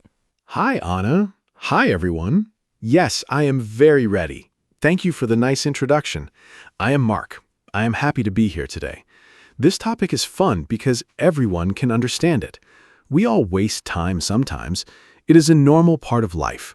Some people waste a lot of time, some people waste a little time, but nobody is perfect. I think we can learn a lot from talking about this. So, Anna, let's begin. This will be a great conversation. I'm excited. So, Mark, what does wasting time mean to you? Can you explain it in simple words? For me, wasting time means doing something that has no result. For example, I sit and look at my phone for 1 hour. After that, I do not feel good. I did not learn anything. I did not do any work. I just looked at videos and pictures. That is wasting time for me. Sometimes I feel a little sad after doing that, but I still do it. I think it is very easy to waste time. What do you think? That is a great example, Anna. I agree with you. For me, wasting time means spending time on things that are not important right now. For example, I sometimes watch TV for 3 or 4 hours. I am not tired. I do not need rest. I just sit and watch. After that, I remember my homework or my work, and I feel worried. I think, oh no, I need to do that. It's a bad feeling. But in the moment, watching TV feels easy and nice, so it is hard to stop. I think that is why people waste time. Mark, do you think wasting time is always bad? I sometimes think a little rest is not bad. For example, when I am very tired, I sit and do nothing for 30 minutes. Is that wasting time? I'm not sure. Maybe sometimes we need to rest. We need to stop doing work. Our brain needs a break. So maybe sometimes doing nothing is okay. But if I rest for 4 hours and I am not tired, that is different. That is a problem. What do you think? Is all wasting time bad? That is a really good question, Anna. I think it depends. If you are tired and you rest, that is not wasting time. That is important for your body and your mind. But if you are not tired and you still do nothing, that is different. You feel bored. You feel empty. That is wasting time. I also think it depends on the person. Some people need more rest. Some people need less. So I don't think all wasting time is bad, but too much is a problem. We need a balance. What are the most common ways people waste time? I have a few ideas. First, social media. I spend so much time on social media every day. I look at pictures, I read short messages, I watch short videos. Hours can pass very fast. Second, I sometimes talk too much with friends about nothing important. We talk and nothing happens. Third, I sometimes change my plans many times. I think, I will do this later, and later never comes. Do you have more examples? Yes, I have more examples. First, I sometimes spend a lot of time looking for something. I look for my keys, my phone, my book. I waste 20 minutes every day just looking for things. That is very frustrating. Second, I sometimes start a task but stop many times. I go to the kitchen, I check my phone, I look outside. This is called procrastination. It means you delay doing something. Third, I watch videos online. I want to watch one video, but then another video starts, and another. Suddenly, 2 hours are gone. It's a big problem. I think social media is a very big reason why people waste time. Do you use social media a lot? I use it every day. In the morning, I check my phone before I get up. I look at messages, I look at pictures. Sometimes 30 minutes pass before I even stand up from my bed. That is not good. I start my day already behind. I think this is very common now. Many people do this. Phones are everywhere. It is very easy to pick up your phone and start scrolling. Scrolling means looking through many things quickly. Yes, Anna, I do the same thing. In the morning, my phone is next to my bed. I hear a sound and I immediately pick it up. I check messages, news, and social media. Before I know it, it is late. I did not eat breakfast. I did not exercise. I did not prepare for work. The phone took all my morning time. I think phones are wonderful things. They help us with many things, but they can also steal our time. I use the word steal because we do not notice it happening. The time disappears quietly. Let's talk about procrastination. That word is a little difficult, but the meaning is simple. Procrastination means you delay doing something. You need to do a task, but you say, I will do it later. And later becomes tomorrow, and tomorrow becomes next week. Do you procrastinate, Mark? I procrastinate a lot.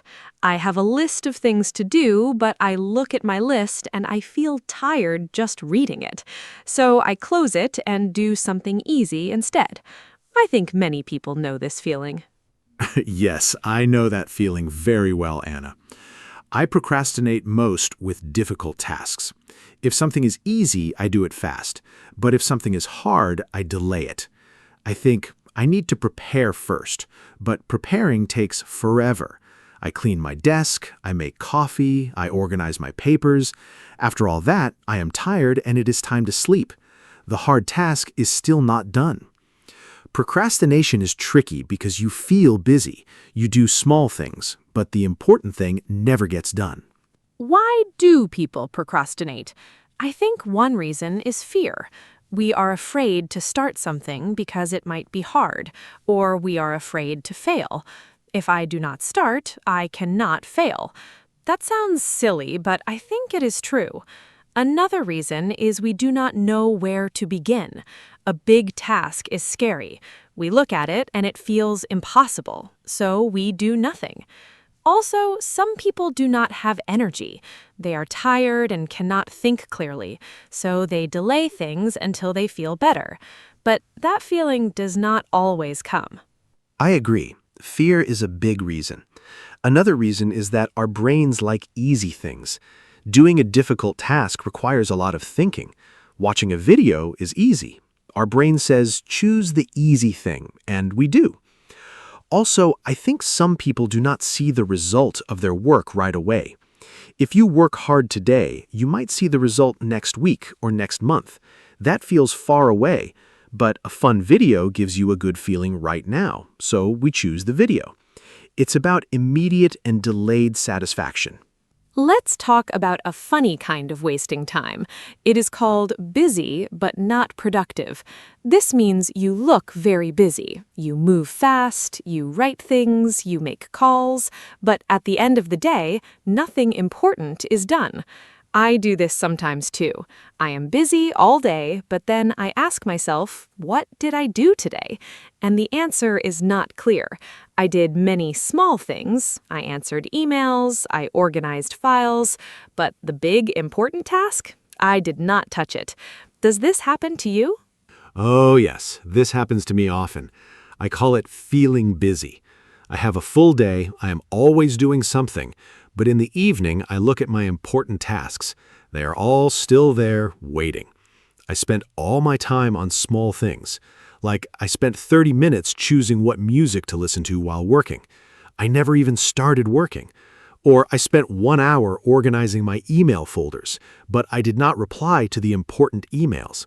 It's a trap. You feel productive, but you are actually avoiding real work. I want to talk about watching TV and movies. This is another big way people waste time.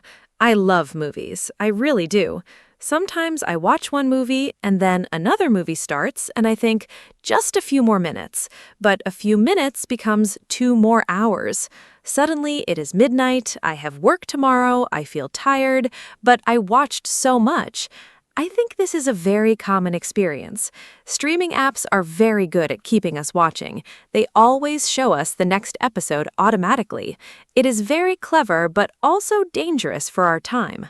Yes, streaming is a big problem for my free time too. I sit down on a Sunday afternoon to watch one episode of a show. The episode is 50 minutes. Then the next one starts automatically, and I do not press stop. 3 episodes later, it is evening. I had plans. I wanted to cook, clean, and call my friend. I did none of those things. The TV took my whole afternoon. And the funny thing is, I don't even remember the first episode clearly. I was half watching, half thinking about other things, so I did not even enjoy it fully. What about sleeping too much? Is that wasting time? I think sometimes people sleep too much when they feel bored or sad. Sleeping is healthy and important. Adults need around 7 or 8 hours of sleep, but if you sleep 10 or 12 hours because you do not want to do anything, that might be wasting time. I sometimes sleep too much on weekends. I wake up at noon, half the day is gone. I feel heavy and slow, but then I feel bad because the day is short now. Have you experienced sleeping too much? Yes, I sleep too much sometimes. Usually on weekends or holidays, I go to bed late, then I sleep until very late in the morning. I wake up and it is already afternoon. I feel confused. My body feels strange. This is sometimes called oversleeping. It does not feel good. I am slower for the rest of the day. Also, I think I sleep too much when I do not have a plan. If I know what I will do in the morning, I wake up more easily. But with no plan, I just stay in bed. A plan helps. Let's talk about shopping, especially online shopping. Do you waste time shopping? I do. I open a shopping website. I want to buy one thing, but I look at so many other things. I add things to my cart. I look at prices. I read reviews. 2 hours later, I bought nothing, or I bought something I do not need. Online shopping is very easy and very distracting. I sometimes go to buy shoes, and then I look at bags, clothes, and kitchen tools. None of these things were on my list. Have you done this? Yes, online shopping is a big time trap. I open a website to buy a book, I look at the book, then I see other people also bought this. I look at those things, then I see a sale, I check the sale items, then I get distracted by a different category. Before I know it, I spent 2 hours browsing and bought nothing. Sometimes I add many things to my cart and then delete everything because I feel guilty. All that time was wasted. I think online stores are designed to keep us there as long as possible. I think one reason we waste time is that we do not have a clear plan for our day. When I have a plan, I do more things. I know what to do first, second, third. But when I have no plan, I feel lost. I go from one thing to another. I start something, stop, start something else. At the end of the day, nothing is finished. A plan does not need to be perfect or complicated. Even a simple list of 3 or 4 tasks is helpful. Do you make plans for your day? I try to make plans. Sometimes I am good at this. I write my tasks the night before. In the morning, I look at my list and I start. On those days, I feel very good. I finish my work and I have free time in the evening. But sometimes I do not make a plan. Those days are usually messy. I wake up and I do not know what to do first. I check my phone. I make coffee slowly. I think about what to do. Time passes. I get stressed. Planning is simple, but it makes a big difference. Let's talk about meetings. Do you think meetings waste time? I think some meetings are very important, but some meetings are long and unnecessary. I have been in meetings where we talk for 1 hour, but nothing is decided. We discuss the same point again and again. People repeat what others already said. At the end, we agree to have another meeting. I think this is a big problem in many offices and schools. A good meeting is short and has a clear goal. A bad meeting has no direction. What is your experience with meetings? I agree completely. I think many meetings are too long. Sometimes a simple email can replace a 1-hour meeting, but people prefer to meet and talk. I understand that face-to-face communication is important, but not every problem needs a meeting. I have attended meetings where I did not need to be there. My part was 5 minutes, but I stayed for the whole hour. That is 60 minutes of my life that I did not use well. The best meetings are short, clear, and end with a decision or action. I think everyone should learn how to have shorter meetings. Now let's talk about something positive. How can we stop wasting time? One thing I try to do is put my phone in another room when I am working. If my phone is next to me, I always want to check it. But if it is in the bedroom and I am in the kitchen working, I do not go to get it every 5 minutes. Out of sight, out of mind. This phrase means if you cannot see something, you think about it less. It really helps me focus. Another thing I do is set a timer. I work for 25 minutes without stopping. Then I rest for 5 minutes. Those are great tips, Anna. I do some of these too. Another thing that helps me is starting with the most difficult task first. In the morning, my energy is high. My brain works well, so I do the hard thing first. After that, everything else feels easy. If I do easy things first, I get tired. Then the hard task feels even harder. I also try to keep my workspace clean. A messy desk distracts me. I see things and I start thinking about them instead of working, so I clean my desk before I start. Small habits can help a lot. I want to talk about the concept of time blindness. This means some people do not feel time passing. They do not notice that an hour has passed. It feels like 10 minutes. I think I have this sometimes. I start reading and suddenly 2 hours are gone. I did not notice. I think people who have ADHD often experience this. ADHD is when it is hard to focus and control attention. But even without ADHD, many people do not notice time passing. This is why timers and alarms are very helpful. They tell you when time is up. That is very interesting, Anna. I think I have time blindness too sometimes, especially when I'm doing something I enjoy. Time flies. But when I do something boring, every minute feels long. This is normal. Our brain experiences time differently based on what we're doing. I think the problem comes when we are doing something fun but unproductive, like playing games or watching videos. Time flies and we do not notice. Then we feel shocked. It is already evening, but I just sat down. Having alarms or timers is a simple and helpful solution. Let me talk about something called decision fatigue. Every day, we make many decisions. What to eat, what to wear, what to do first. All these decisions take mental energy. After many decisions, our brain gets tired. Then we make bad decisions, or we make no decision and we just do nothing.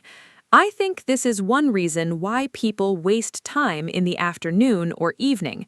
They used all their energy on decisions during the day, so later they cannot think well. To fix this, some people make small decisions automatic, like eating the same breakfast every day. That is a really interesting idea, Anna.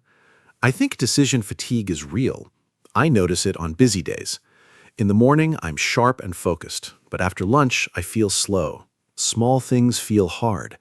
I cannot decide what to do next, so I just sit and look at my phone. I think making some decisions in advance is smart, like planning meals for the week or choosing clothes the night before. These small actions save mental energy. Then you can use that energy for important things later. Our brain has a limit, and we should use it wisely. Do you think boredom causes people to waste time? I think yes. When I am bored, I pick up my phone immediately. I scroll through social media without a real reason. I am not looking for anything specific. I just feel empty, and I want something to fill that feeling. Boredom is very uncomfortable. People do not like to feel bored, so they reach for easy entertainment. But I also read that boredom can be good sometimes. When we are bored, we can be creative. Our brain looks for something interesting. This can lead to new ideas. I agree. Boredom and wasting time are connected. When I am bored, I often do unproductive things. I eat snacks I do not need. I watch videos I do not really want to watch. I just want to feel something. But I have also experienced what you described. Sometimes when I am bored and I do not pick up my phone, I start thinking creatively. I get ideas. I remember things I want to do. I make plans. So boredom is not always bad, but most people do not let themselves feel bored. They immediately fill the silence with phones and screens. Let's talk about the difference between rest and wasting time. I think this is important. Rest is necessary. Rest is when you stop working and let your body and mind recover. Examples of rest: sleeping, taking a walk, talking with a friend, listening to music. Wasting time is different. Wasting time gives you no energy. After wasting time, you still feel tired, or you feel guilty. After real rest, you feel better. You have more energy. You are ready to work again. So the question to ask yourself is, do I feel better after this? If yes, it was rest. If no, it was wasting time. That is a very clear explanation, Anna. I like that test. Do I feel better after this? I will use that. I think for me, a walk outside is always real rest. I come back with more energy and a clearer head, but watching videos for 2 hours, I feel worse.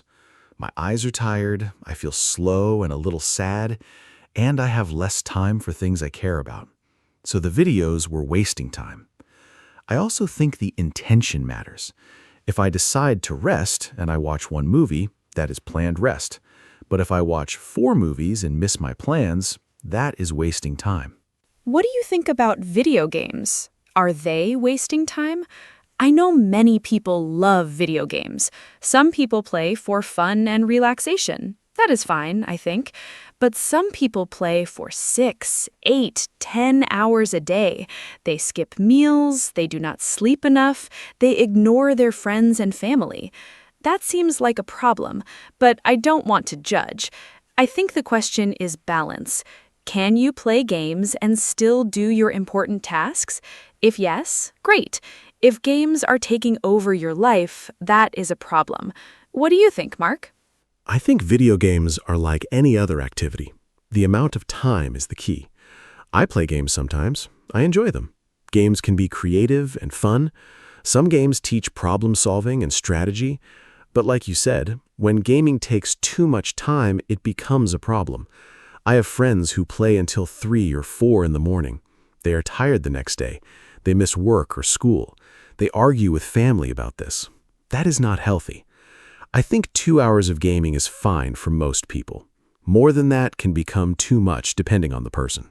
I want to talk about something that I think is important: comparison and social media. When I scroll through social media, I see people's perfect lives, beautiful photos, nice holidays, success stories. I start comparing myself to them. Why am I not doing that? Why do I not have that?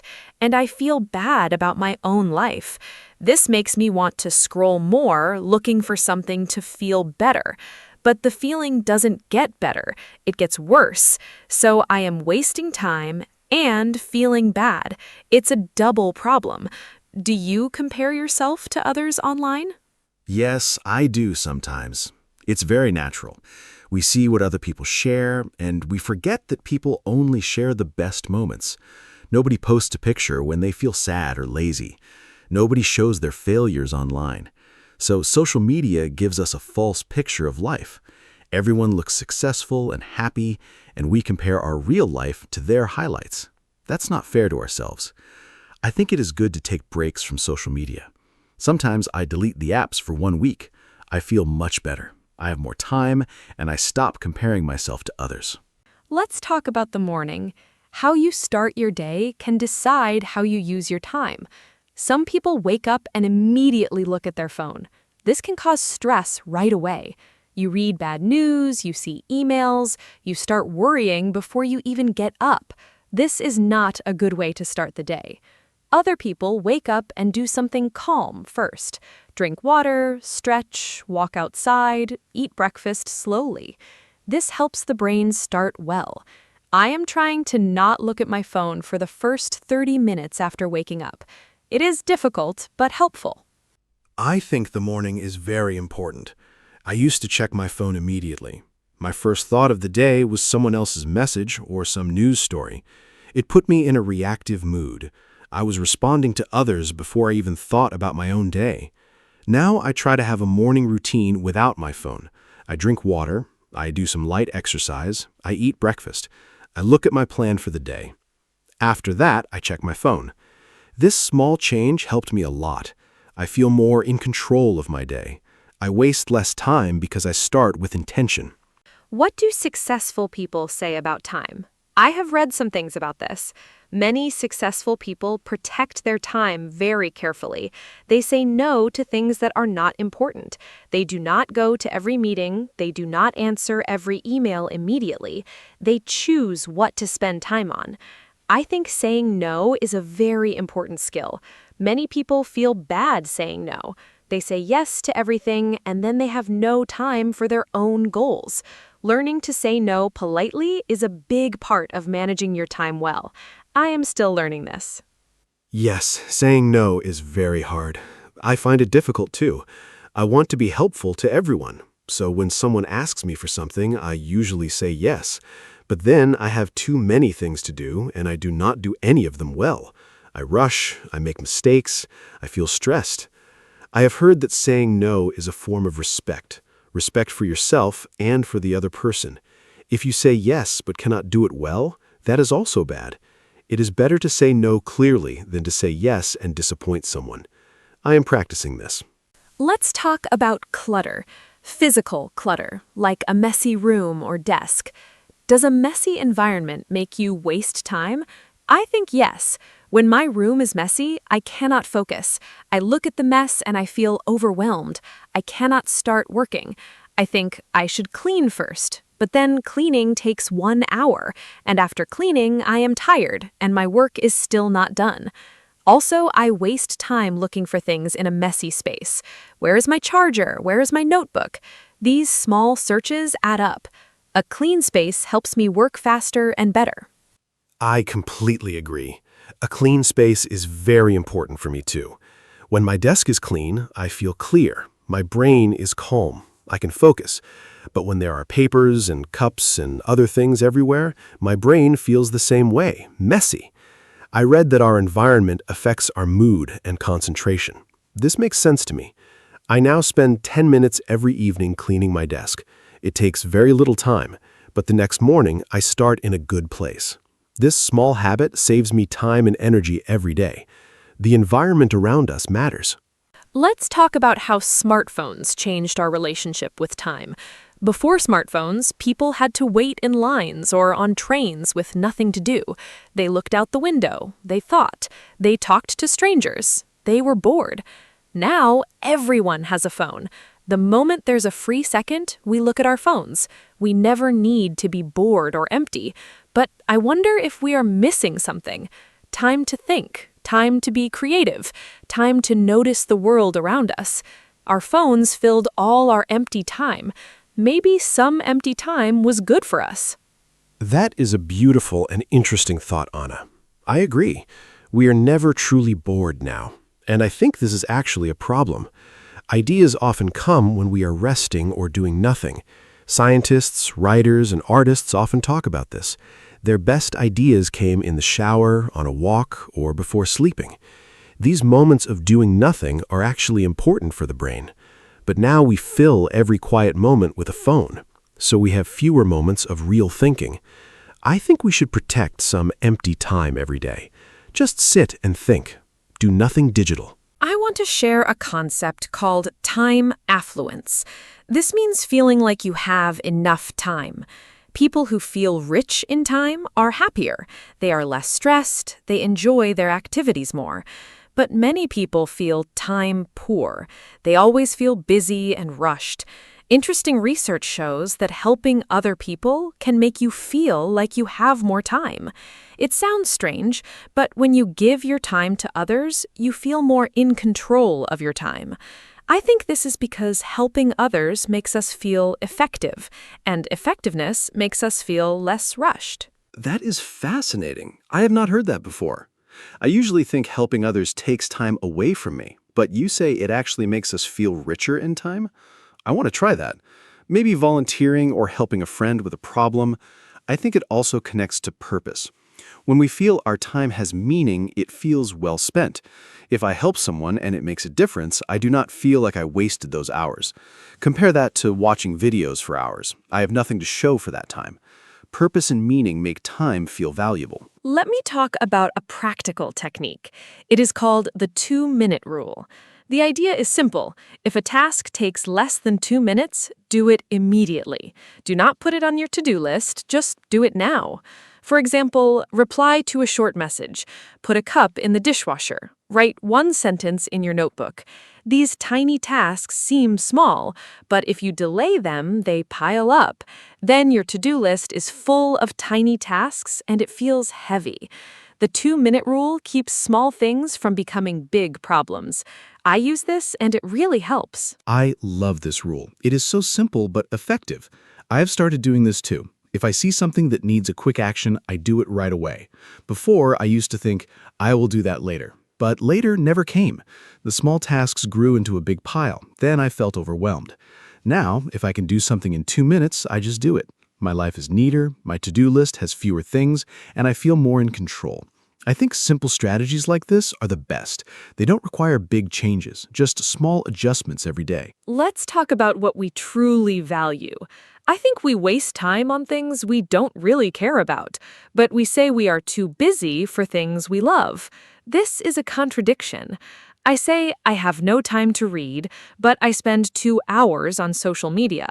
That's not about time, that's about priorities. If I really want to read, I can replace 30 minutes of social media with reading. The time is there, I just choose to use it differently. So maybe the question isn't not, do I have time, but what do I choose to spend my time on? That is a very important point, Anna. I think this is the heart of the topic. We all have the same 24 hours, but we choose how to use them. When I say I don't have time, I'm really saying that's not my priority. That's honest, but maybe a little uncomfortable, because it makes me responsible. I can't blame my schedule. I make the choices. So if I want to exercise, I need to choose exercise over something else. This thinking is empowering, but also challenging. It puts control back in our hands, and that's a good thing. Let's talk about the weekend. For many people, the weekend is for rest, but sometimes the weekend passes and we feel like we did nothing. Sunday evening comes and we think, what happened to Saturday and Sunday? We slept late, we watched TV, we ate slowly, we talked a little, but we didn't do the things we planned. We wanted to clean the house, call a friend, go outside, or start a hobby. And then Monday is here again. This disappeared weekend feeling is very common. Do you know this feeling? Yes, I know this feeling very well. I call it Sunday sadness. You feel that the weekend ended before it really began. I think the problem is we have no plan. We think, I will rest and then do things. But rest is comfortable and the things never happen. I now try to plan 1 or 2 small goals for the weekend. Not too many, just 1 or 2. Maybe cook a new recipe or go for a long walk. Having one goal makes the weekend feel meaningful, and I still rest, but the weekend doesn't disappear completely. It has some shape and purpose. I want to talk about guilt. When we waste time, we often feel guilty.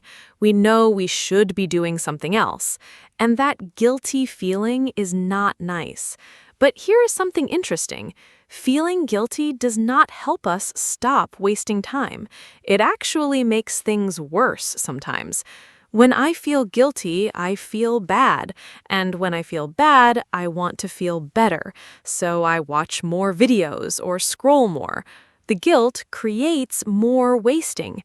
I think a better approach is to notice what happened without judgment. Okay, I wasted 2 hours. That is okay. What can I do now? That is very wise, Anna. I think self-compassion is important here.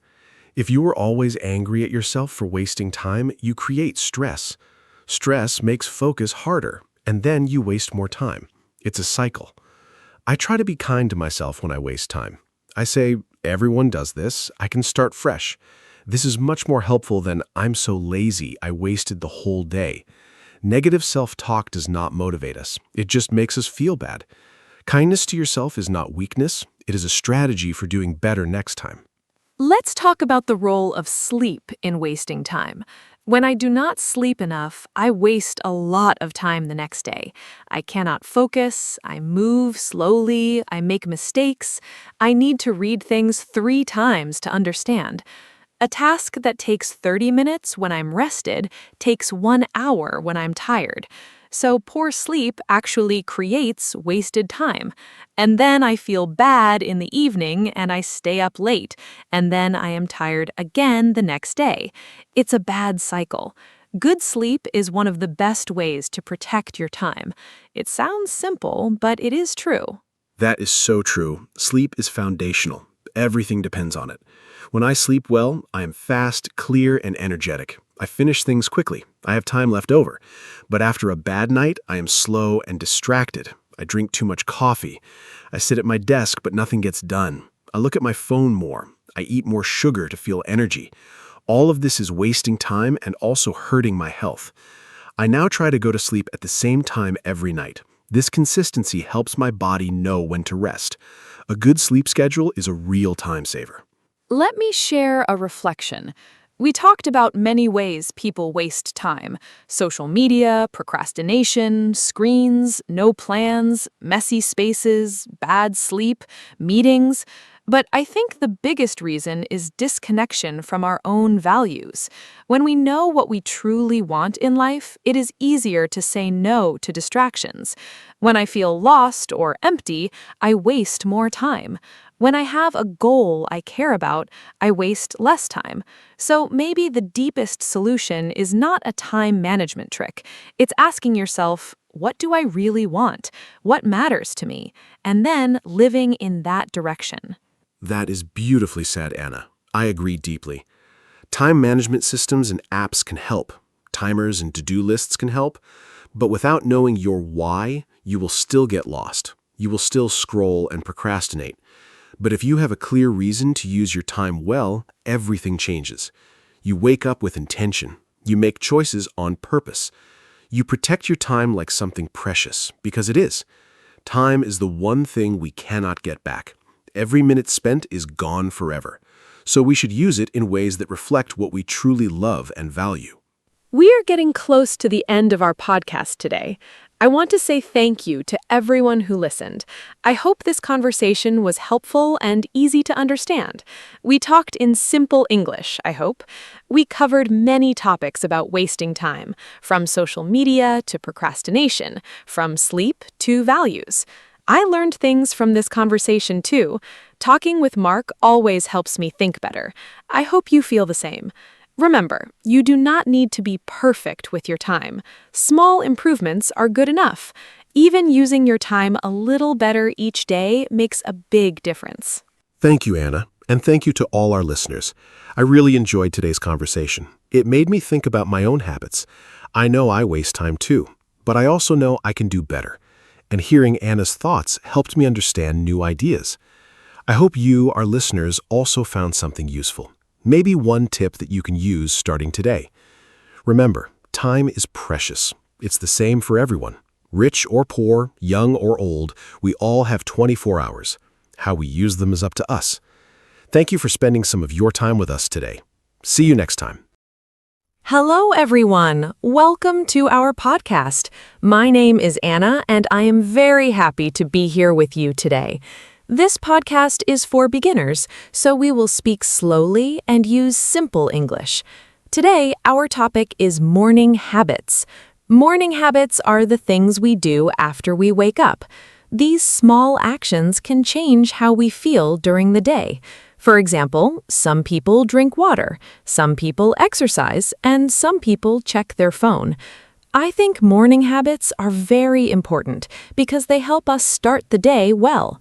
I am here with my friend Mark, and we will talk about this together. Hi, Anna. Hi, everyone. My name is Mark, and I am excited to talk with you today. Thank you for listening to our podcast.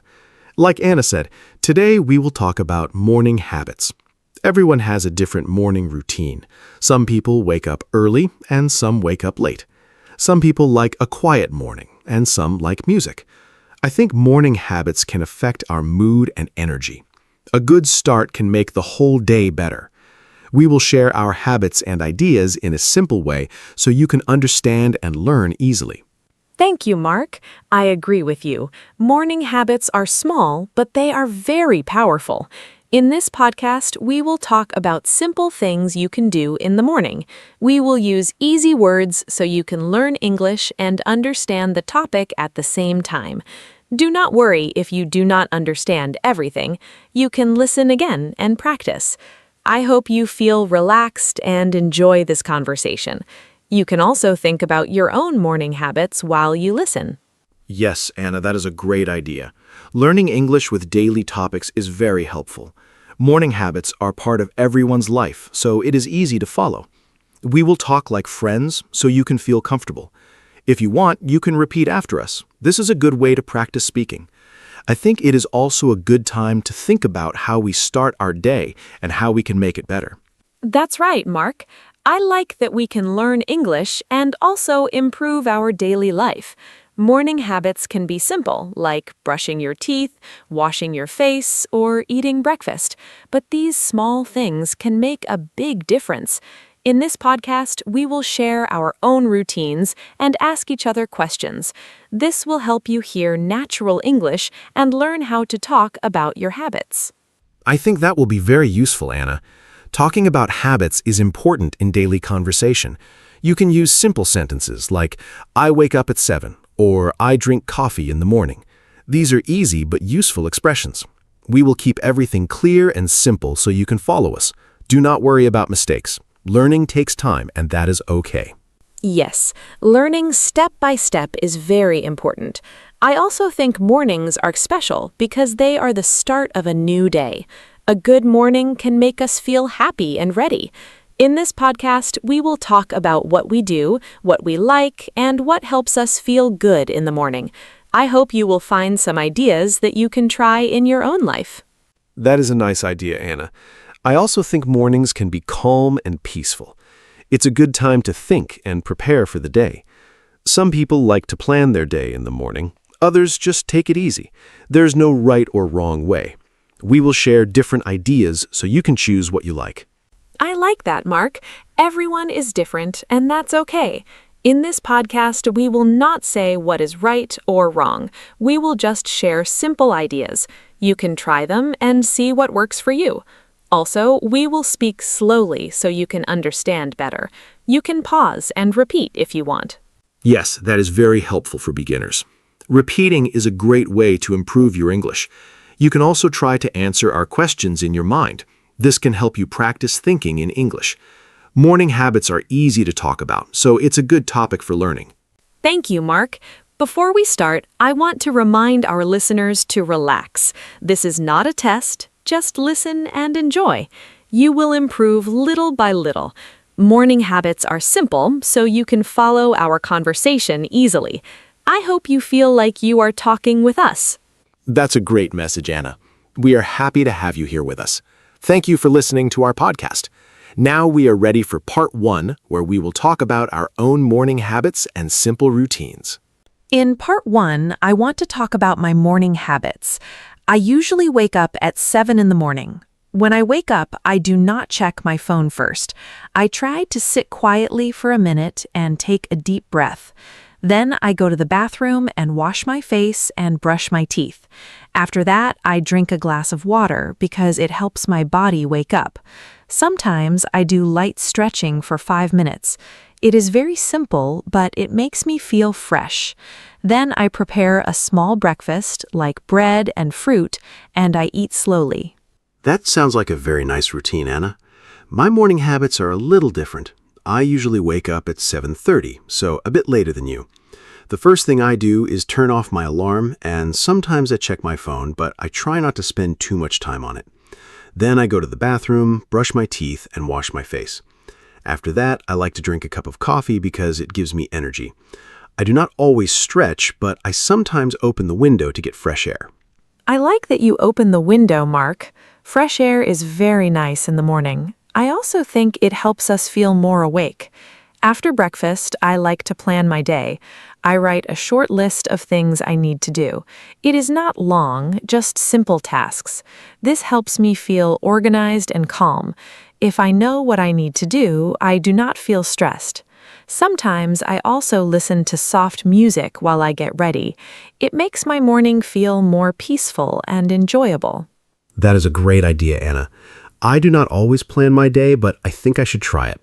My morning is sometimes a bit busy, so I just get ready quickly. After my coffee, I get dressed and prepare to go out. I usually eat something small, like a banana or a sandwich.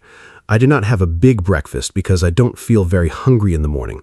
But I know breakfast is important, so I try to eat at least a little before I start my day. Yes, even a small breakfast is good, Mark. It gives your body some energy. I also think it is important to take time in the morning. If we hurry too much, we can feel stressed. I try to wake up a little earlier so I have time to relax. Even 10 extra minutes can make a big difference. In that time, I can sit quietly or enjoy my tea. It helps me start the day in a calm way. I understand that, Anna. I think I need to wake up a bit earlier too. Sometimes I feel rushed, and it is not a good feeling. When I have more time, I feel better and more relaxed. I also like to listen to music in the morning when I have time. It makes me feel happy and ready for the day. Music can change my mood in a positive way. Yes, music is very powerful. It can change how we feel. I also like to keep my mornings simple. I do not try to do too many things. Just a few good habits are enough. For example, drinking water, eating breakfast, and planning my day. These small things help me feel ready.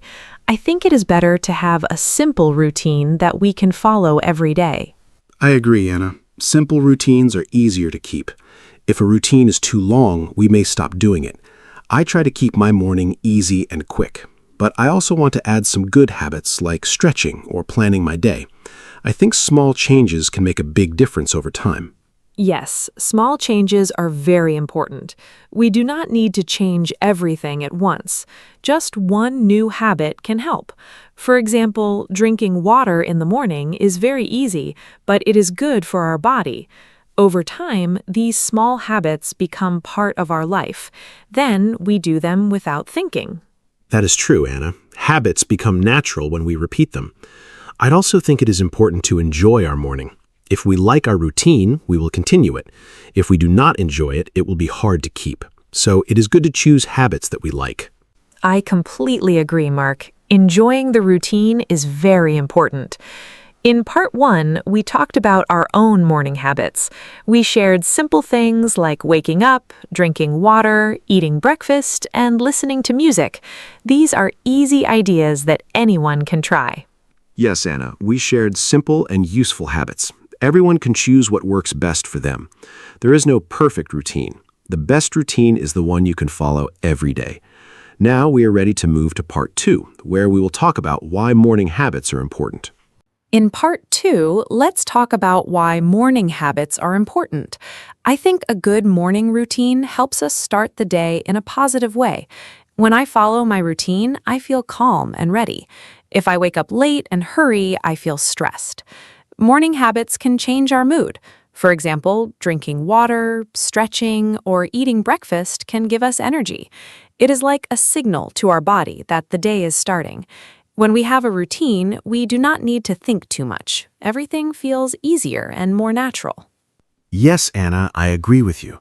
Morning habits are like a guide for the day. When I follow a simple routine, I feel more organized. If I skip my routine, I feel confused and slow. I think a good morning helps us think clearly. For example, when I drink coffee and sit quietly for a few minutes, I feel more focused. Also, morning habits can save time. When we know what to do, we do not waste time thinking or deciding. It makes the morning smooth and simple. That's a very good point, Mark. Saving time is very important, especially in the morning. I also think morning habits can reduce stress. When we do things slowly and in order, we feel more relaxed. But when we rush, we can feel nervous and tired. A calm morning can help us stay calm during the day. For example, when I plan my day in the morning, I feel less worried. I know what I need to do, so I feel more in control. I agree, Anna. Planning is very helpful. When I know my tasks, I feel more confident. I also think morning habits can improve our health. For example, drinking water, eating breakfast, and doing light exercise are good for our body. These small actions can help us feel stronger and more active. If we skip these habits, we may feel tired or weak. So a good morning routine is not only about time, but also about health. Yes, health is very important. I also think morning habits can affect our mind. When we start the day in a calm and positive way, we can think better. For example, if we listen to soft music or take deep breaths, we can feel peaceful. This can help us deal with problems during the day. A good morning can give us a good start, and that can change the whole day. That is very true, Anna. I also notice that when I have a good morning, I feel more motivated. I want to do my work and complete my tasks. But when my morning is not good, I feel lazy and slow. So I think morning habits can change our energy and motivation. Even small things like making the bed or opening the window can make a difference. Yes, small things can really help. I also think consistency is important. When we do the same habits every day, our body gets used to them. Then it becomes easier to wake up and start the day. We do not need to think too much. It becomes automatic. This makes our life easier and more comfortable. I agree, Anna.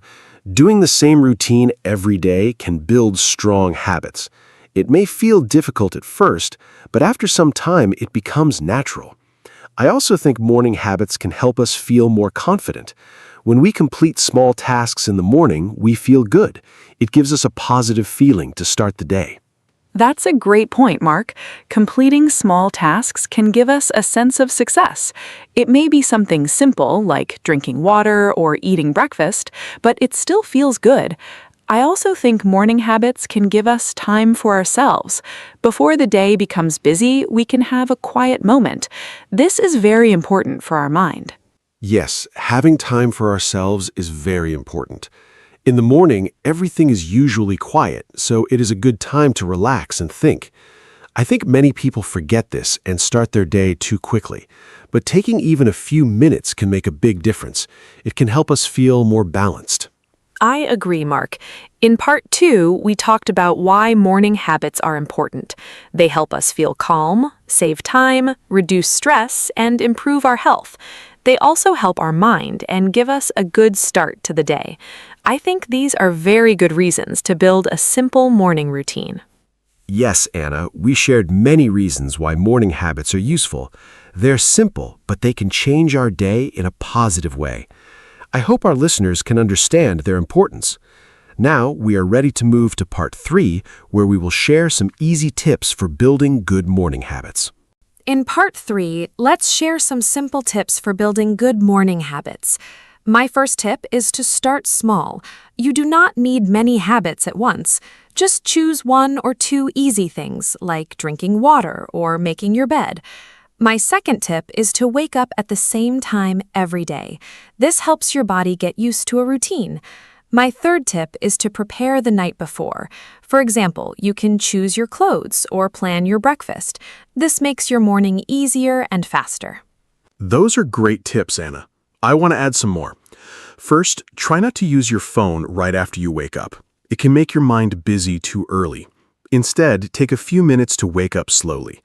Second, you can add a short activity like stretching or walking. It helps your body feel active. Third, try to keep your routine simple and enjoyable. If you like your routine, you will follow it more easily. These small tips can help you build a good morning step by step. I like your tips, Mark. They are very easy to follow. I also think it is important to be consistent. Try to do your habits every day, even on weekends. This helps your routine become natural. Another tip is to give yourself enough time in the morning. Do not rush. If you wake up a little earlier, you can feel more relaxed. Also, try to create a calm environment. A clean room and soft light can make your morning more peaceful. Yes, being consistent is very important. I also think it is good to set a simple goal for the morning. For example, you can say, "Today I will drink water and stretch." This makes your routine clear.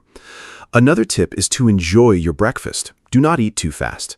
Take your time and enjoy your food. It can make your morning more pleasant and give you energy for the day. That is a nice idea, Mark. Enjoying breakfast is very important. I also think it is good to listen to your body. If you feel very tired, you may need more rest. Do not push yourself too hard. A good routine should help you, not make you feel stressed.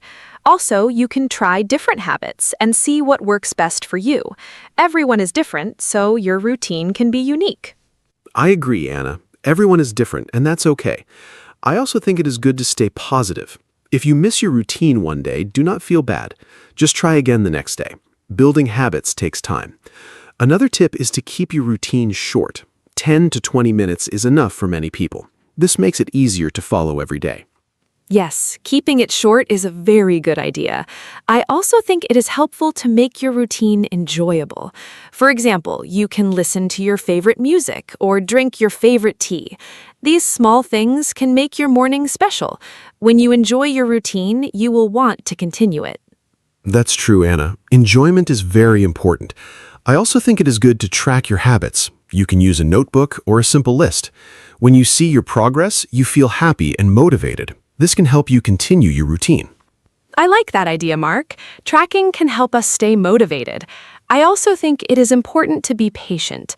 Habits do not change in one day. It takes time.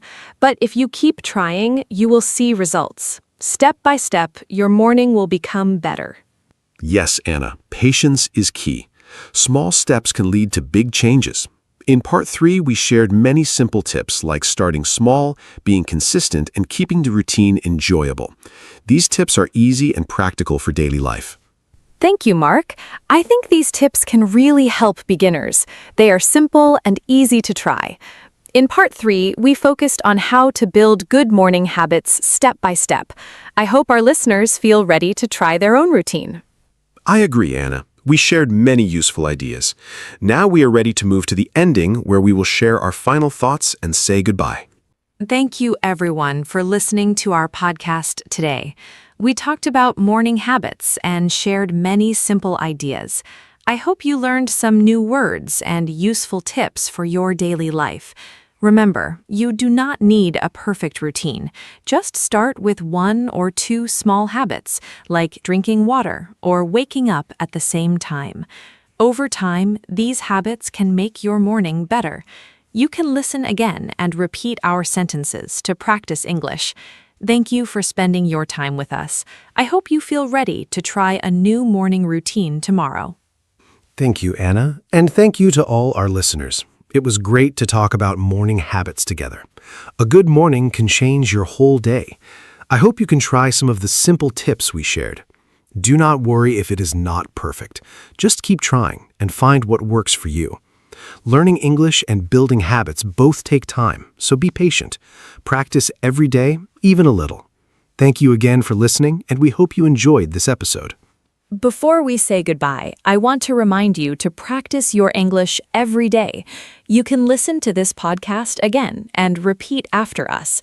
You can also talk about your own morning habits in simple English. For example, you can say, I wake up at 7, or I drink coffee in the morning. This is a good way to improve your speaking. We are very happy to be part of your learning journey. Thank you again for listening to us. Take care. That is a great idea, Anna. Practice is very important. Even a few minutes every day can help you improve. Try to listen, repeat, and speak out loud. Do not be afraid of making mistakes. Mistakes are part of learning. Also, try to enjoy the process. Learning English can be fun and useful. We are very happy to share this time with you. Thank you for joining us today. Yes, Mark, I feel very happy too. This was a simple and friendly conversation. I hope our listeners felt comfortable and enjoyed it. Morning habits are easy to talk about, and they are useful in daily life. I hope you found some ideas that you can use. Thank you again for being with us today. I agree, Anna. It was a warm and easy talk. I hope our listeners learned something new. We shared simple ideas that anyone can try. Keep practicing and do not give up. You are doing a great job by listening and learning. Thank you for your time and attention. As we finish our podcast, I want to say one more thing. Please be patient with yourself. Building new habits and learning English both take time. Step by step, you will improve. Keep going and stay positive. Thank you for listening, and I wish you a happy and productive day. Thank you, Anna. That is a very kind message. I also want to wish everyone good luck. Keep learning, keep practicing, and enjoy your journey. We believe in you. Thank you for listening to our podcast today. Now it is time to say goodbye. Thank you so much for joining us. We hope you enjoyed this episode and learned something new. Please come back for our next podcast. We will talk about more easy topics to help you learn English. Have a great day and see you next time. Goodbye, everyone, and thank you again. We hope you have a wonderful day. Take care of yourself and keep practicing your English. We look forward to talking with you again soon. Goodbye, and see you next time. Hello, everyone. Welcome to our podcast. My name is Anna. I am so happy you are here today. Today, we have a very special topic. We are going to talk about family. Family is very important to all of us. In this podcast, I am with my friend Mark. We will talk about our families, our parents, brothers, sisters, and more. I think this is a great topic for people who are learning English. It is simple, but it is also very personal and nice. I hope you enjoy our conversation. Now, let me say hello to Mark. Hi, Mark. How are you today? Hi, Anna. I am great, thank you. And hello to all our listeners. I am Mark, and I am very happy to be here today. I love talking about family. For me, family is everything. It is the most important thing in life. I think this topic is perfect for beginners because we all have a family, and we all know words like mother, father, sister, and brother. So this podcast will help you learn those words in English and use them in real conversations. I am excited to share my family stories with you today. Let's start, Anna. Tell us a little about your family first. Sure. My family is not very big. There are 4 people in my family. I have my mother, my father, my younger brother, and me. We all live together in one house. My mother's name is Maria. She is very kind and warm. My father's name is David. He is strong and funny. My brother's name is Tom. He is 12 years old. I am 25, so I am older than Tom. We are a close family. We eat dinner together every evening. We also watch TV together on weekends. I love my family very much. They are always there for me. What about you, Mark? How many people are in your family? My family is a little bigger than yours. I have my mother, my father, 2 sisters, and 1 brother, so there are 6 people in my family. My mother's name is Helen. She is a teacher. My father's name is Robert. He works in an office. My older sister is Lisa. She is 30 years old. My younger sister is Becky. She is 20. My brother's name is Sam. He's 22. I am the second oldest. We all grew up in the same town. Now some of us live in different places, but we still talk every week. Family is family, right? It doesn't matter where you live. That's what I believe. Do you live close to your parents, Anna? Yes, I do. I still live with my parents. I know some people think that is unusual, but I really like it. My home is warm and comfortable. My mother cooks very well, and I love her food. In the mornings, we have breakfast together before work and school. My father drives Tom to school every day. It is a nice routine. I also help my mother in the house. I clean my room, and sometimes I cook, too. Living with family can be wonderful. Of course, sometimes we disagree, but we always talk and fix things. I think good communication is very important in a family. Do you live with your family, Mark, or do you live alone? I live alone now. I moved out of my parents' house 3 years ago. I have my own apartment. At first, it was difficult. I missed my family a lot.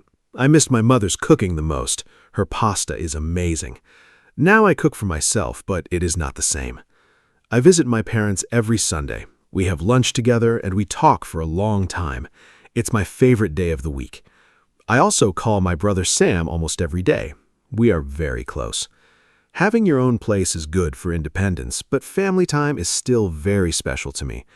I think you're lucky to still live with your family, Anna. Do you think you will move out soon? Maybe in a few years. Right now, I'm saving money. Apartments are expensive in my city, and honestly, I really enjoy living with my parents. But yes, one day I will move out and start my own life. I think it is important to become independent. My parents always say, "Anna, you can stay as long as you want." They're so sweet. I think my mother will be a little sad when I leave. We are very close. She is not just my mother, she's also my best friend. I can tell her everything. I hope one day I will have my own family too, a husband and maybe 2 children. Do you want children someday, Mark? Yes, definitely. I love children. I think having a family is a beautiful thing.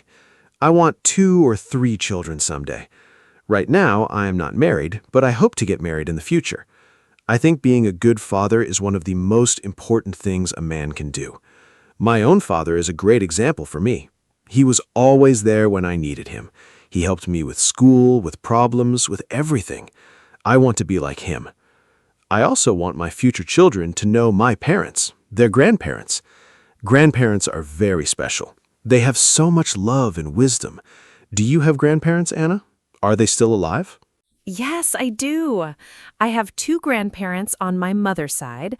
My grandmother's name is Rose, and my grandfather's name is George. They are both in their 70s, and they are still very active. They live in a small village about 2 hours from our city. We visit them in the summer. I love going there. Their house is old but very cozy. My grandmother always bakes bread and cakes. The smell is wonderful.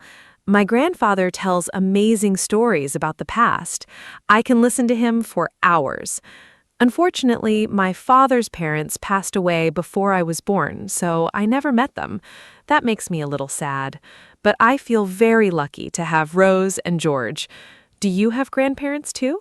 Yes, I have one grandmother. Her name is Betty. She's 81 years old, and she's still very sharp and funny. She lives in a care home now, but she is happy there. I visit her every month. She always remembers everything and asks me many questions. Are you eating well? Do you have a girlfriend? She makes me laugh every time. My grandfather on my mother's side passed away 5 years ago. His name was Jim. I miss him very much. He was a great man, very wise and gentle. My father's parents both passed away when I was young. I have some photos of them, but no real memories. It is a little sad. But Betty is wonderful, and I treasure every visit with her. Betty sounds wonderful. I love that she is still funny and curious at 81. Old people have so many interesting stories and experiences. Let's talk about siblings now.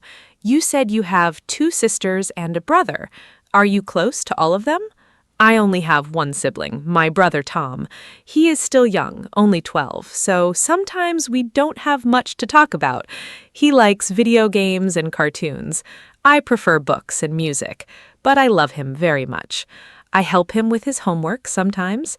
He calls me the homework helper. It's funny. When he was a baby, I used to carry him around the house.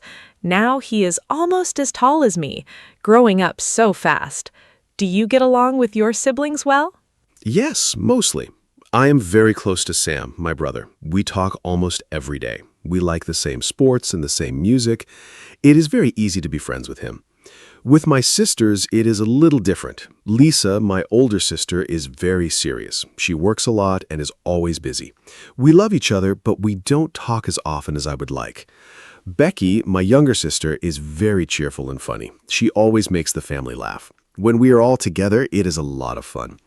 Of course, when we were children, we fought sometimes, over toys, over the TV, over small things. But now that we are adults, we appreciate each other much more. That is normal, I think. Did you fight with Tom when you were young? Not really, because Tom is much younger than me. When he was born, I was 13, so I was more like a second mother to him than a sister who fights. I helped my mom take care of him. I fed him, I read him stories, I played with him. It was sweet. He looked up to me a lot. Even now, he still comes to me when he has a problem and doesn't want to tell mom or dad. I like that. It means he trusts me. I think the age difference is actually nice. We don't compete, we just support each other. Let's talk about parents now. Tell me more about your mom. You said she is a teacher. What does she teach? My mom teaches English at a primary school. She's been a teacher for over 25 years. She loves her job. She always says that children give her energy. She is very patient and kind, and I think those qualities make her a great teacher. At home, she was the same way. Patient with us, always ready to explain things. My mom is also a great cook. On Sundays, she makes a big traditional meal for the whole family. It is our favorite time of the week. She works very hard, but she never complains. I really admire her for that. What does your mother do, Anna? Does she work or does she stay at home? My mother works part-time as a nurse at a local clinic. She works 3 days a week. It is not a full-time job, so she also has time for the family. She is very caring and calm. I think her job made her that way, or maybe she chose her job because she was always that way. She is always the person in the family who makes everyone feel better when they are sad or sick. When I was a child and had a fever, she stayed next to me all night. She never slept until I was better. That memory is very special to me. She is my hero. I think mothers are truly amazing people. Your mother sounds great too, Mark. We are both very lucky. We really are. Now let's talk about fathers. My dad, Robert, works in an office. He's an accountant. His job is about numbers and money. At home, he is very different from work, very relaxed and funny. He loves football and watches every match on TV. He also likes gardening. On weekends, he spends a lot of time in the garden. He grows tomatoes, peppers, and herbs. It is his hobby, and he is very proud of it. Every summer, we eat vegetables from his garden. They taste so much better than vegetables from a shop. My dad is also very wise. When I have a big decision to make, I always call him first. His advice is always good. What is your dad like, Anna? My dad is a mechanic. He fixes cars. He has his own small garage near our home. He loves his work. He is always talking about engines and cars. I don't understand much about cars, but I love listening to him because he is so passionate about it. My dad is also very strong and protective. He is quiet sometimes, but when he talks, everyone listens. He is not the type of person who shows emotions easily, but I know he loves us deeply. He shows it through actions, not words. He fixes things around the house. He makes sure we are safe. He works hard for our family. One of my happiest memories is going to his garage as a child and helping him with small things. Do you have a special memory with your dad, too? Yes, my best memory with my dad is going fishing together. Every summer, just the two of us would go to a lake near our town. We would wake up very early in the morning at 5 o'clock and drive to the lake. We never caught many fish, but that was not really the point. We just talked, laughed, and enjoyed the quiet morning together. I still remember the smell of the lake and the sound of the birds. My dad would make coffee in a small thermos, and we would drink it by the water. Those mornings were so peaceful. I have not gone fishing in a long time, but now I really want to go again. Maybe I will invite my dad this summer. That memory warms my heart. What is your happiest family memory, Anna? Oh, what a beautiful story, Mark. The fishing memory is so sweet. My happiest family memory is our summer holiday when I was about 10 years old. My parents saved money for a whole year, and we went to the beach for 1 week. It was my first time at the sea. I remember seeing the ocean for the first time and thinking it was the biggest thing in the world. My dad carried me on his shoulders in the water. My mom made sandwiches on the beach. We all played in the sand. Tom was not born yet, so it was just the three of us. It was simple but perfect. I remember laughing a lot. To this day, the smell of the sea makes me feel happy and safe. I want to go back to that beach one day. That is a beautiful memory. Simple moments really are the most special, aren't they? Let's talk about family traditions now. Every family has its own traditions, things they do every year or every week. Does your family have any special traditions, Anna? For us, it is Sunday lunch, of course. My mom always cooks a big meal, roast chicken, potatoes, salad, and we all eat together. No phones at the table, that is a rule. We just talk and enjoy the food and each other's company. Another tradition is that every Christmas, my whole family goes to my parents' house. All 6 of us, plus Grandma Betty. It is loud and full of love. I look forward to it all year. What traditions does your family have? We have a few nice traditions. Every Saturday morning, my dad makes pancakes. He has been doing this for as long as I can remember. He makes them with honey and fruit. We all eat breakfast together and talk.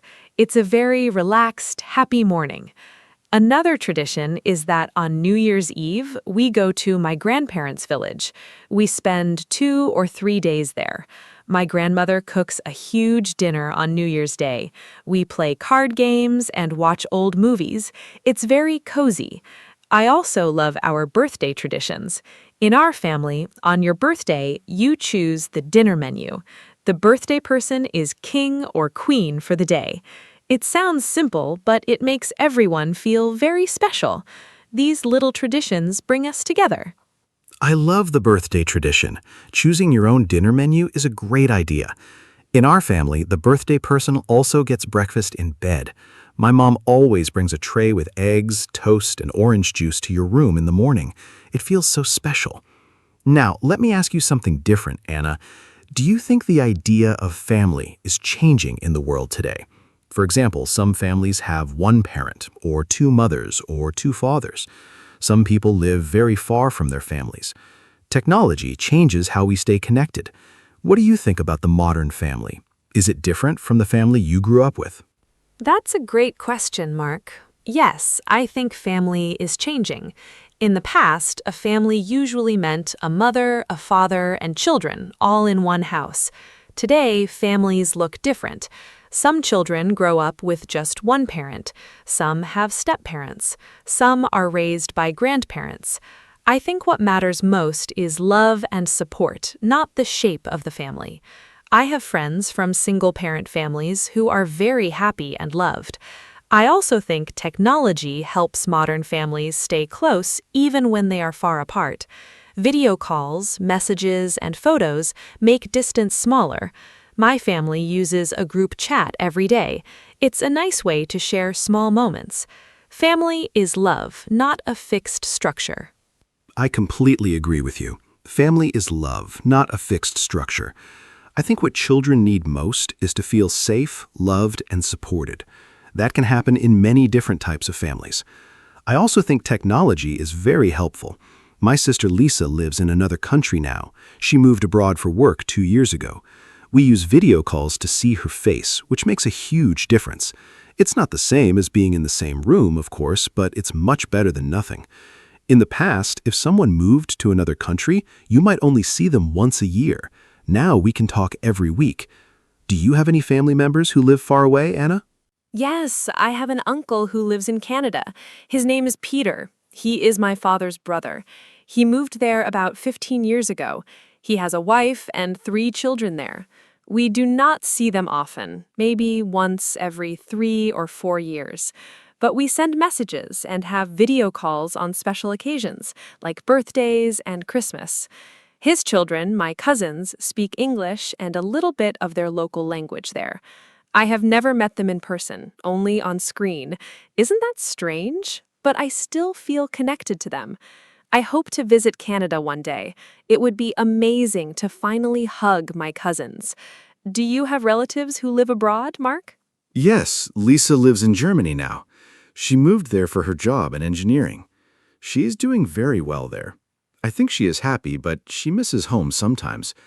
We can see it in her face during video calls, especially around the holidays. On Christmas, she flies home, and that is the best day. The moment she walks through the door, my mom starts crying, happy tears. It is a very emotional and beautiful moment every time. I also have 2 cousins who live in Australia. We do not have much contact, but I know they are there. Family spreads around the world these days, but the heart stays connected. I think that's a wonderful thing about family. How do you feel when you think about your uncle in Canada? I feel a little sad, but also happy for him. He built a beautiful life there. He has a good job, a lovely family, and a nice home. My father misses him, though. You can see it. When they talk on the phone, my dad is more relaxed and happy than usual. Brothers have a special bond, I think, even when they grow up and live far apart. It reminds me that family connections don't disappear with distance. They just change shape. Let's talk about something lighter now. Mark, what is the funniest thing that ever happened in your family? Every family has funny stories. I'm sure you have a good one. Oh yes, I have a very funny story. One Christmas, my dad was cooking the turkey. He's not usually the cook, that is my mom's job, but he wanted to surprise her. He forgot to take the plastic bag of things out from inside the turkey before he put it in the oven, so the whole kitchen smelled terrible. We had to open all the windows in winter. It was so cold and so funny. My mom came home and saw the disaster, and instead of being angry, she laughed until she cried. We ended up ordering pizza for Christmas dinner that year. Now, every Christmas, my dad says, "Don't worry, I will not cook the turkey this year." We still laugh about it every single time. Do you have a funny family story, Anna? That is hilarious.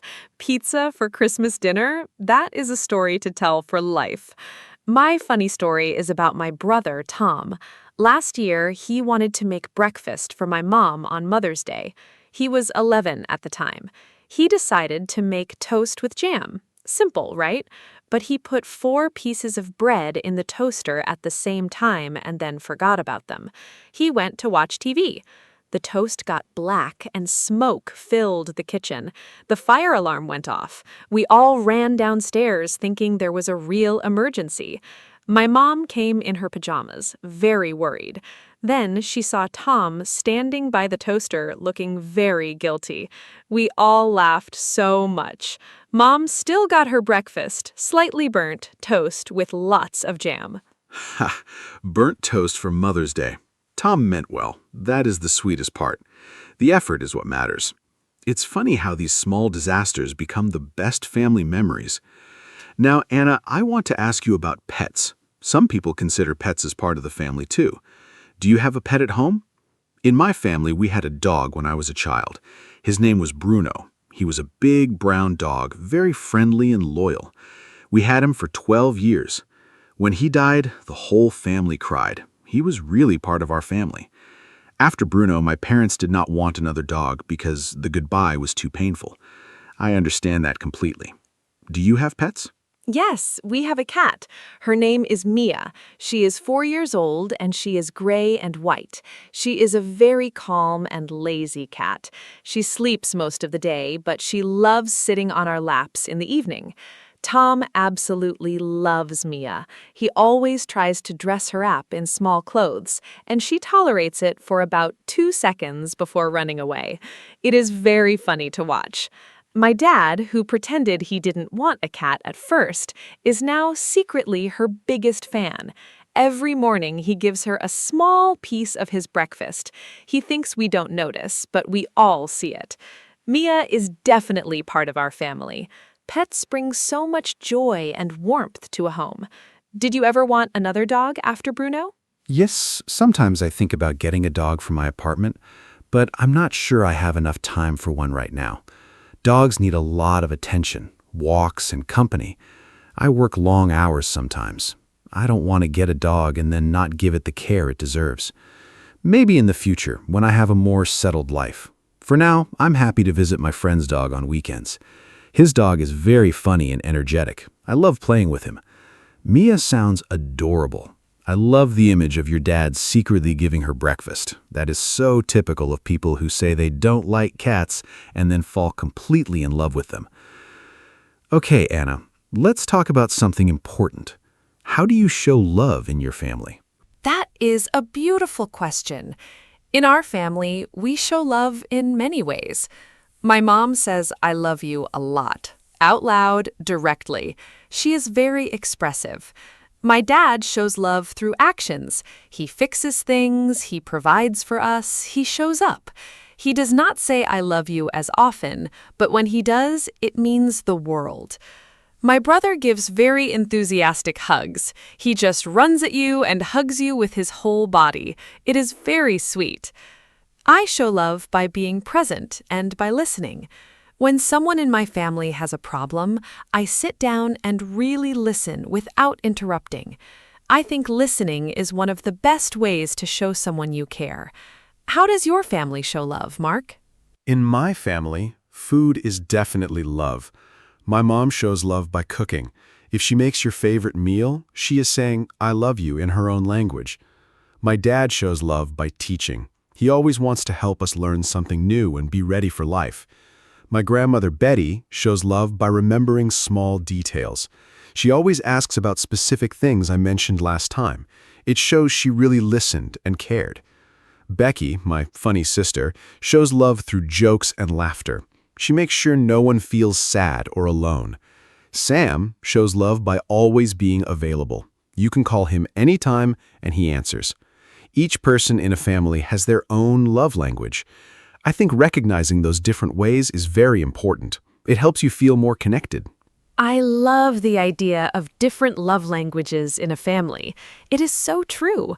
Some people hug, some people cook, some people fix things, some people just listen. All of those are forms of love. Mark, let me ask you one more thing before we start to wrap up. What is the most important lesson your family taught you? For me, the most important lesson is that family always comes first. No matter what happens, good times or bad times, your family is there. My parents always said, "We may not be perfect, but we are always here for each other." That has shaped how I see the world. I try to be that kind of support for the people I love. What lesson did your family give you, Mark? The most important lesson from my family is to work hard and never give up. My dad used to say, "Nothing good comes easy, but everything good is worth it." He worked very hard his whole life to give us a comfortable home and education. My mom showed me the value of patience and kindness every single day. And from watching my siblings, I learned how to compromise and share. Because with 4 children in one house, you have no other choice. Together, these lessons shaped who I am today. I'm grateful for every single one of them. I think families are our first and most powerful teachers. No school can teach you what a loving family teaches you. That is something I believe very deeply. Beautifully said, Mark. Families really are our first school. I want to say one more thing. I think it is also important to appreciate your family while you can. Sometimes we are so busy with work or school or phones that we forget to really be present with the people we love. I am trying to be more mindful about this. I put my phone away at dinner. I ask my parents how they are feeling, not just what they are doing. I sit with Tom when he wants to show me something on his computer, even if I don't understand it. Small moments of attention are a gift. I think after today's conversation, many of our listeners will want to call or hug their families. I hope so. Now, let's say our goodbyes, Mark. Yes, let's wrap up. Today was such a warm and wonderful conversation. I really enjoyed talking about family with you, Anna. I think we touched on so many important things: parents, siblings, grandparents, traditions, memories, love, and lessons. I hope all of you listening today enjoyed it too, and I hope it helped your English a little. Try to use some of the words and phrases we talked about today.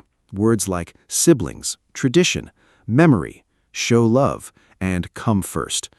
Use them when you talk about your own family. The best way to learn a language is to connect it to something real and personal, and nothing is more personal than family. Thank you for being with us today, everyone. Thank you so much, Mark. It was wonderful talking with you today. And thank you to all our lovely listeners for spending this time with us. I hope this podcast was not only good for your English, but also made you smile and think about your own family. Family is a topic we can all relate to, no matter where we are from or what language we speak. That's the beauty of it. If you enjoyed this episode, please share it with a friend who is also learning English. It is always more fun to learn together. And please come back next time. We have more interesting topics coming very soon. Until then, take good care of yourselves and your families. Goodbye from me, Anna.